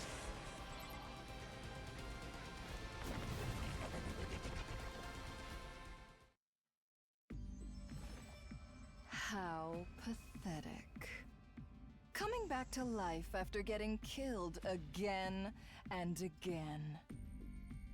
But so be it. It would be a disappointment if you died too easily. I will send you to hell again and again until I've had my fill. Now de-transformed Vexness looked entirely at ease, seemingly enjoying toying with us. She was fully convinced the invaders would win. Her guard is down, now's our chance to turn the tables. Let me savor the sight of your faces as they become contorted in despair. Not on my watch! What's that sound? I activated the device, expelling a massive quantity of poison that rained down on Vexness's body. What is this? I cannot move! It worked! The poison worked! You invader scum! What have you done to me? Lady Nozomi! Now is the time to finish her! No need, Kyoshka. With that much poison in her system, she's... You dare kill the great...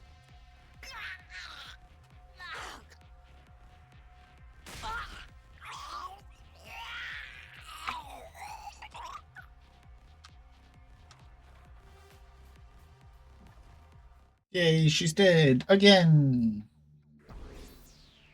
And I still get points even though I skipped it all.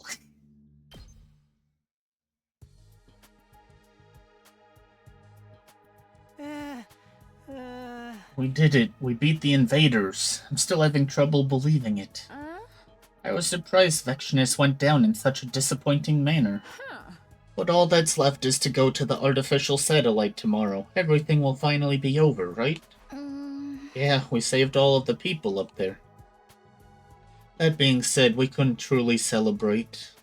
Between the deaths of our friends and knowing the killer was still hiding somewhere, we had a lot of complex emotions weighing us down, even still. We'll just have to get through one more day. According to what Takumi told us on day 100, tomorrow, there will be a final assault launched from the school.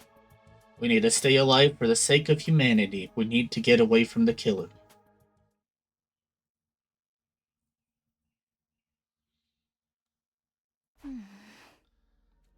Finally, we made it to the morning of day 100. Soaking up the light from the sun high up in the blue skies, I quietly looked out across the school grounds. We needed to get down to the schoolyard as soon as possible to check on the escape pod if nothing else. Takumi said that missiles would be launched on day 100, but things seem the same as ever, no sign of any missiles. Oh, wait, everybody, over there. I pointed to the top of the school building. There were several huge missile turrets jutting out of the roof. Are those... turrets? Are the missiles charged with undying flames going to come out of those? Yeah. When the school shifts into attack mode and fires the missiles, all of the invaders will be killed. They look so sinister. By the way, where's that escape pod he mentioned? It was just then that an announcement rang out all around us. An omnidirectional attack will launch momentarily. Leading up to the omnidirectional attack, all defenses will be rerouted to the intercept system. Special Defense Unit members, please board the escape pod in the schoolyard immediately. Oh, look, there. An omnidirectional attack will launch in 390 seconds. Special Defense Unit members, please board the escape pod in the schoolyard immediately. An omnidirectional attack will launch momentarily. Please depart immediately after boarding the escape pod. Repeat. An omnidirectional attack will launch momentarily.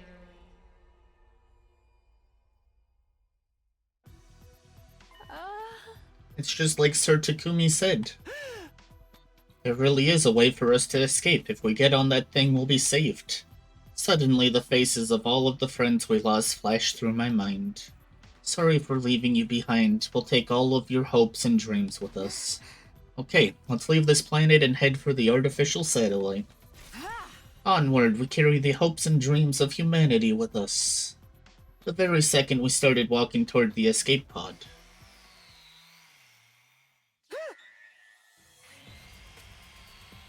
The killer was suddenly right in front of us, their power saw roaring. You're kidding, right now? Your time has come, villainous killer. I will punish you for your crimes. Wait, they're headed for the escape pod. Please, no. Unconcerned with us, the killer began to hack and saw at the escape pod, tearing it apart. But we must stop them. No, Kyoshika, if you get too close, you'll be killed. But the escape pod... It's already too late. The pod can't launch like that. At this rate, when the missiles launch, we'll... No, are we destined to die here like the others? We have no way to stop the missiles, and the killer will probably get us first anyway. In that case, everybody over here. Lady Nozomi, run quickly.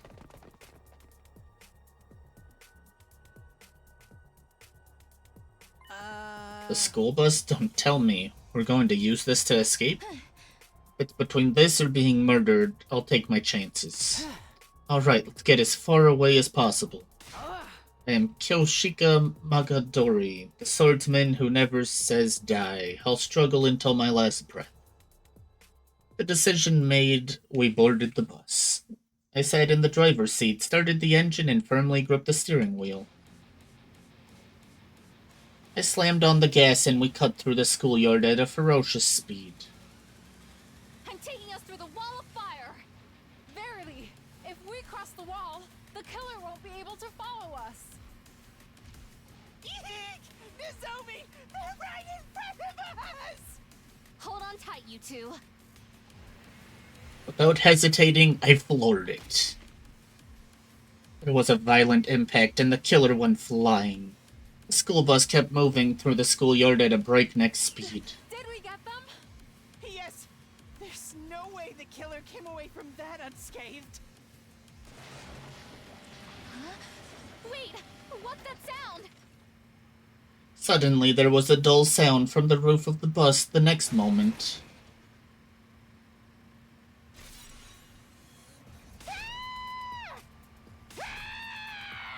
They punched through the roof?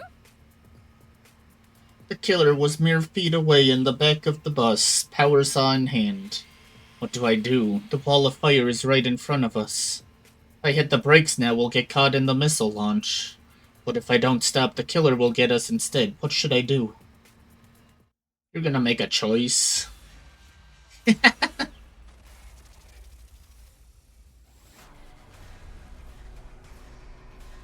What do you mean? Like, neither of these are good. We're dead.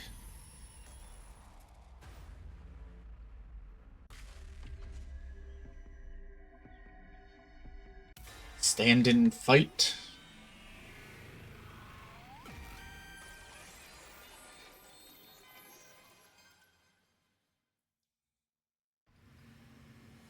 I have to stop the killer. I immediately slammed the fire extinguisher button and stood up from my seat. I tackled the killer with all my might. Lady Nozomi! Run! Please! No! Nozomi!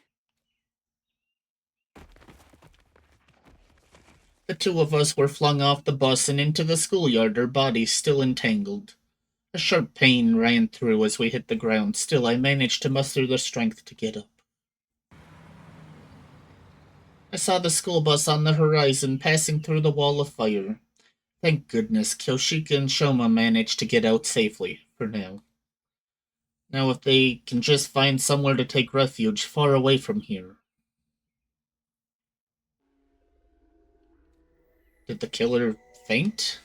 Maybe they hit their head when they were thrown from the bus. They were laid out flat on the ground. Their power saw had fallen out of their hand and landed somewhere far off.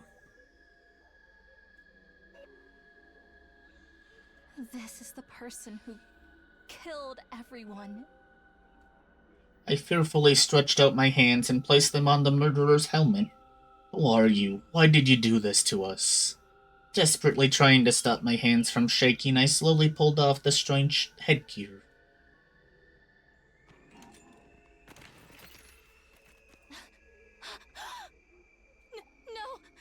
No way!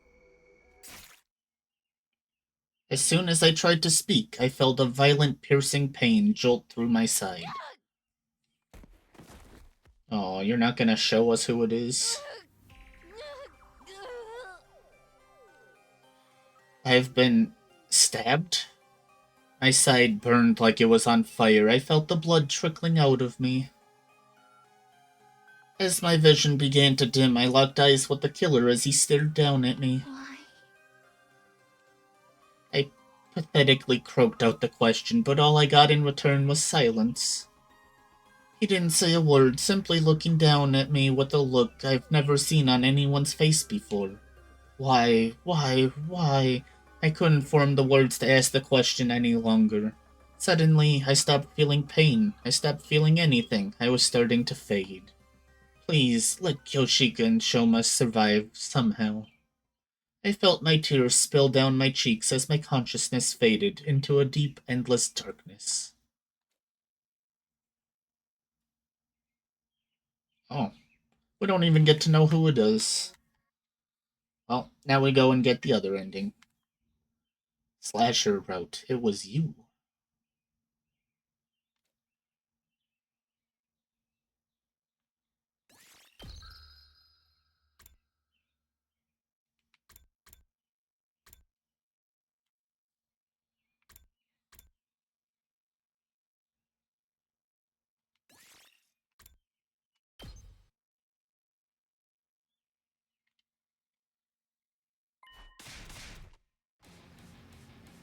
Go, zoom!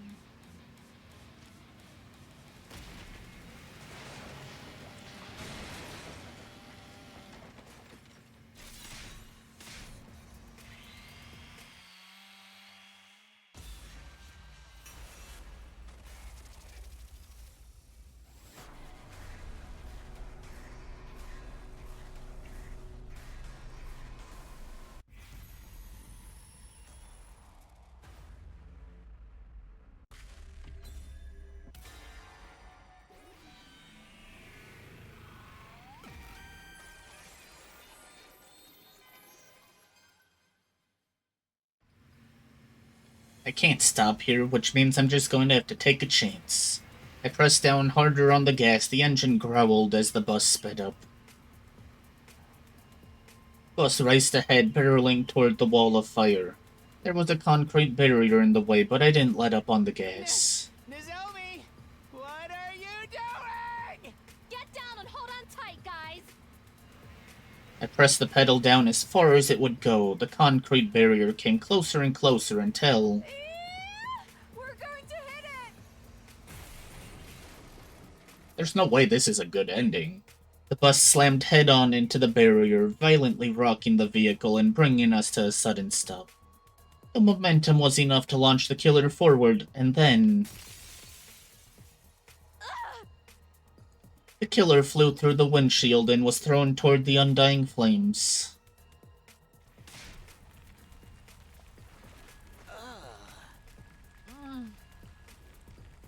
With horrible cries of agony, the killer burned to death in the flames without us even knowing who they really were.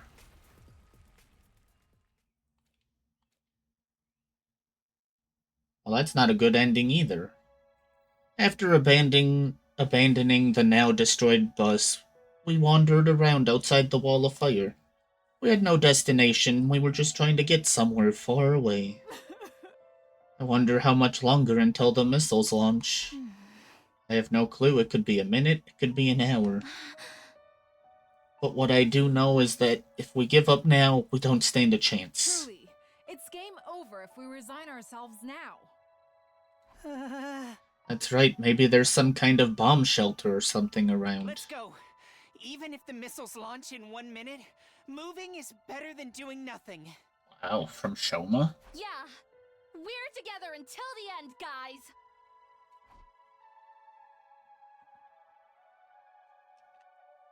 We just kept on walking forward.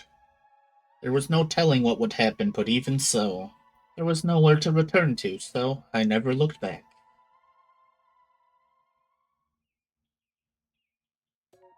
Interesting ending.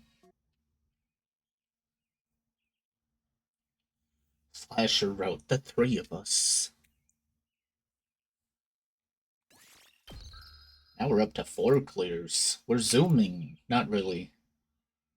Because, I mean, look at that one. You skip over like 20 some days.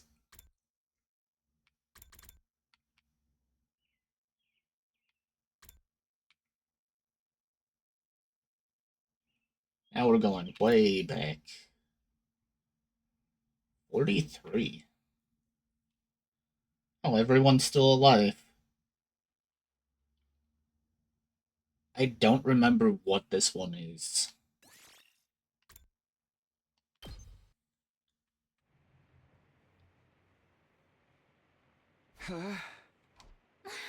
Oh, we jump out of the building.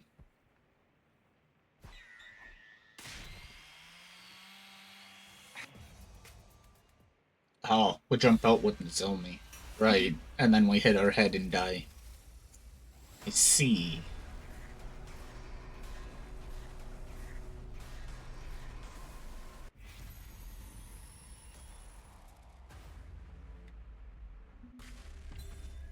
This gets me killed, right? Like, there's nothing we get out of it? We have to dodge this attack first. Nozomi, stand back! Takumi! I steeled myself and braced to face the killer. Going up against a power saw barehanded meant the odds were against me, but I still had to try. I punched the killer in the face with a tightly clenched fist. The killer recoiled for a moment, but quickly recovered and swung the power saw at me. Watch out, Takumi. I evaded the attack at the very last minute.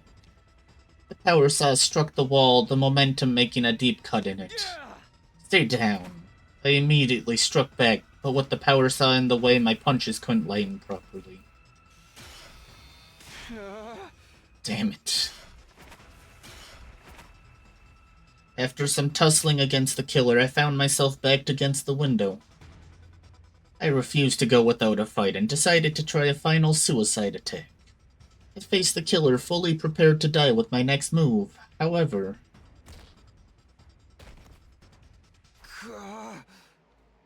the killer took advantage of that brief moment of hesitation to kick me violently in the stomach. I was forced to my knees by the intense pain holding my stomach. Takumi. Stay back, Nozomi. I tried to get to my feet and stop Nozomi from coming closer.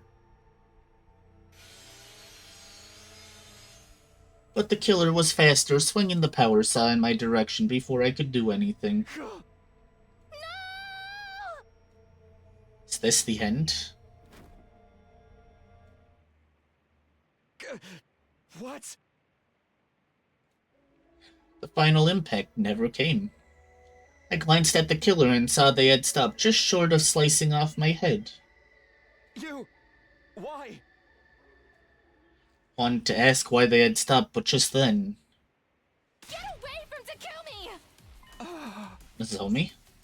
Nozomi slipped around behind the killer's back without either of us noticing. The next moment, she kicked the killer with all of her might. The killer was sent crashing through the window and tumbled outside. The power saw spun through the rainy night air and slowly fell. Soon after, we heard the dull and eerie sound of it striking something soft and tearing right through it.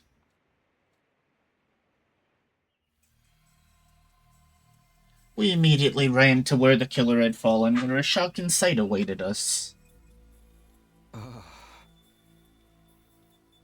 The squashed and motionless body of the killer lay mirrored in a blood of their own gushing blood. The power saw was deeply embedded in their upper body. The engine stopped. Probably because it went right through the body and got stuck in the ground. Is the killer dead? I don't know, but by the looks of it... I cautiously reached out for the killer's helmet and pulled it off. It was a familiar face that greeted us beneath the mask. Gamu? He was already dead, but his eyes were still wide open. Having lost this much blood, it was unlikely we'd be able to bring him back. Yugamu? But why? Why did he kill Moko? As Nozomi broke down next to me, I kept on staring at Yugamu's remains in astonishment. Shock and confusion had paralyzed my mind. I could only register my body becoming heavier and heavier as my clothes soaked up the falling rain. The others had woken up from the commotion and arrived at the scene, only to be confronted by the grisly sight of Moko and Yugamu's dead bodies. No one knew what to think. I barely managed to explain what had happened. We split up to carry the bodies to the morgue and decided to call it a day there and then.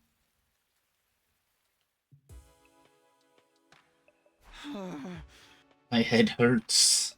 I woke up with a sluggish body and a pounding headache.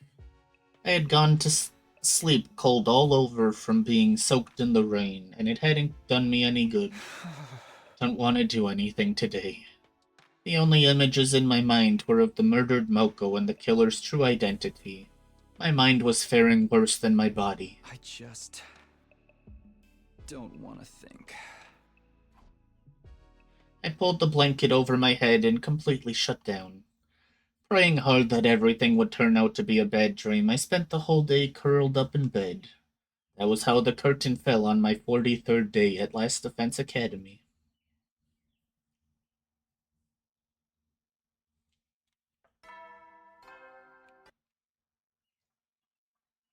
Up and Adam! Get ready for you. Prepare to spend. Be ready to give your life.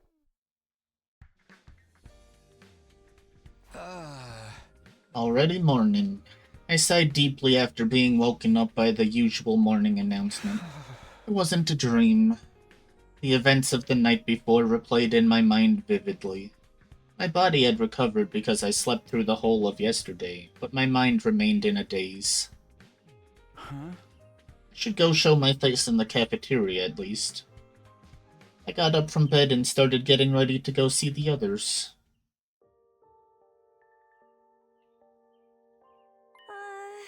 Takumi, how are you feeling? Sorry, I was really down yesterday, but I'm strong enough to move around now. That's all fine and dandy, but it feels like none of us got much sleep last night, huh? Well, duh. How can we just get over the fact that Yugamu killed Moko? Gaku. I mean... The shock is real. The killer was Mr. Omokage all along, huh? Tsubasa, what's the current life sign total? Let's see, it says 13. That's 2 less after losing Moko and Yugamu, so it seems to be working correctly. You should always patch out early bugs before you get review bombed. What does it matter? Nothing can bring Moko back now. Rara's words made my chest tighten. I knew how everyone felt. Of course, for them, this was the first time one of our friends had died. You might not believe me, but none of this happened in my future. I was so determined to save everyone this time. But I couldn't protect Moko. I'm sorry.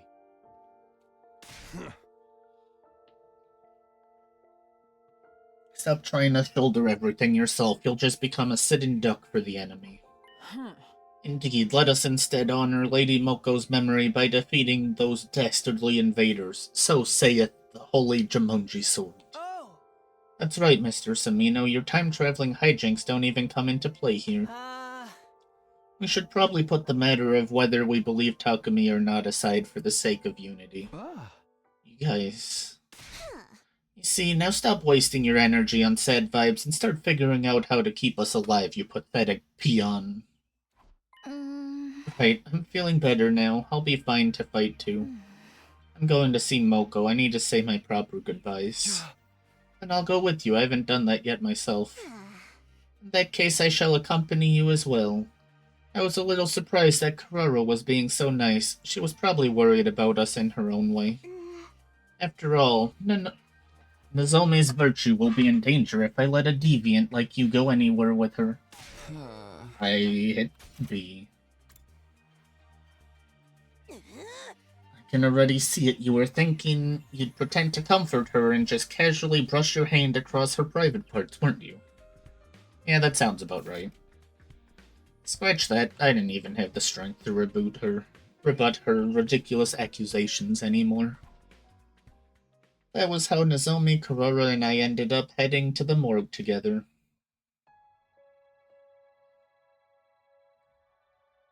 The air in the morgue was chilly. There were 4 bodies laid out there.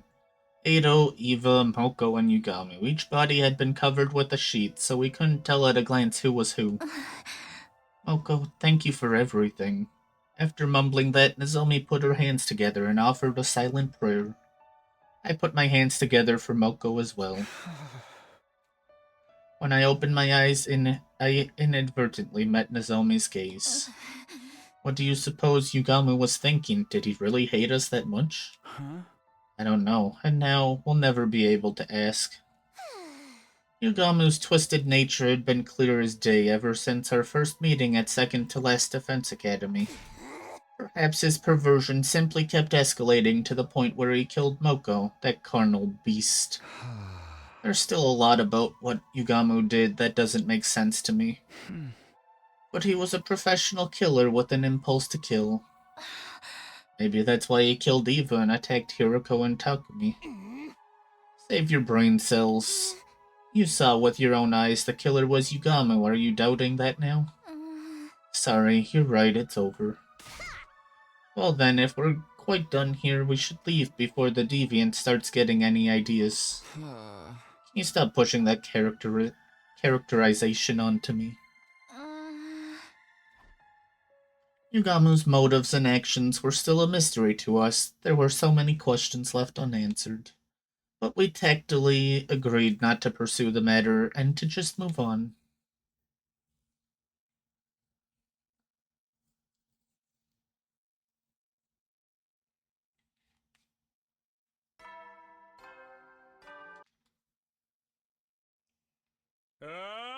Get ready for your 40s. Prepare to spend another day. Be ready to give your lives to protect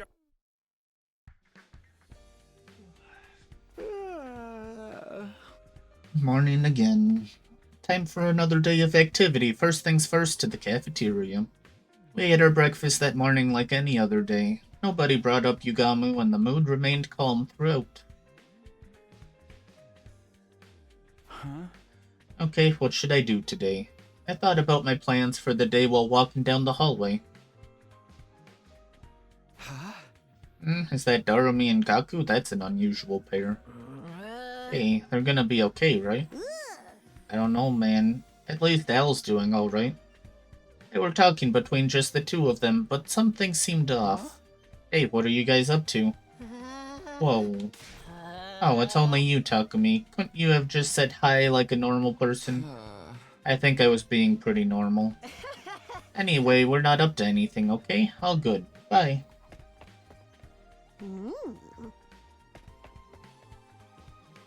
They hastily left the scene without explaining anything. Oh, that's really weird. Not that it matters, I guess. Nothing much else happened after that. Day 46 drew to an uneventful close. Are these 2 dummies the reason why we get infected? Or the weird things they were looking at? The... Gee. Hi, Waffle. What's up, kitty kitty?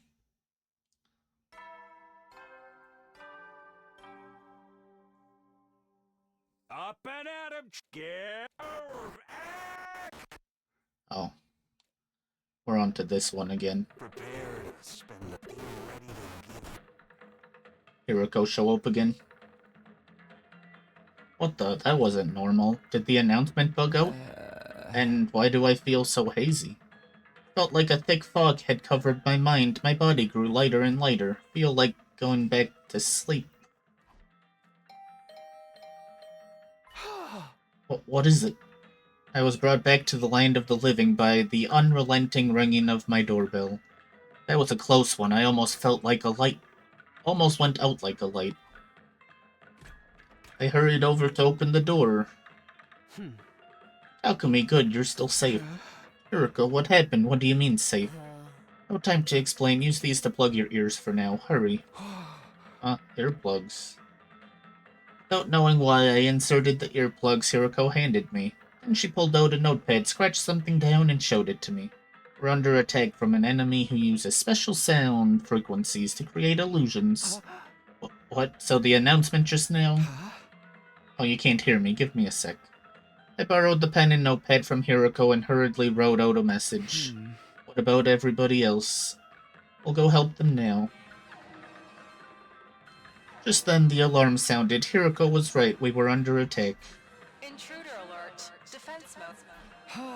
Let's go, Hiroko. She read the movement of my lips and nodded firmly. We split up to tell everyone about the situation and how to deal with it. Fortunately, no one had been completely entranced by the illusions yet. Because our ears were plugged, we were in the strange situation of needing to coordinate an attack without being able to hear each other. Oh. Hi, other kitty. What you up to? What?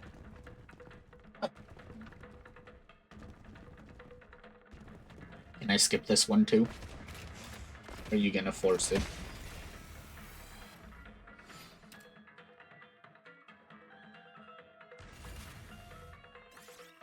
Nice. Skip the battle.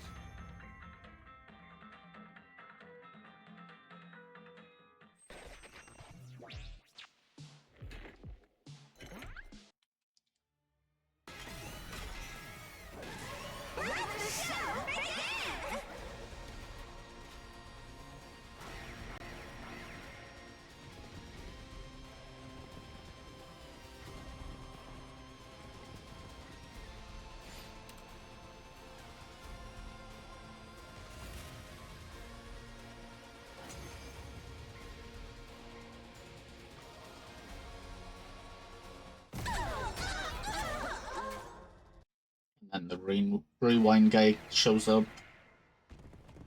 He proceeds to get slaughtered.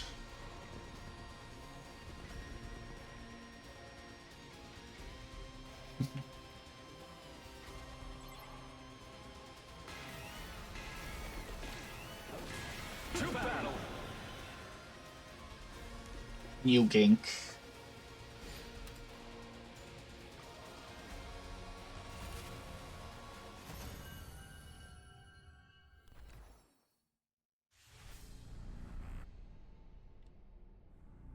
Alrighty, who we murdering with? Do we continue Darumi? Suppose we can get her powered up. Because this says cannot power up anymore. Okay. Should be good for building up voltage.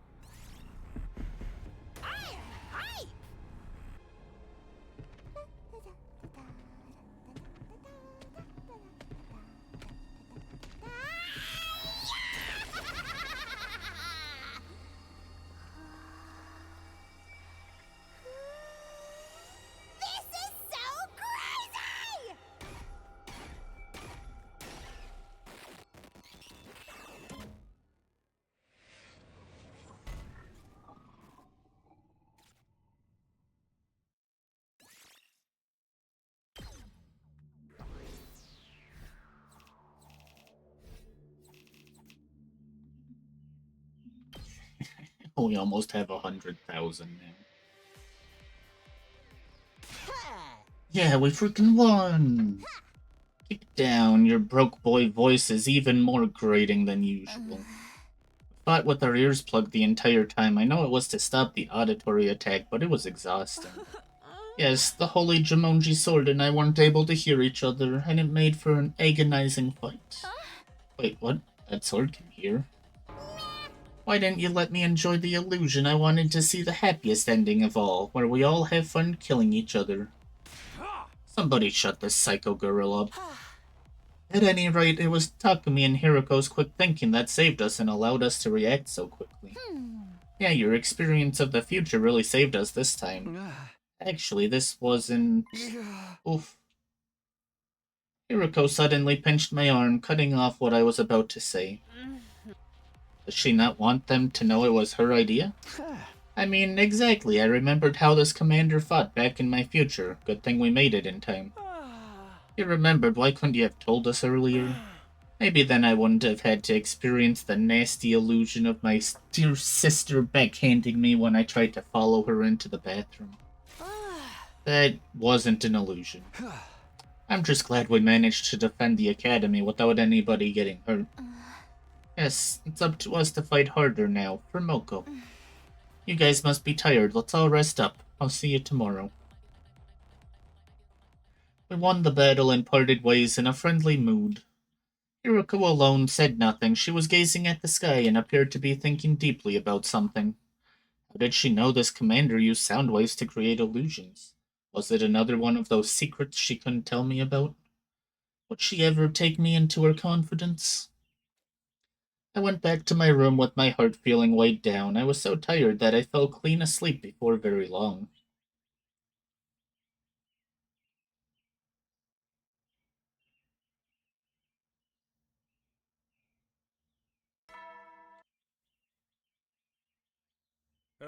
Get ready, prepare, be ready to give your... Big stretch, kitty. Today, as always, I'd keep doing whatever I could. I couldn't afford to sit around and be idle. Whoa, free time. We haven't had that in forever. Okay, I am curious here.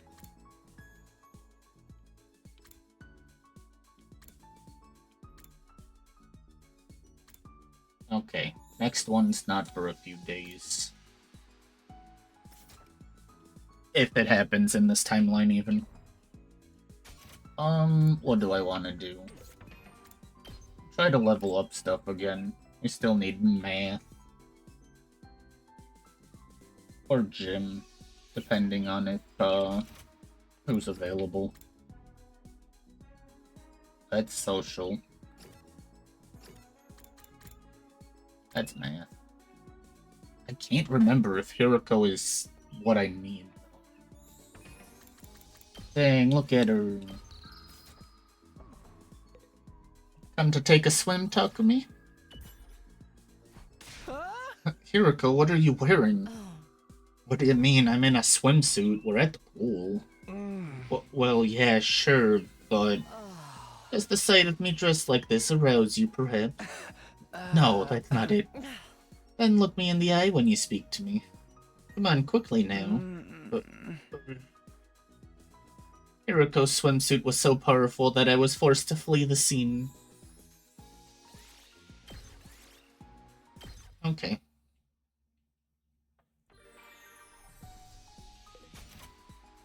One thing. Oh, that's not maxed out. That's why.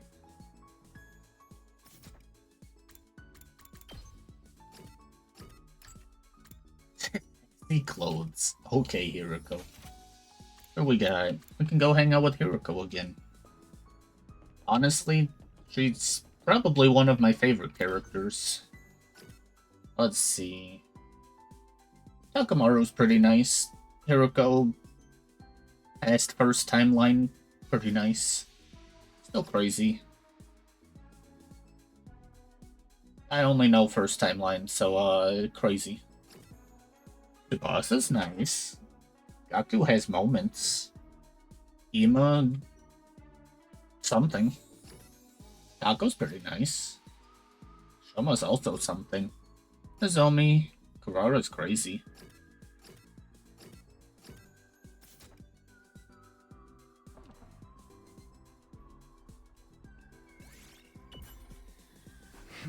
Hiroko, what are you doing here? Hiroko, are you not feeling well? You shut up, please. I'm trying to meditate. Meditate? I was healing my mind by quieting my spirits and observing the sound of the wind. This war is a long one, so having a few days like this is a necessity. You're getting some mental respite, huh? Maybe I'll do some meditation myself.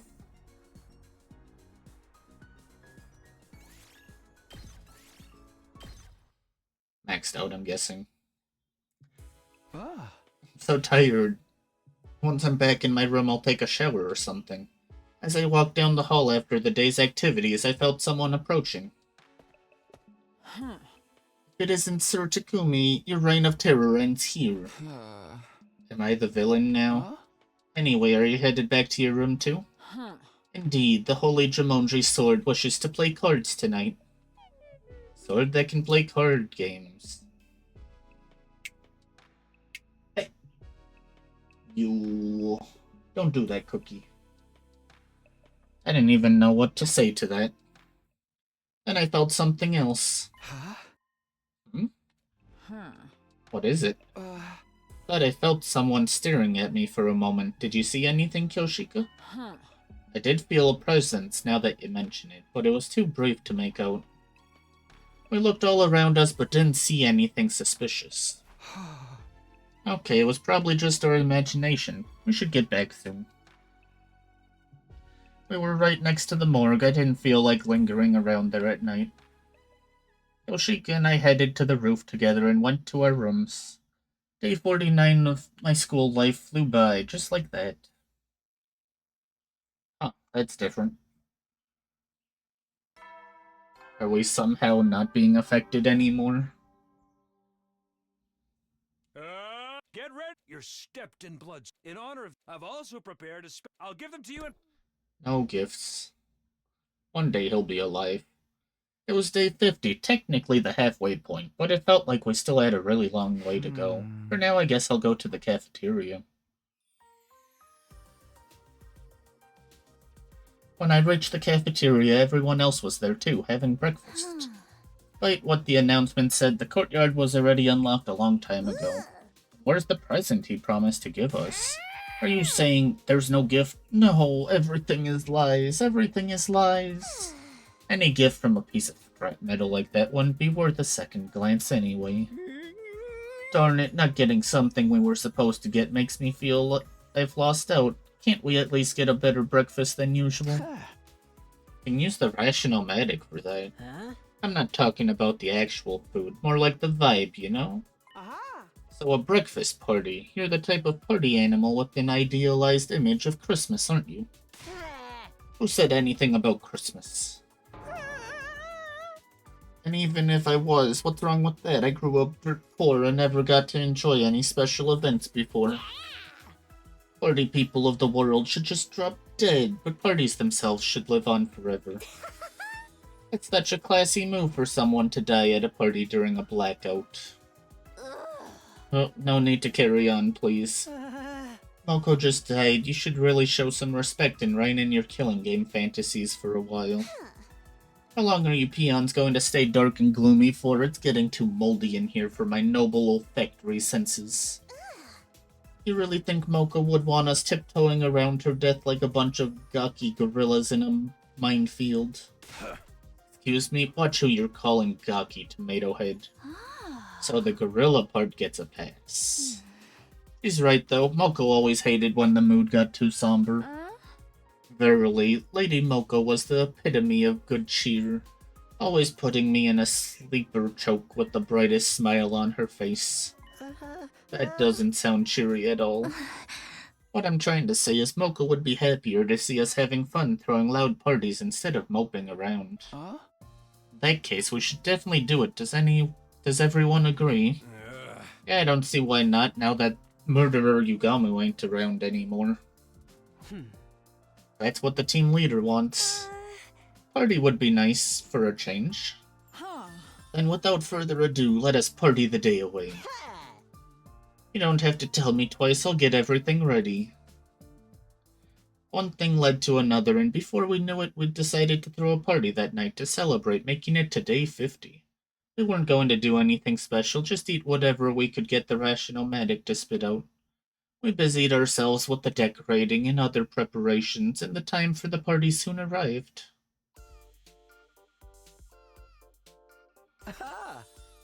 Wow, this is unexpectedly nice.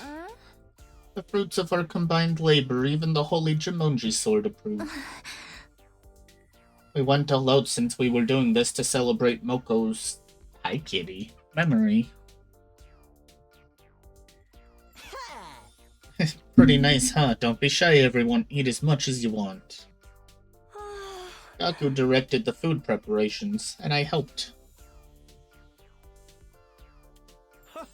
My dear sisters, cannops are to die for. There's also chocolate kimchi, fish roe custard, and liver sashimi whipped cream. Yeah, hi. Hey, kitty. Are you sure they're not penalties for losing a bet? The menu makes it clear this is a party for the unwashed masses, but I suppose I could lower myself once in a while. You do at least have caviar, yes? Wine goes well with caviar. Unfortunately, this place isn't stocked with alcohol. What you doing, kitty? Yeah, you. Of course not. What if there were an attack? I thought you were supposed to be the model student around here. Can we get this party started already? The food's gonna get cold. Has anyone seen the party poppers? I thought we made some earlier. Oh, sorry, we did make some using the Gift-O-Matic, but I forgot to take them out of the machine. By the way, by way of apology, please put my useless body in a can and blow me up as dirty fireworks instead. There's no point for that. I'll go get them. You said you left them in the Gift-O-Matic, right? What? But Takumi. Don't worry about it, Shama. Just stay here and have some fun, okay? The Gift-O-Matic is in the rec room. That's on the 3rd floor.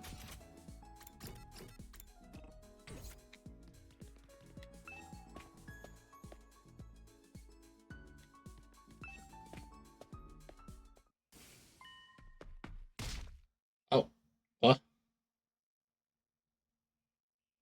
Huh? There's 2 of them now?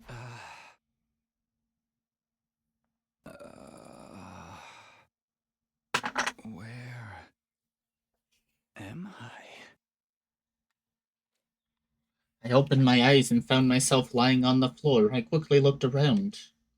Huh? Isn't this the metal shop? At realization, I frantically retraced my memories. Last I remembered, I was heading to the rec room to retrieve some party poppers, but on the way, 2 figures dressed in black suddenly appeared. One of them hit me hard and I passed out. What are you doing, kitty? Just like that time. This happened on the night of day 16 as well, when Hiroko was attacked. When I woke up, I was lying on the floor of the biolab for some reason. Wait, more importantly, the people who had attacked me were wearing the same kind of strange black suit as the killer. But Yugamu was already dead.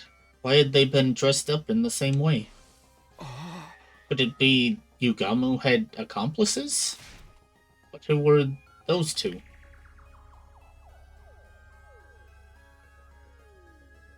My breathing quickened as my mind swirled in confusion. Calm down. Calm down. I have to go back to the cafeteria and let the others know about this. I was trying to steel myself when suddenly it happened. All of a sudden I could hear screaming. Did they get to them already? Had the figures in black gone on to attack the others after they knocked me out?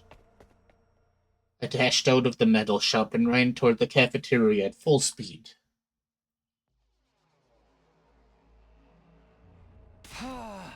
Is everyone alright? Sir Takumi, it is confounding.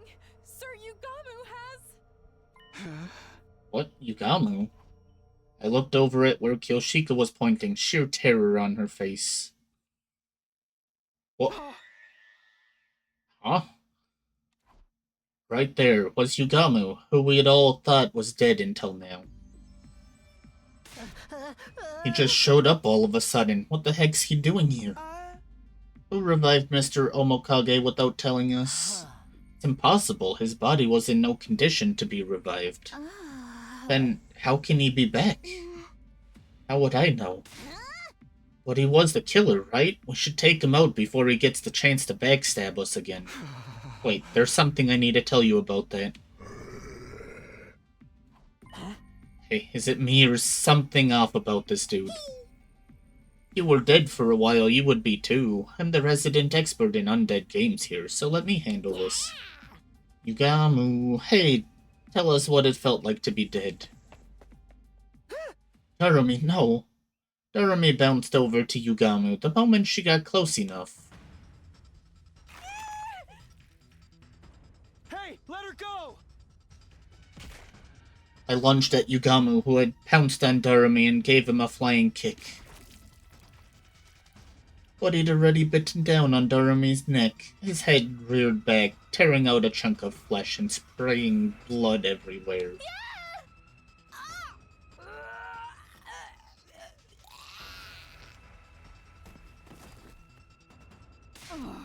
Be strong, Lady Darumi. This is bad. She's losing too much blood. Yugamu, what the hell do you think you're doing, bastard? Doesn't seem like he's open to conversation. Might be risky to get too near to him, too. Did he come back as a zombie? Huh? A zombie? He's still moving around even though he's dead, and he's biting other people. This is totally like something out of a zombie movie. In those movies, anyone bitten by a zombie gets turned into one as well, right? Like a zombie virus. But the loud, brash hero always kills these zombies by breaking their heads open with a baseball bat or something. Speaking realistically, I don't think that would work. If zombie blood gets into your eyes, you'll get infected too. So what are we supposed to do? How do we even deal with a virus we know nothing about? Whoa, what? This doesn't look good. Run away, guys. What about Darumi? I'll carry Psycho Girl. You just think about running as far as you can. What? No. We took to our heels in order to get away from the barely recognizable form of what had once been Yugamu.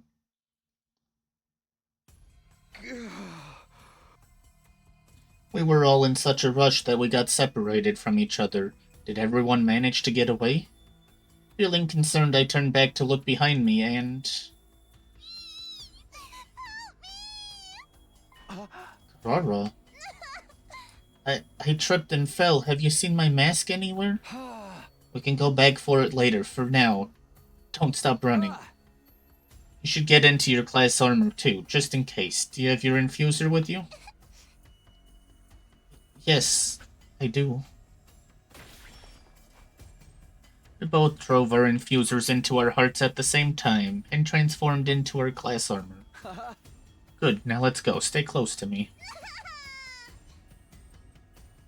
I'm too scared to stand.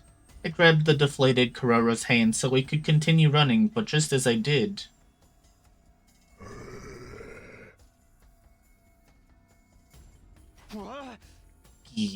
Oh shoot, come on, Karara.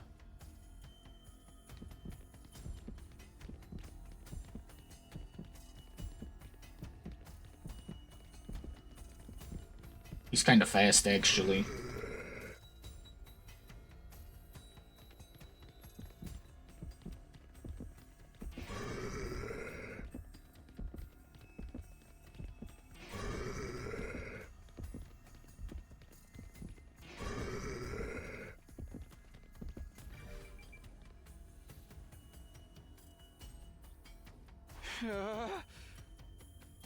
We managed to shake off Yugamu and found refuge in the biolab. It was pitch black inside. We sat on the floor together and I held Karara in a protective embrace. Shh, quiet. The door to the biolab was still busted after what had happened on day 16. If Yugamu found us here, we'd be done for.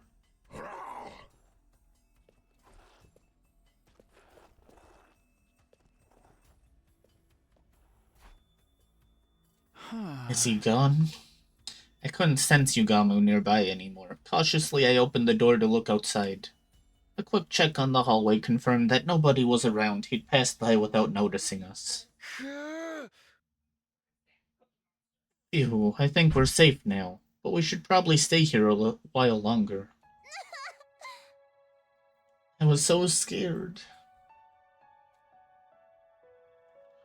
Why's Yugamu being so mean to us? I've had enough. I want out. Hey, calm down. You'll be alright, okay?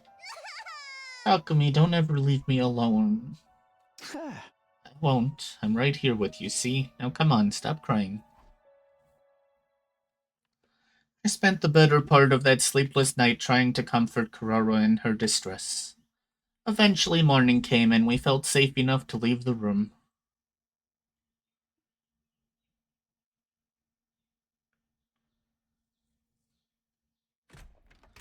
Kurara and I went to the cafeteria and saw that everyone else had also returned. Takumi, Kurara, oh thank goodness you're both alright. Yeah, glad to see you guys are safe too. Does anyone know where Yugami went after that?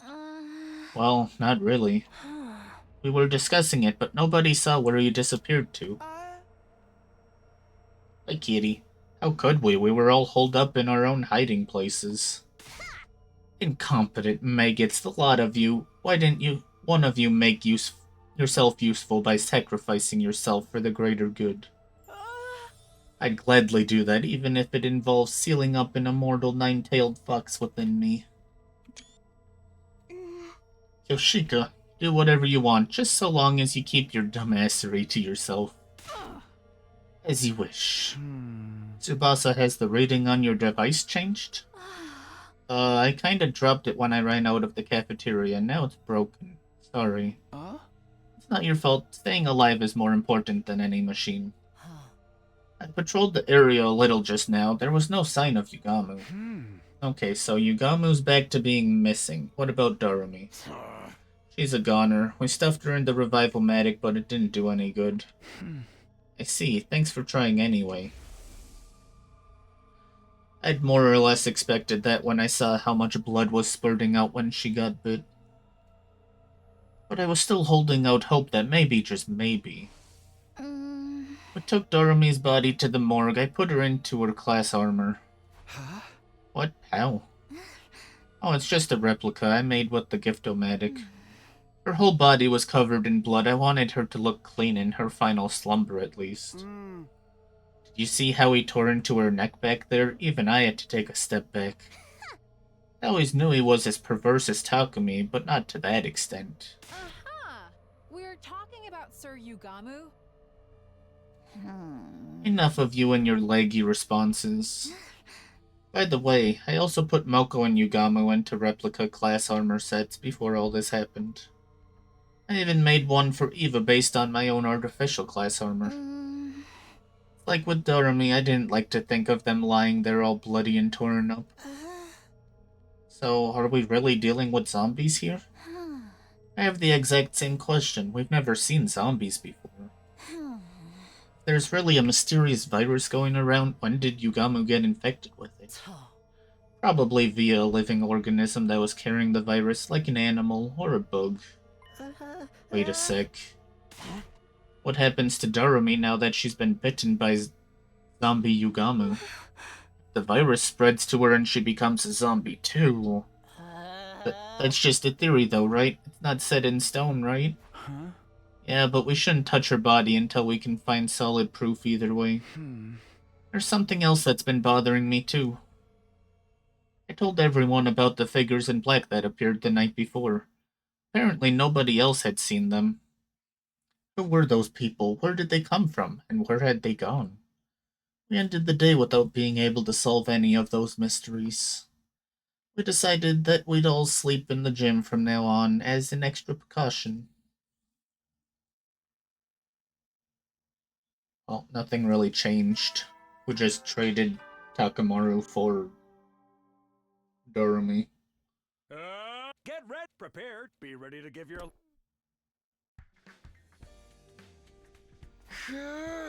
Morning again.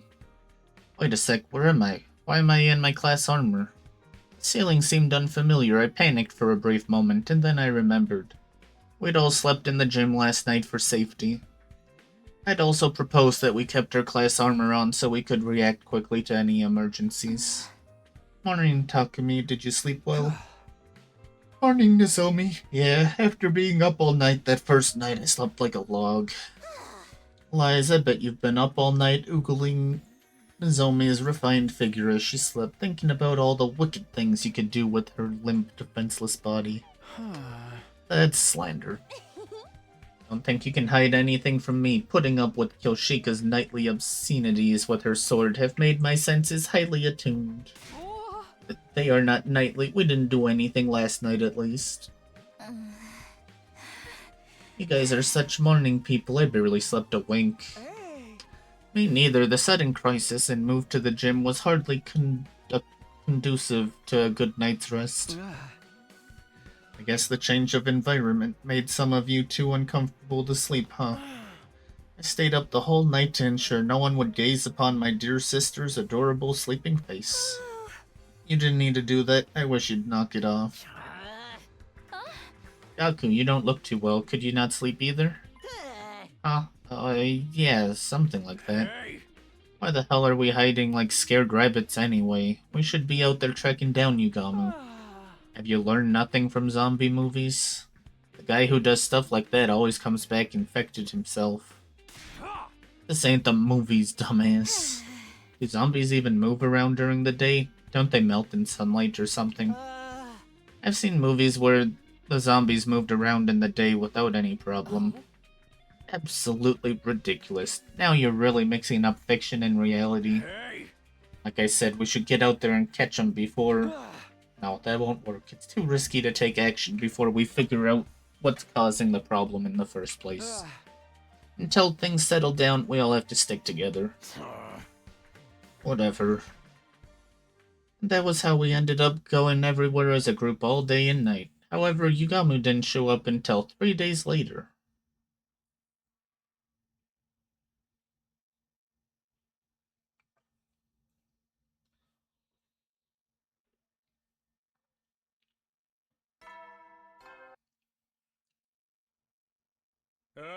Get ready for prepared. Be ready to give your... Another morning. It was our 4th morning in the gym. I'd managed to get some sleep despite the discomfort. Everyone was clearly tired from having to deal with the high-stress situation of the last few days. Must I really suffer your impoverished faces first thing in the morning? I have a good mind to report you all to the authorities. Okay, crazy. That's not a very nice comment to wake up to. Also, the authorities would find you way more suspicious than any of us. On top of being a half-wit, you have no sense of decorum. A missile to your face might rectify that. I actually wouldn't put it past her to use her specialist skill to do just that. Is everybody awake? Then let's go for breakfast together. Yeah, sure. We'll do a quick roll call first. We moved around together that day as well. Not that there were a lot of places we could visit in such a big group. We basically went back and forth between the cafeteria and the gym. Having to prepare for invaders while also dealing with mysterious zombies was starting to put a strain on our nerves. It was only a matter of time before everyone reached their limit.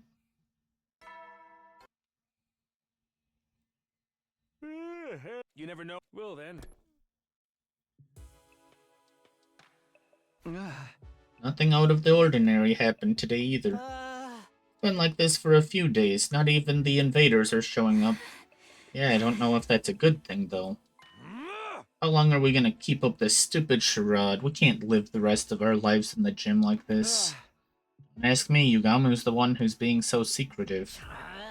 We haven't seen him since he killed Doremi. Is it possible for zombies to die on their own? Zombies are already dead. How could the same body die twice? Maybe the undying flames got to him? Also, we're not 100% sure he really was a zombie yet. Doesn't matter what he is. He bit someone to death before our very eyes. That makes him a target for elimination. We ain't gonna do that by hiding in one spot and jumping at our own shadows. What if the invaders suddenly show up? We gotta be ready for those idiots too. Quiet, primitive. Can you not get your point across without yelling each other word? You think I enjoy sleeping next to peons like you every night? It hurts me deep inside. Let me lessen your pain by going back to my room. Takamaru. I shall be returning to my room as well. It will be so much more pleasant than being cooped up with the peasantry. Death flags everywhere. That's a Darumi thing to say. What the heck?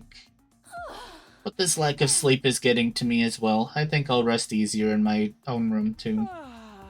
Was that what we're doing now? Excuse me while I make my way back. Hasn't sat right with me, sharing my dear sister with the rest of you these past few nights. Come along, sister dearest. Brother dearest. Takamaru started off a chain reaction that led to everyone walking out of the gym. They all left. It's pointless to fight this. Let's all return to our rooms for tonight.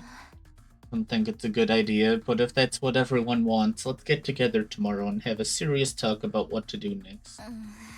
Good night, everyone. I'll be going back too. I groaned and held my head, tortured by the tension in the air. Did I make a mistake? But I don't know what else we could have done. I think you did well, Sir Takumi. Yoshika, I didn't see you there. The restless atmosphere is causing even my holy Jumonji sword to feel uneasy. We have been watching from the back with our arms folded in great concern. I see. Thanks for that. I guess it's getting late. You should probably be heading back to your room. Indeed, we shall, for the holy Jumonji sword wishes to have an early night. My old, familiar chamber awaits. I'm so tired, I don't even know why. I should go back too. Just as I was about to exit the empty gym, I heard a scream. What? Kyoshika? I dashed out of the gym and saw a horrifying sight. No, stay away from me. Kyoshika, over here. Let's get out of here.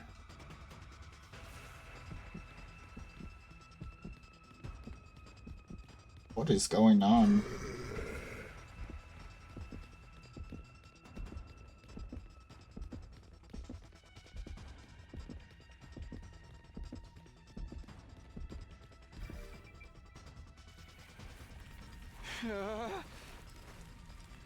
We ran and ran and ran until we realized we were right in front of the wall of fire. Damn, it's a dead end. Gee. Now you've angered me, Sir Yugamu. Meet your demise by blade of my holy Jumonji sword. No, I'll handle this. You stay behind me. What? But, Sir Takumi... I frantically grabbed hold of Yugamu's body while avoiding his bared teeth. I lifted him up with whatever strength I had remaining, and tossed him over my shoulder with all my might.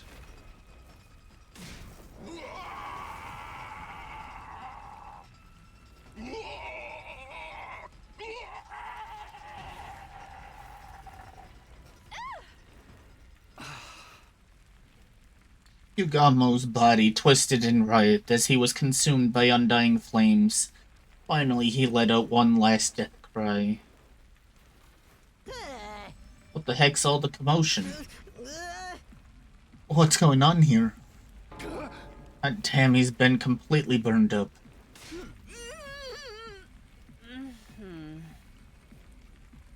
The sounds of our scuffle had summoned everyone else to the spot.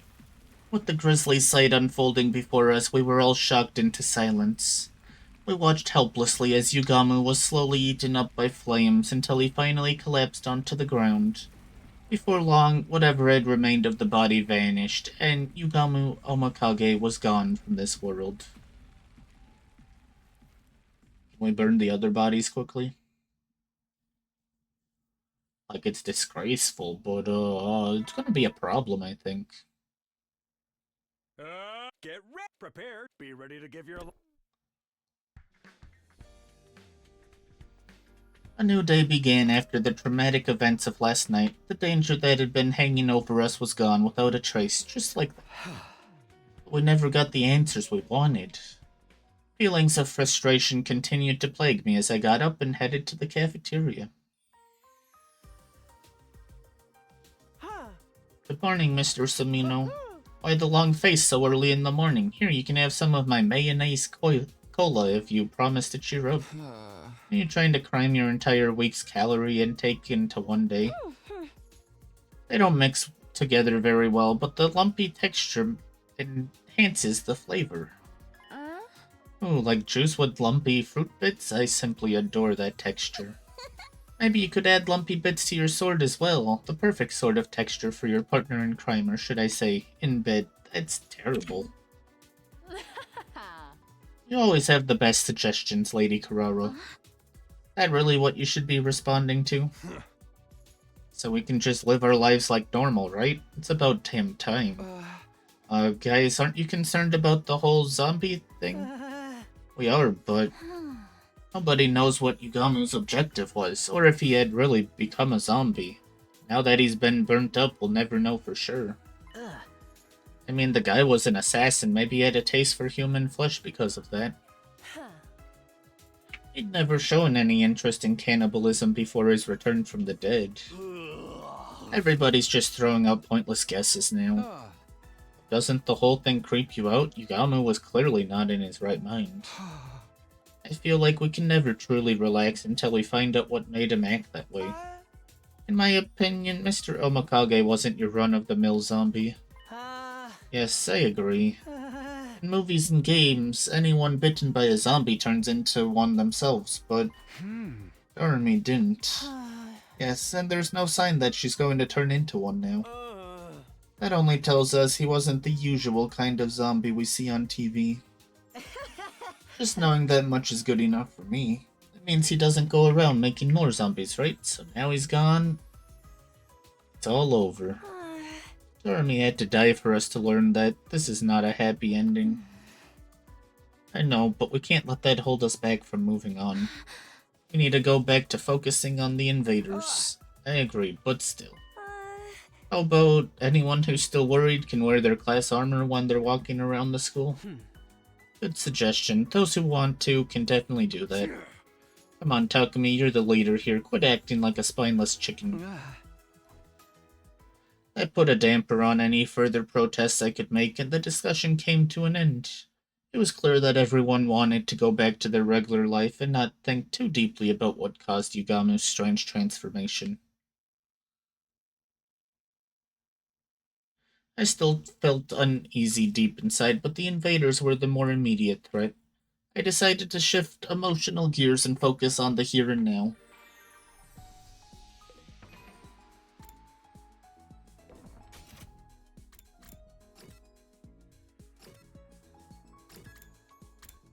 Nice, we can hang out with her. First, I want in here. I need to start upgrade. That's the wrong thing. This one. Who am I upgrading? I can do more Carrara, though I need more social studies first.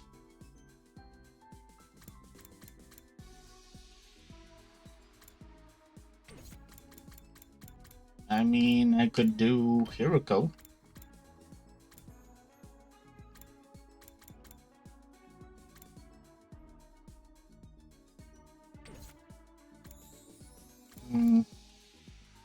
I'll leave it for now, I think.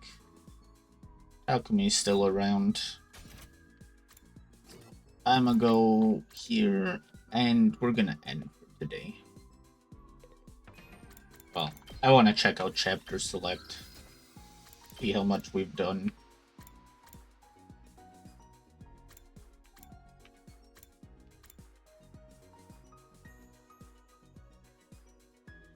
I think we're doing pretty good. I mean, the next time we have to go all the way back to day 16. Oh, and then it's leave the school. Huh.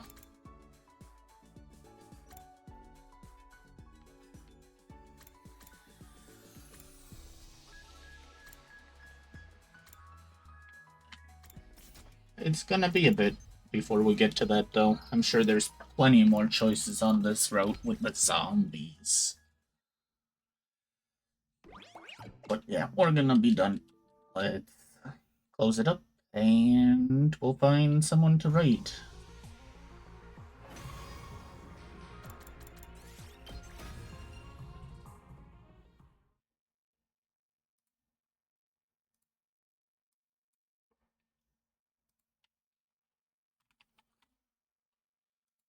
Who is live?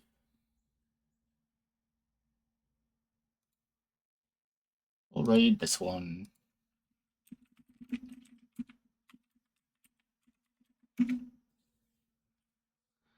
Alright, you guys. Thanks for hanging out. We got a bunch done. We have 4 endings. And we've got half of one ending done. Or this route that we're on.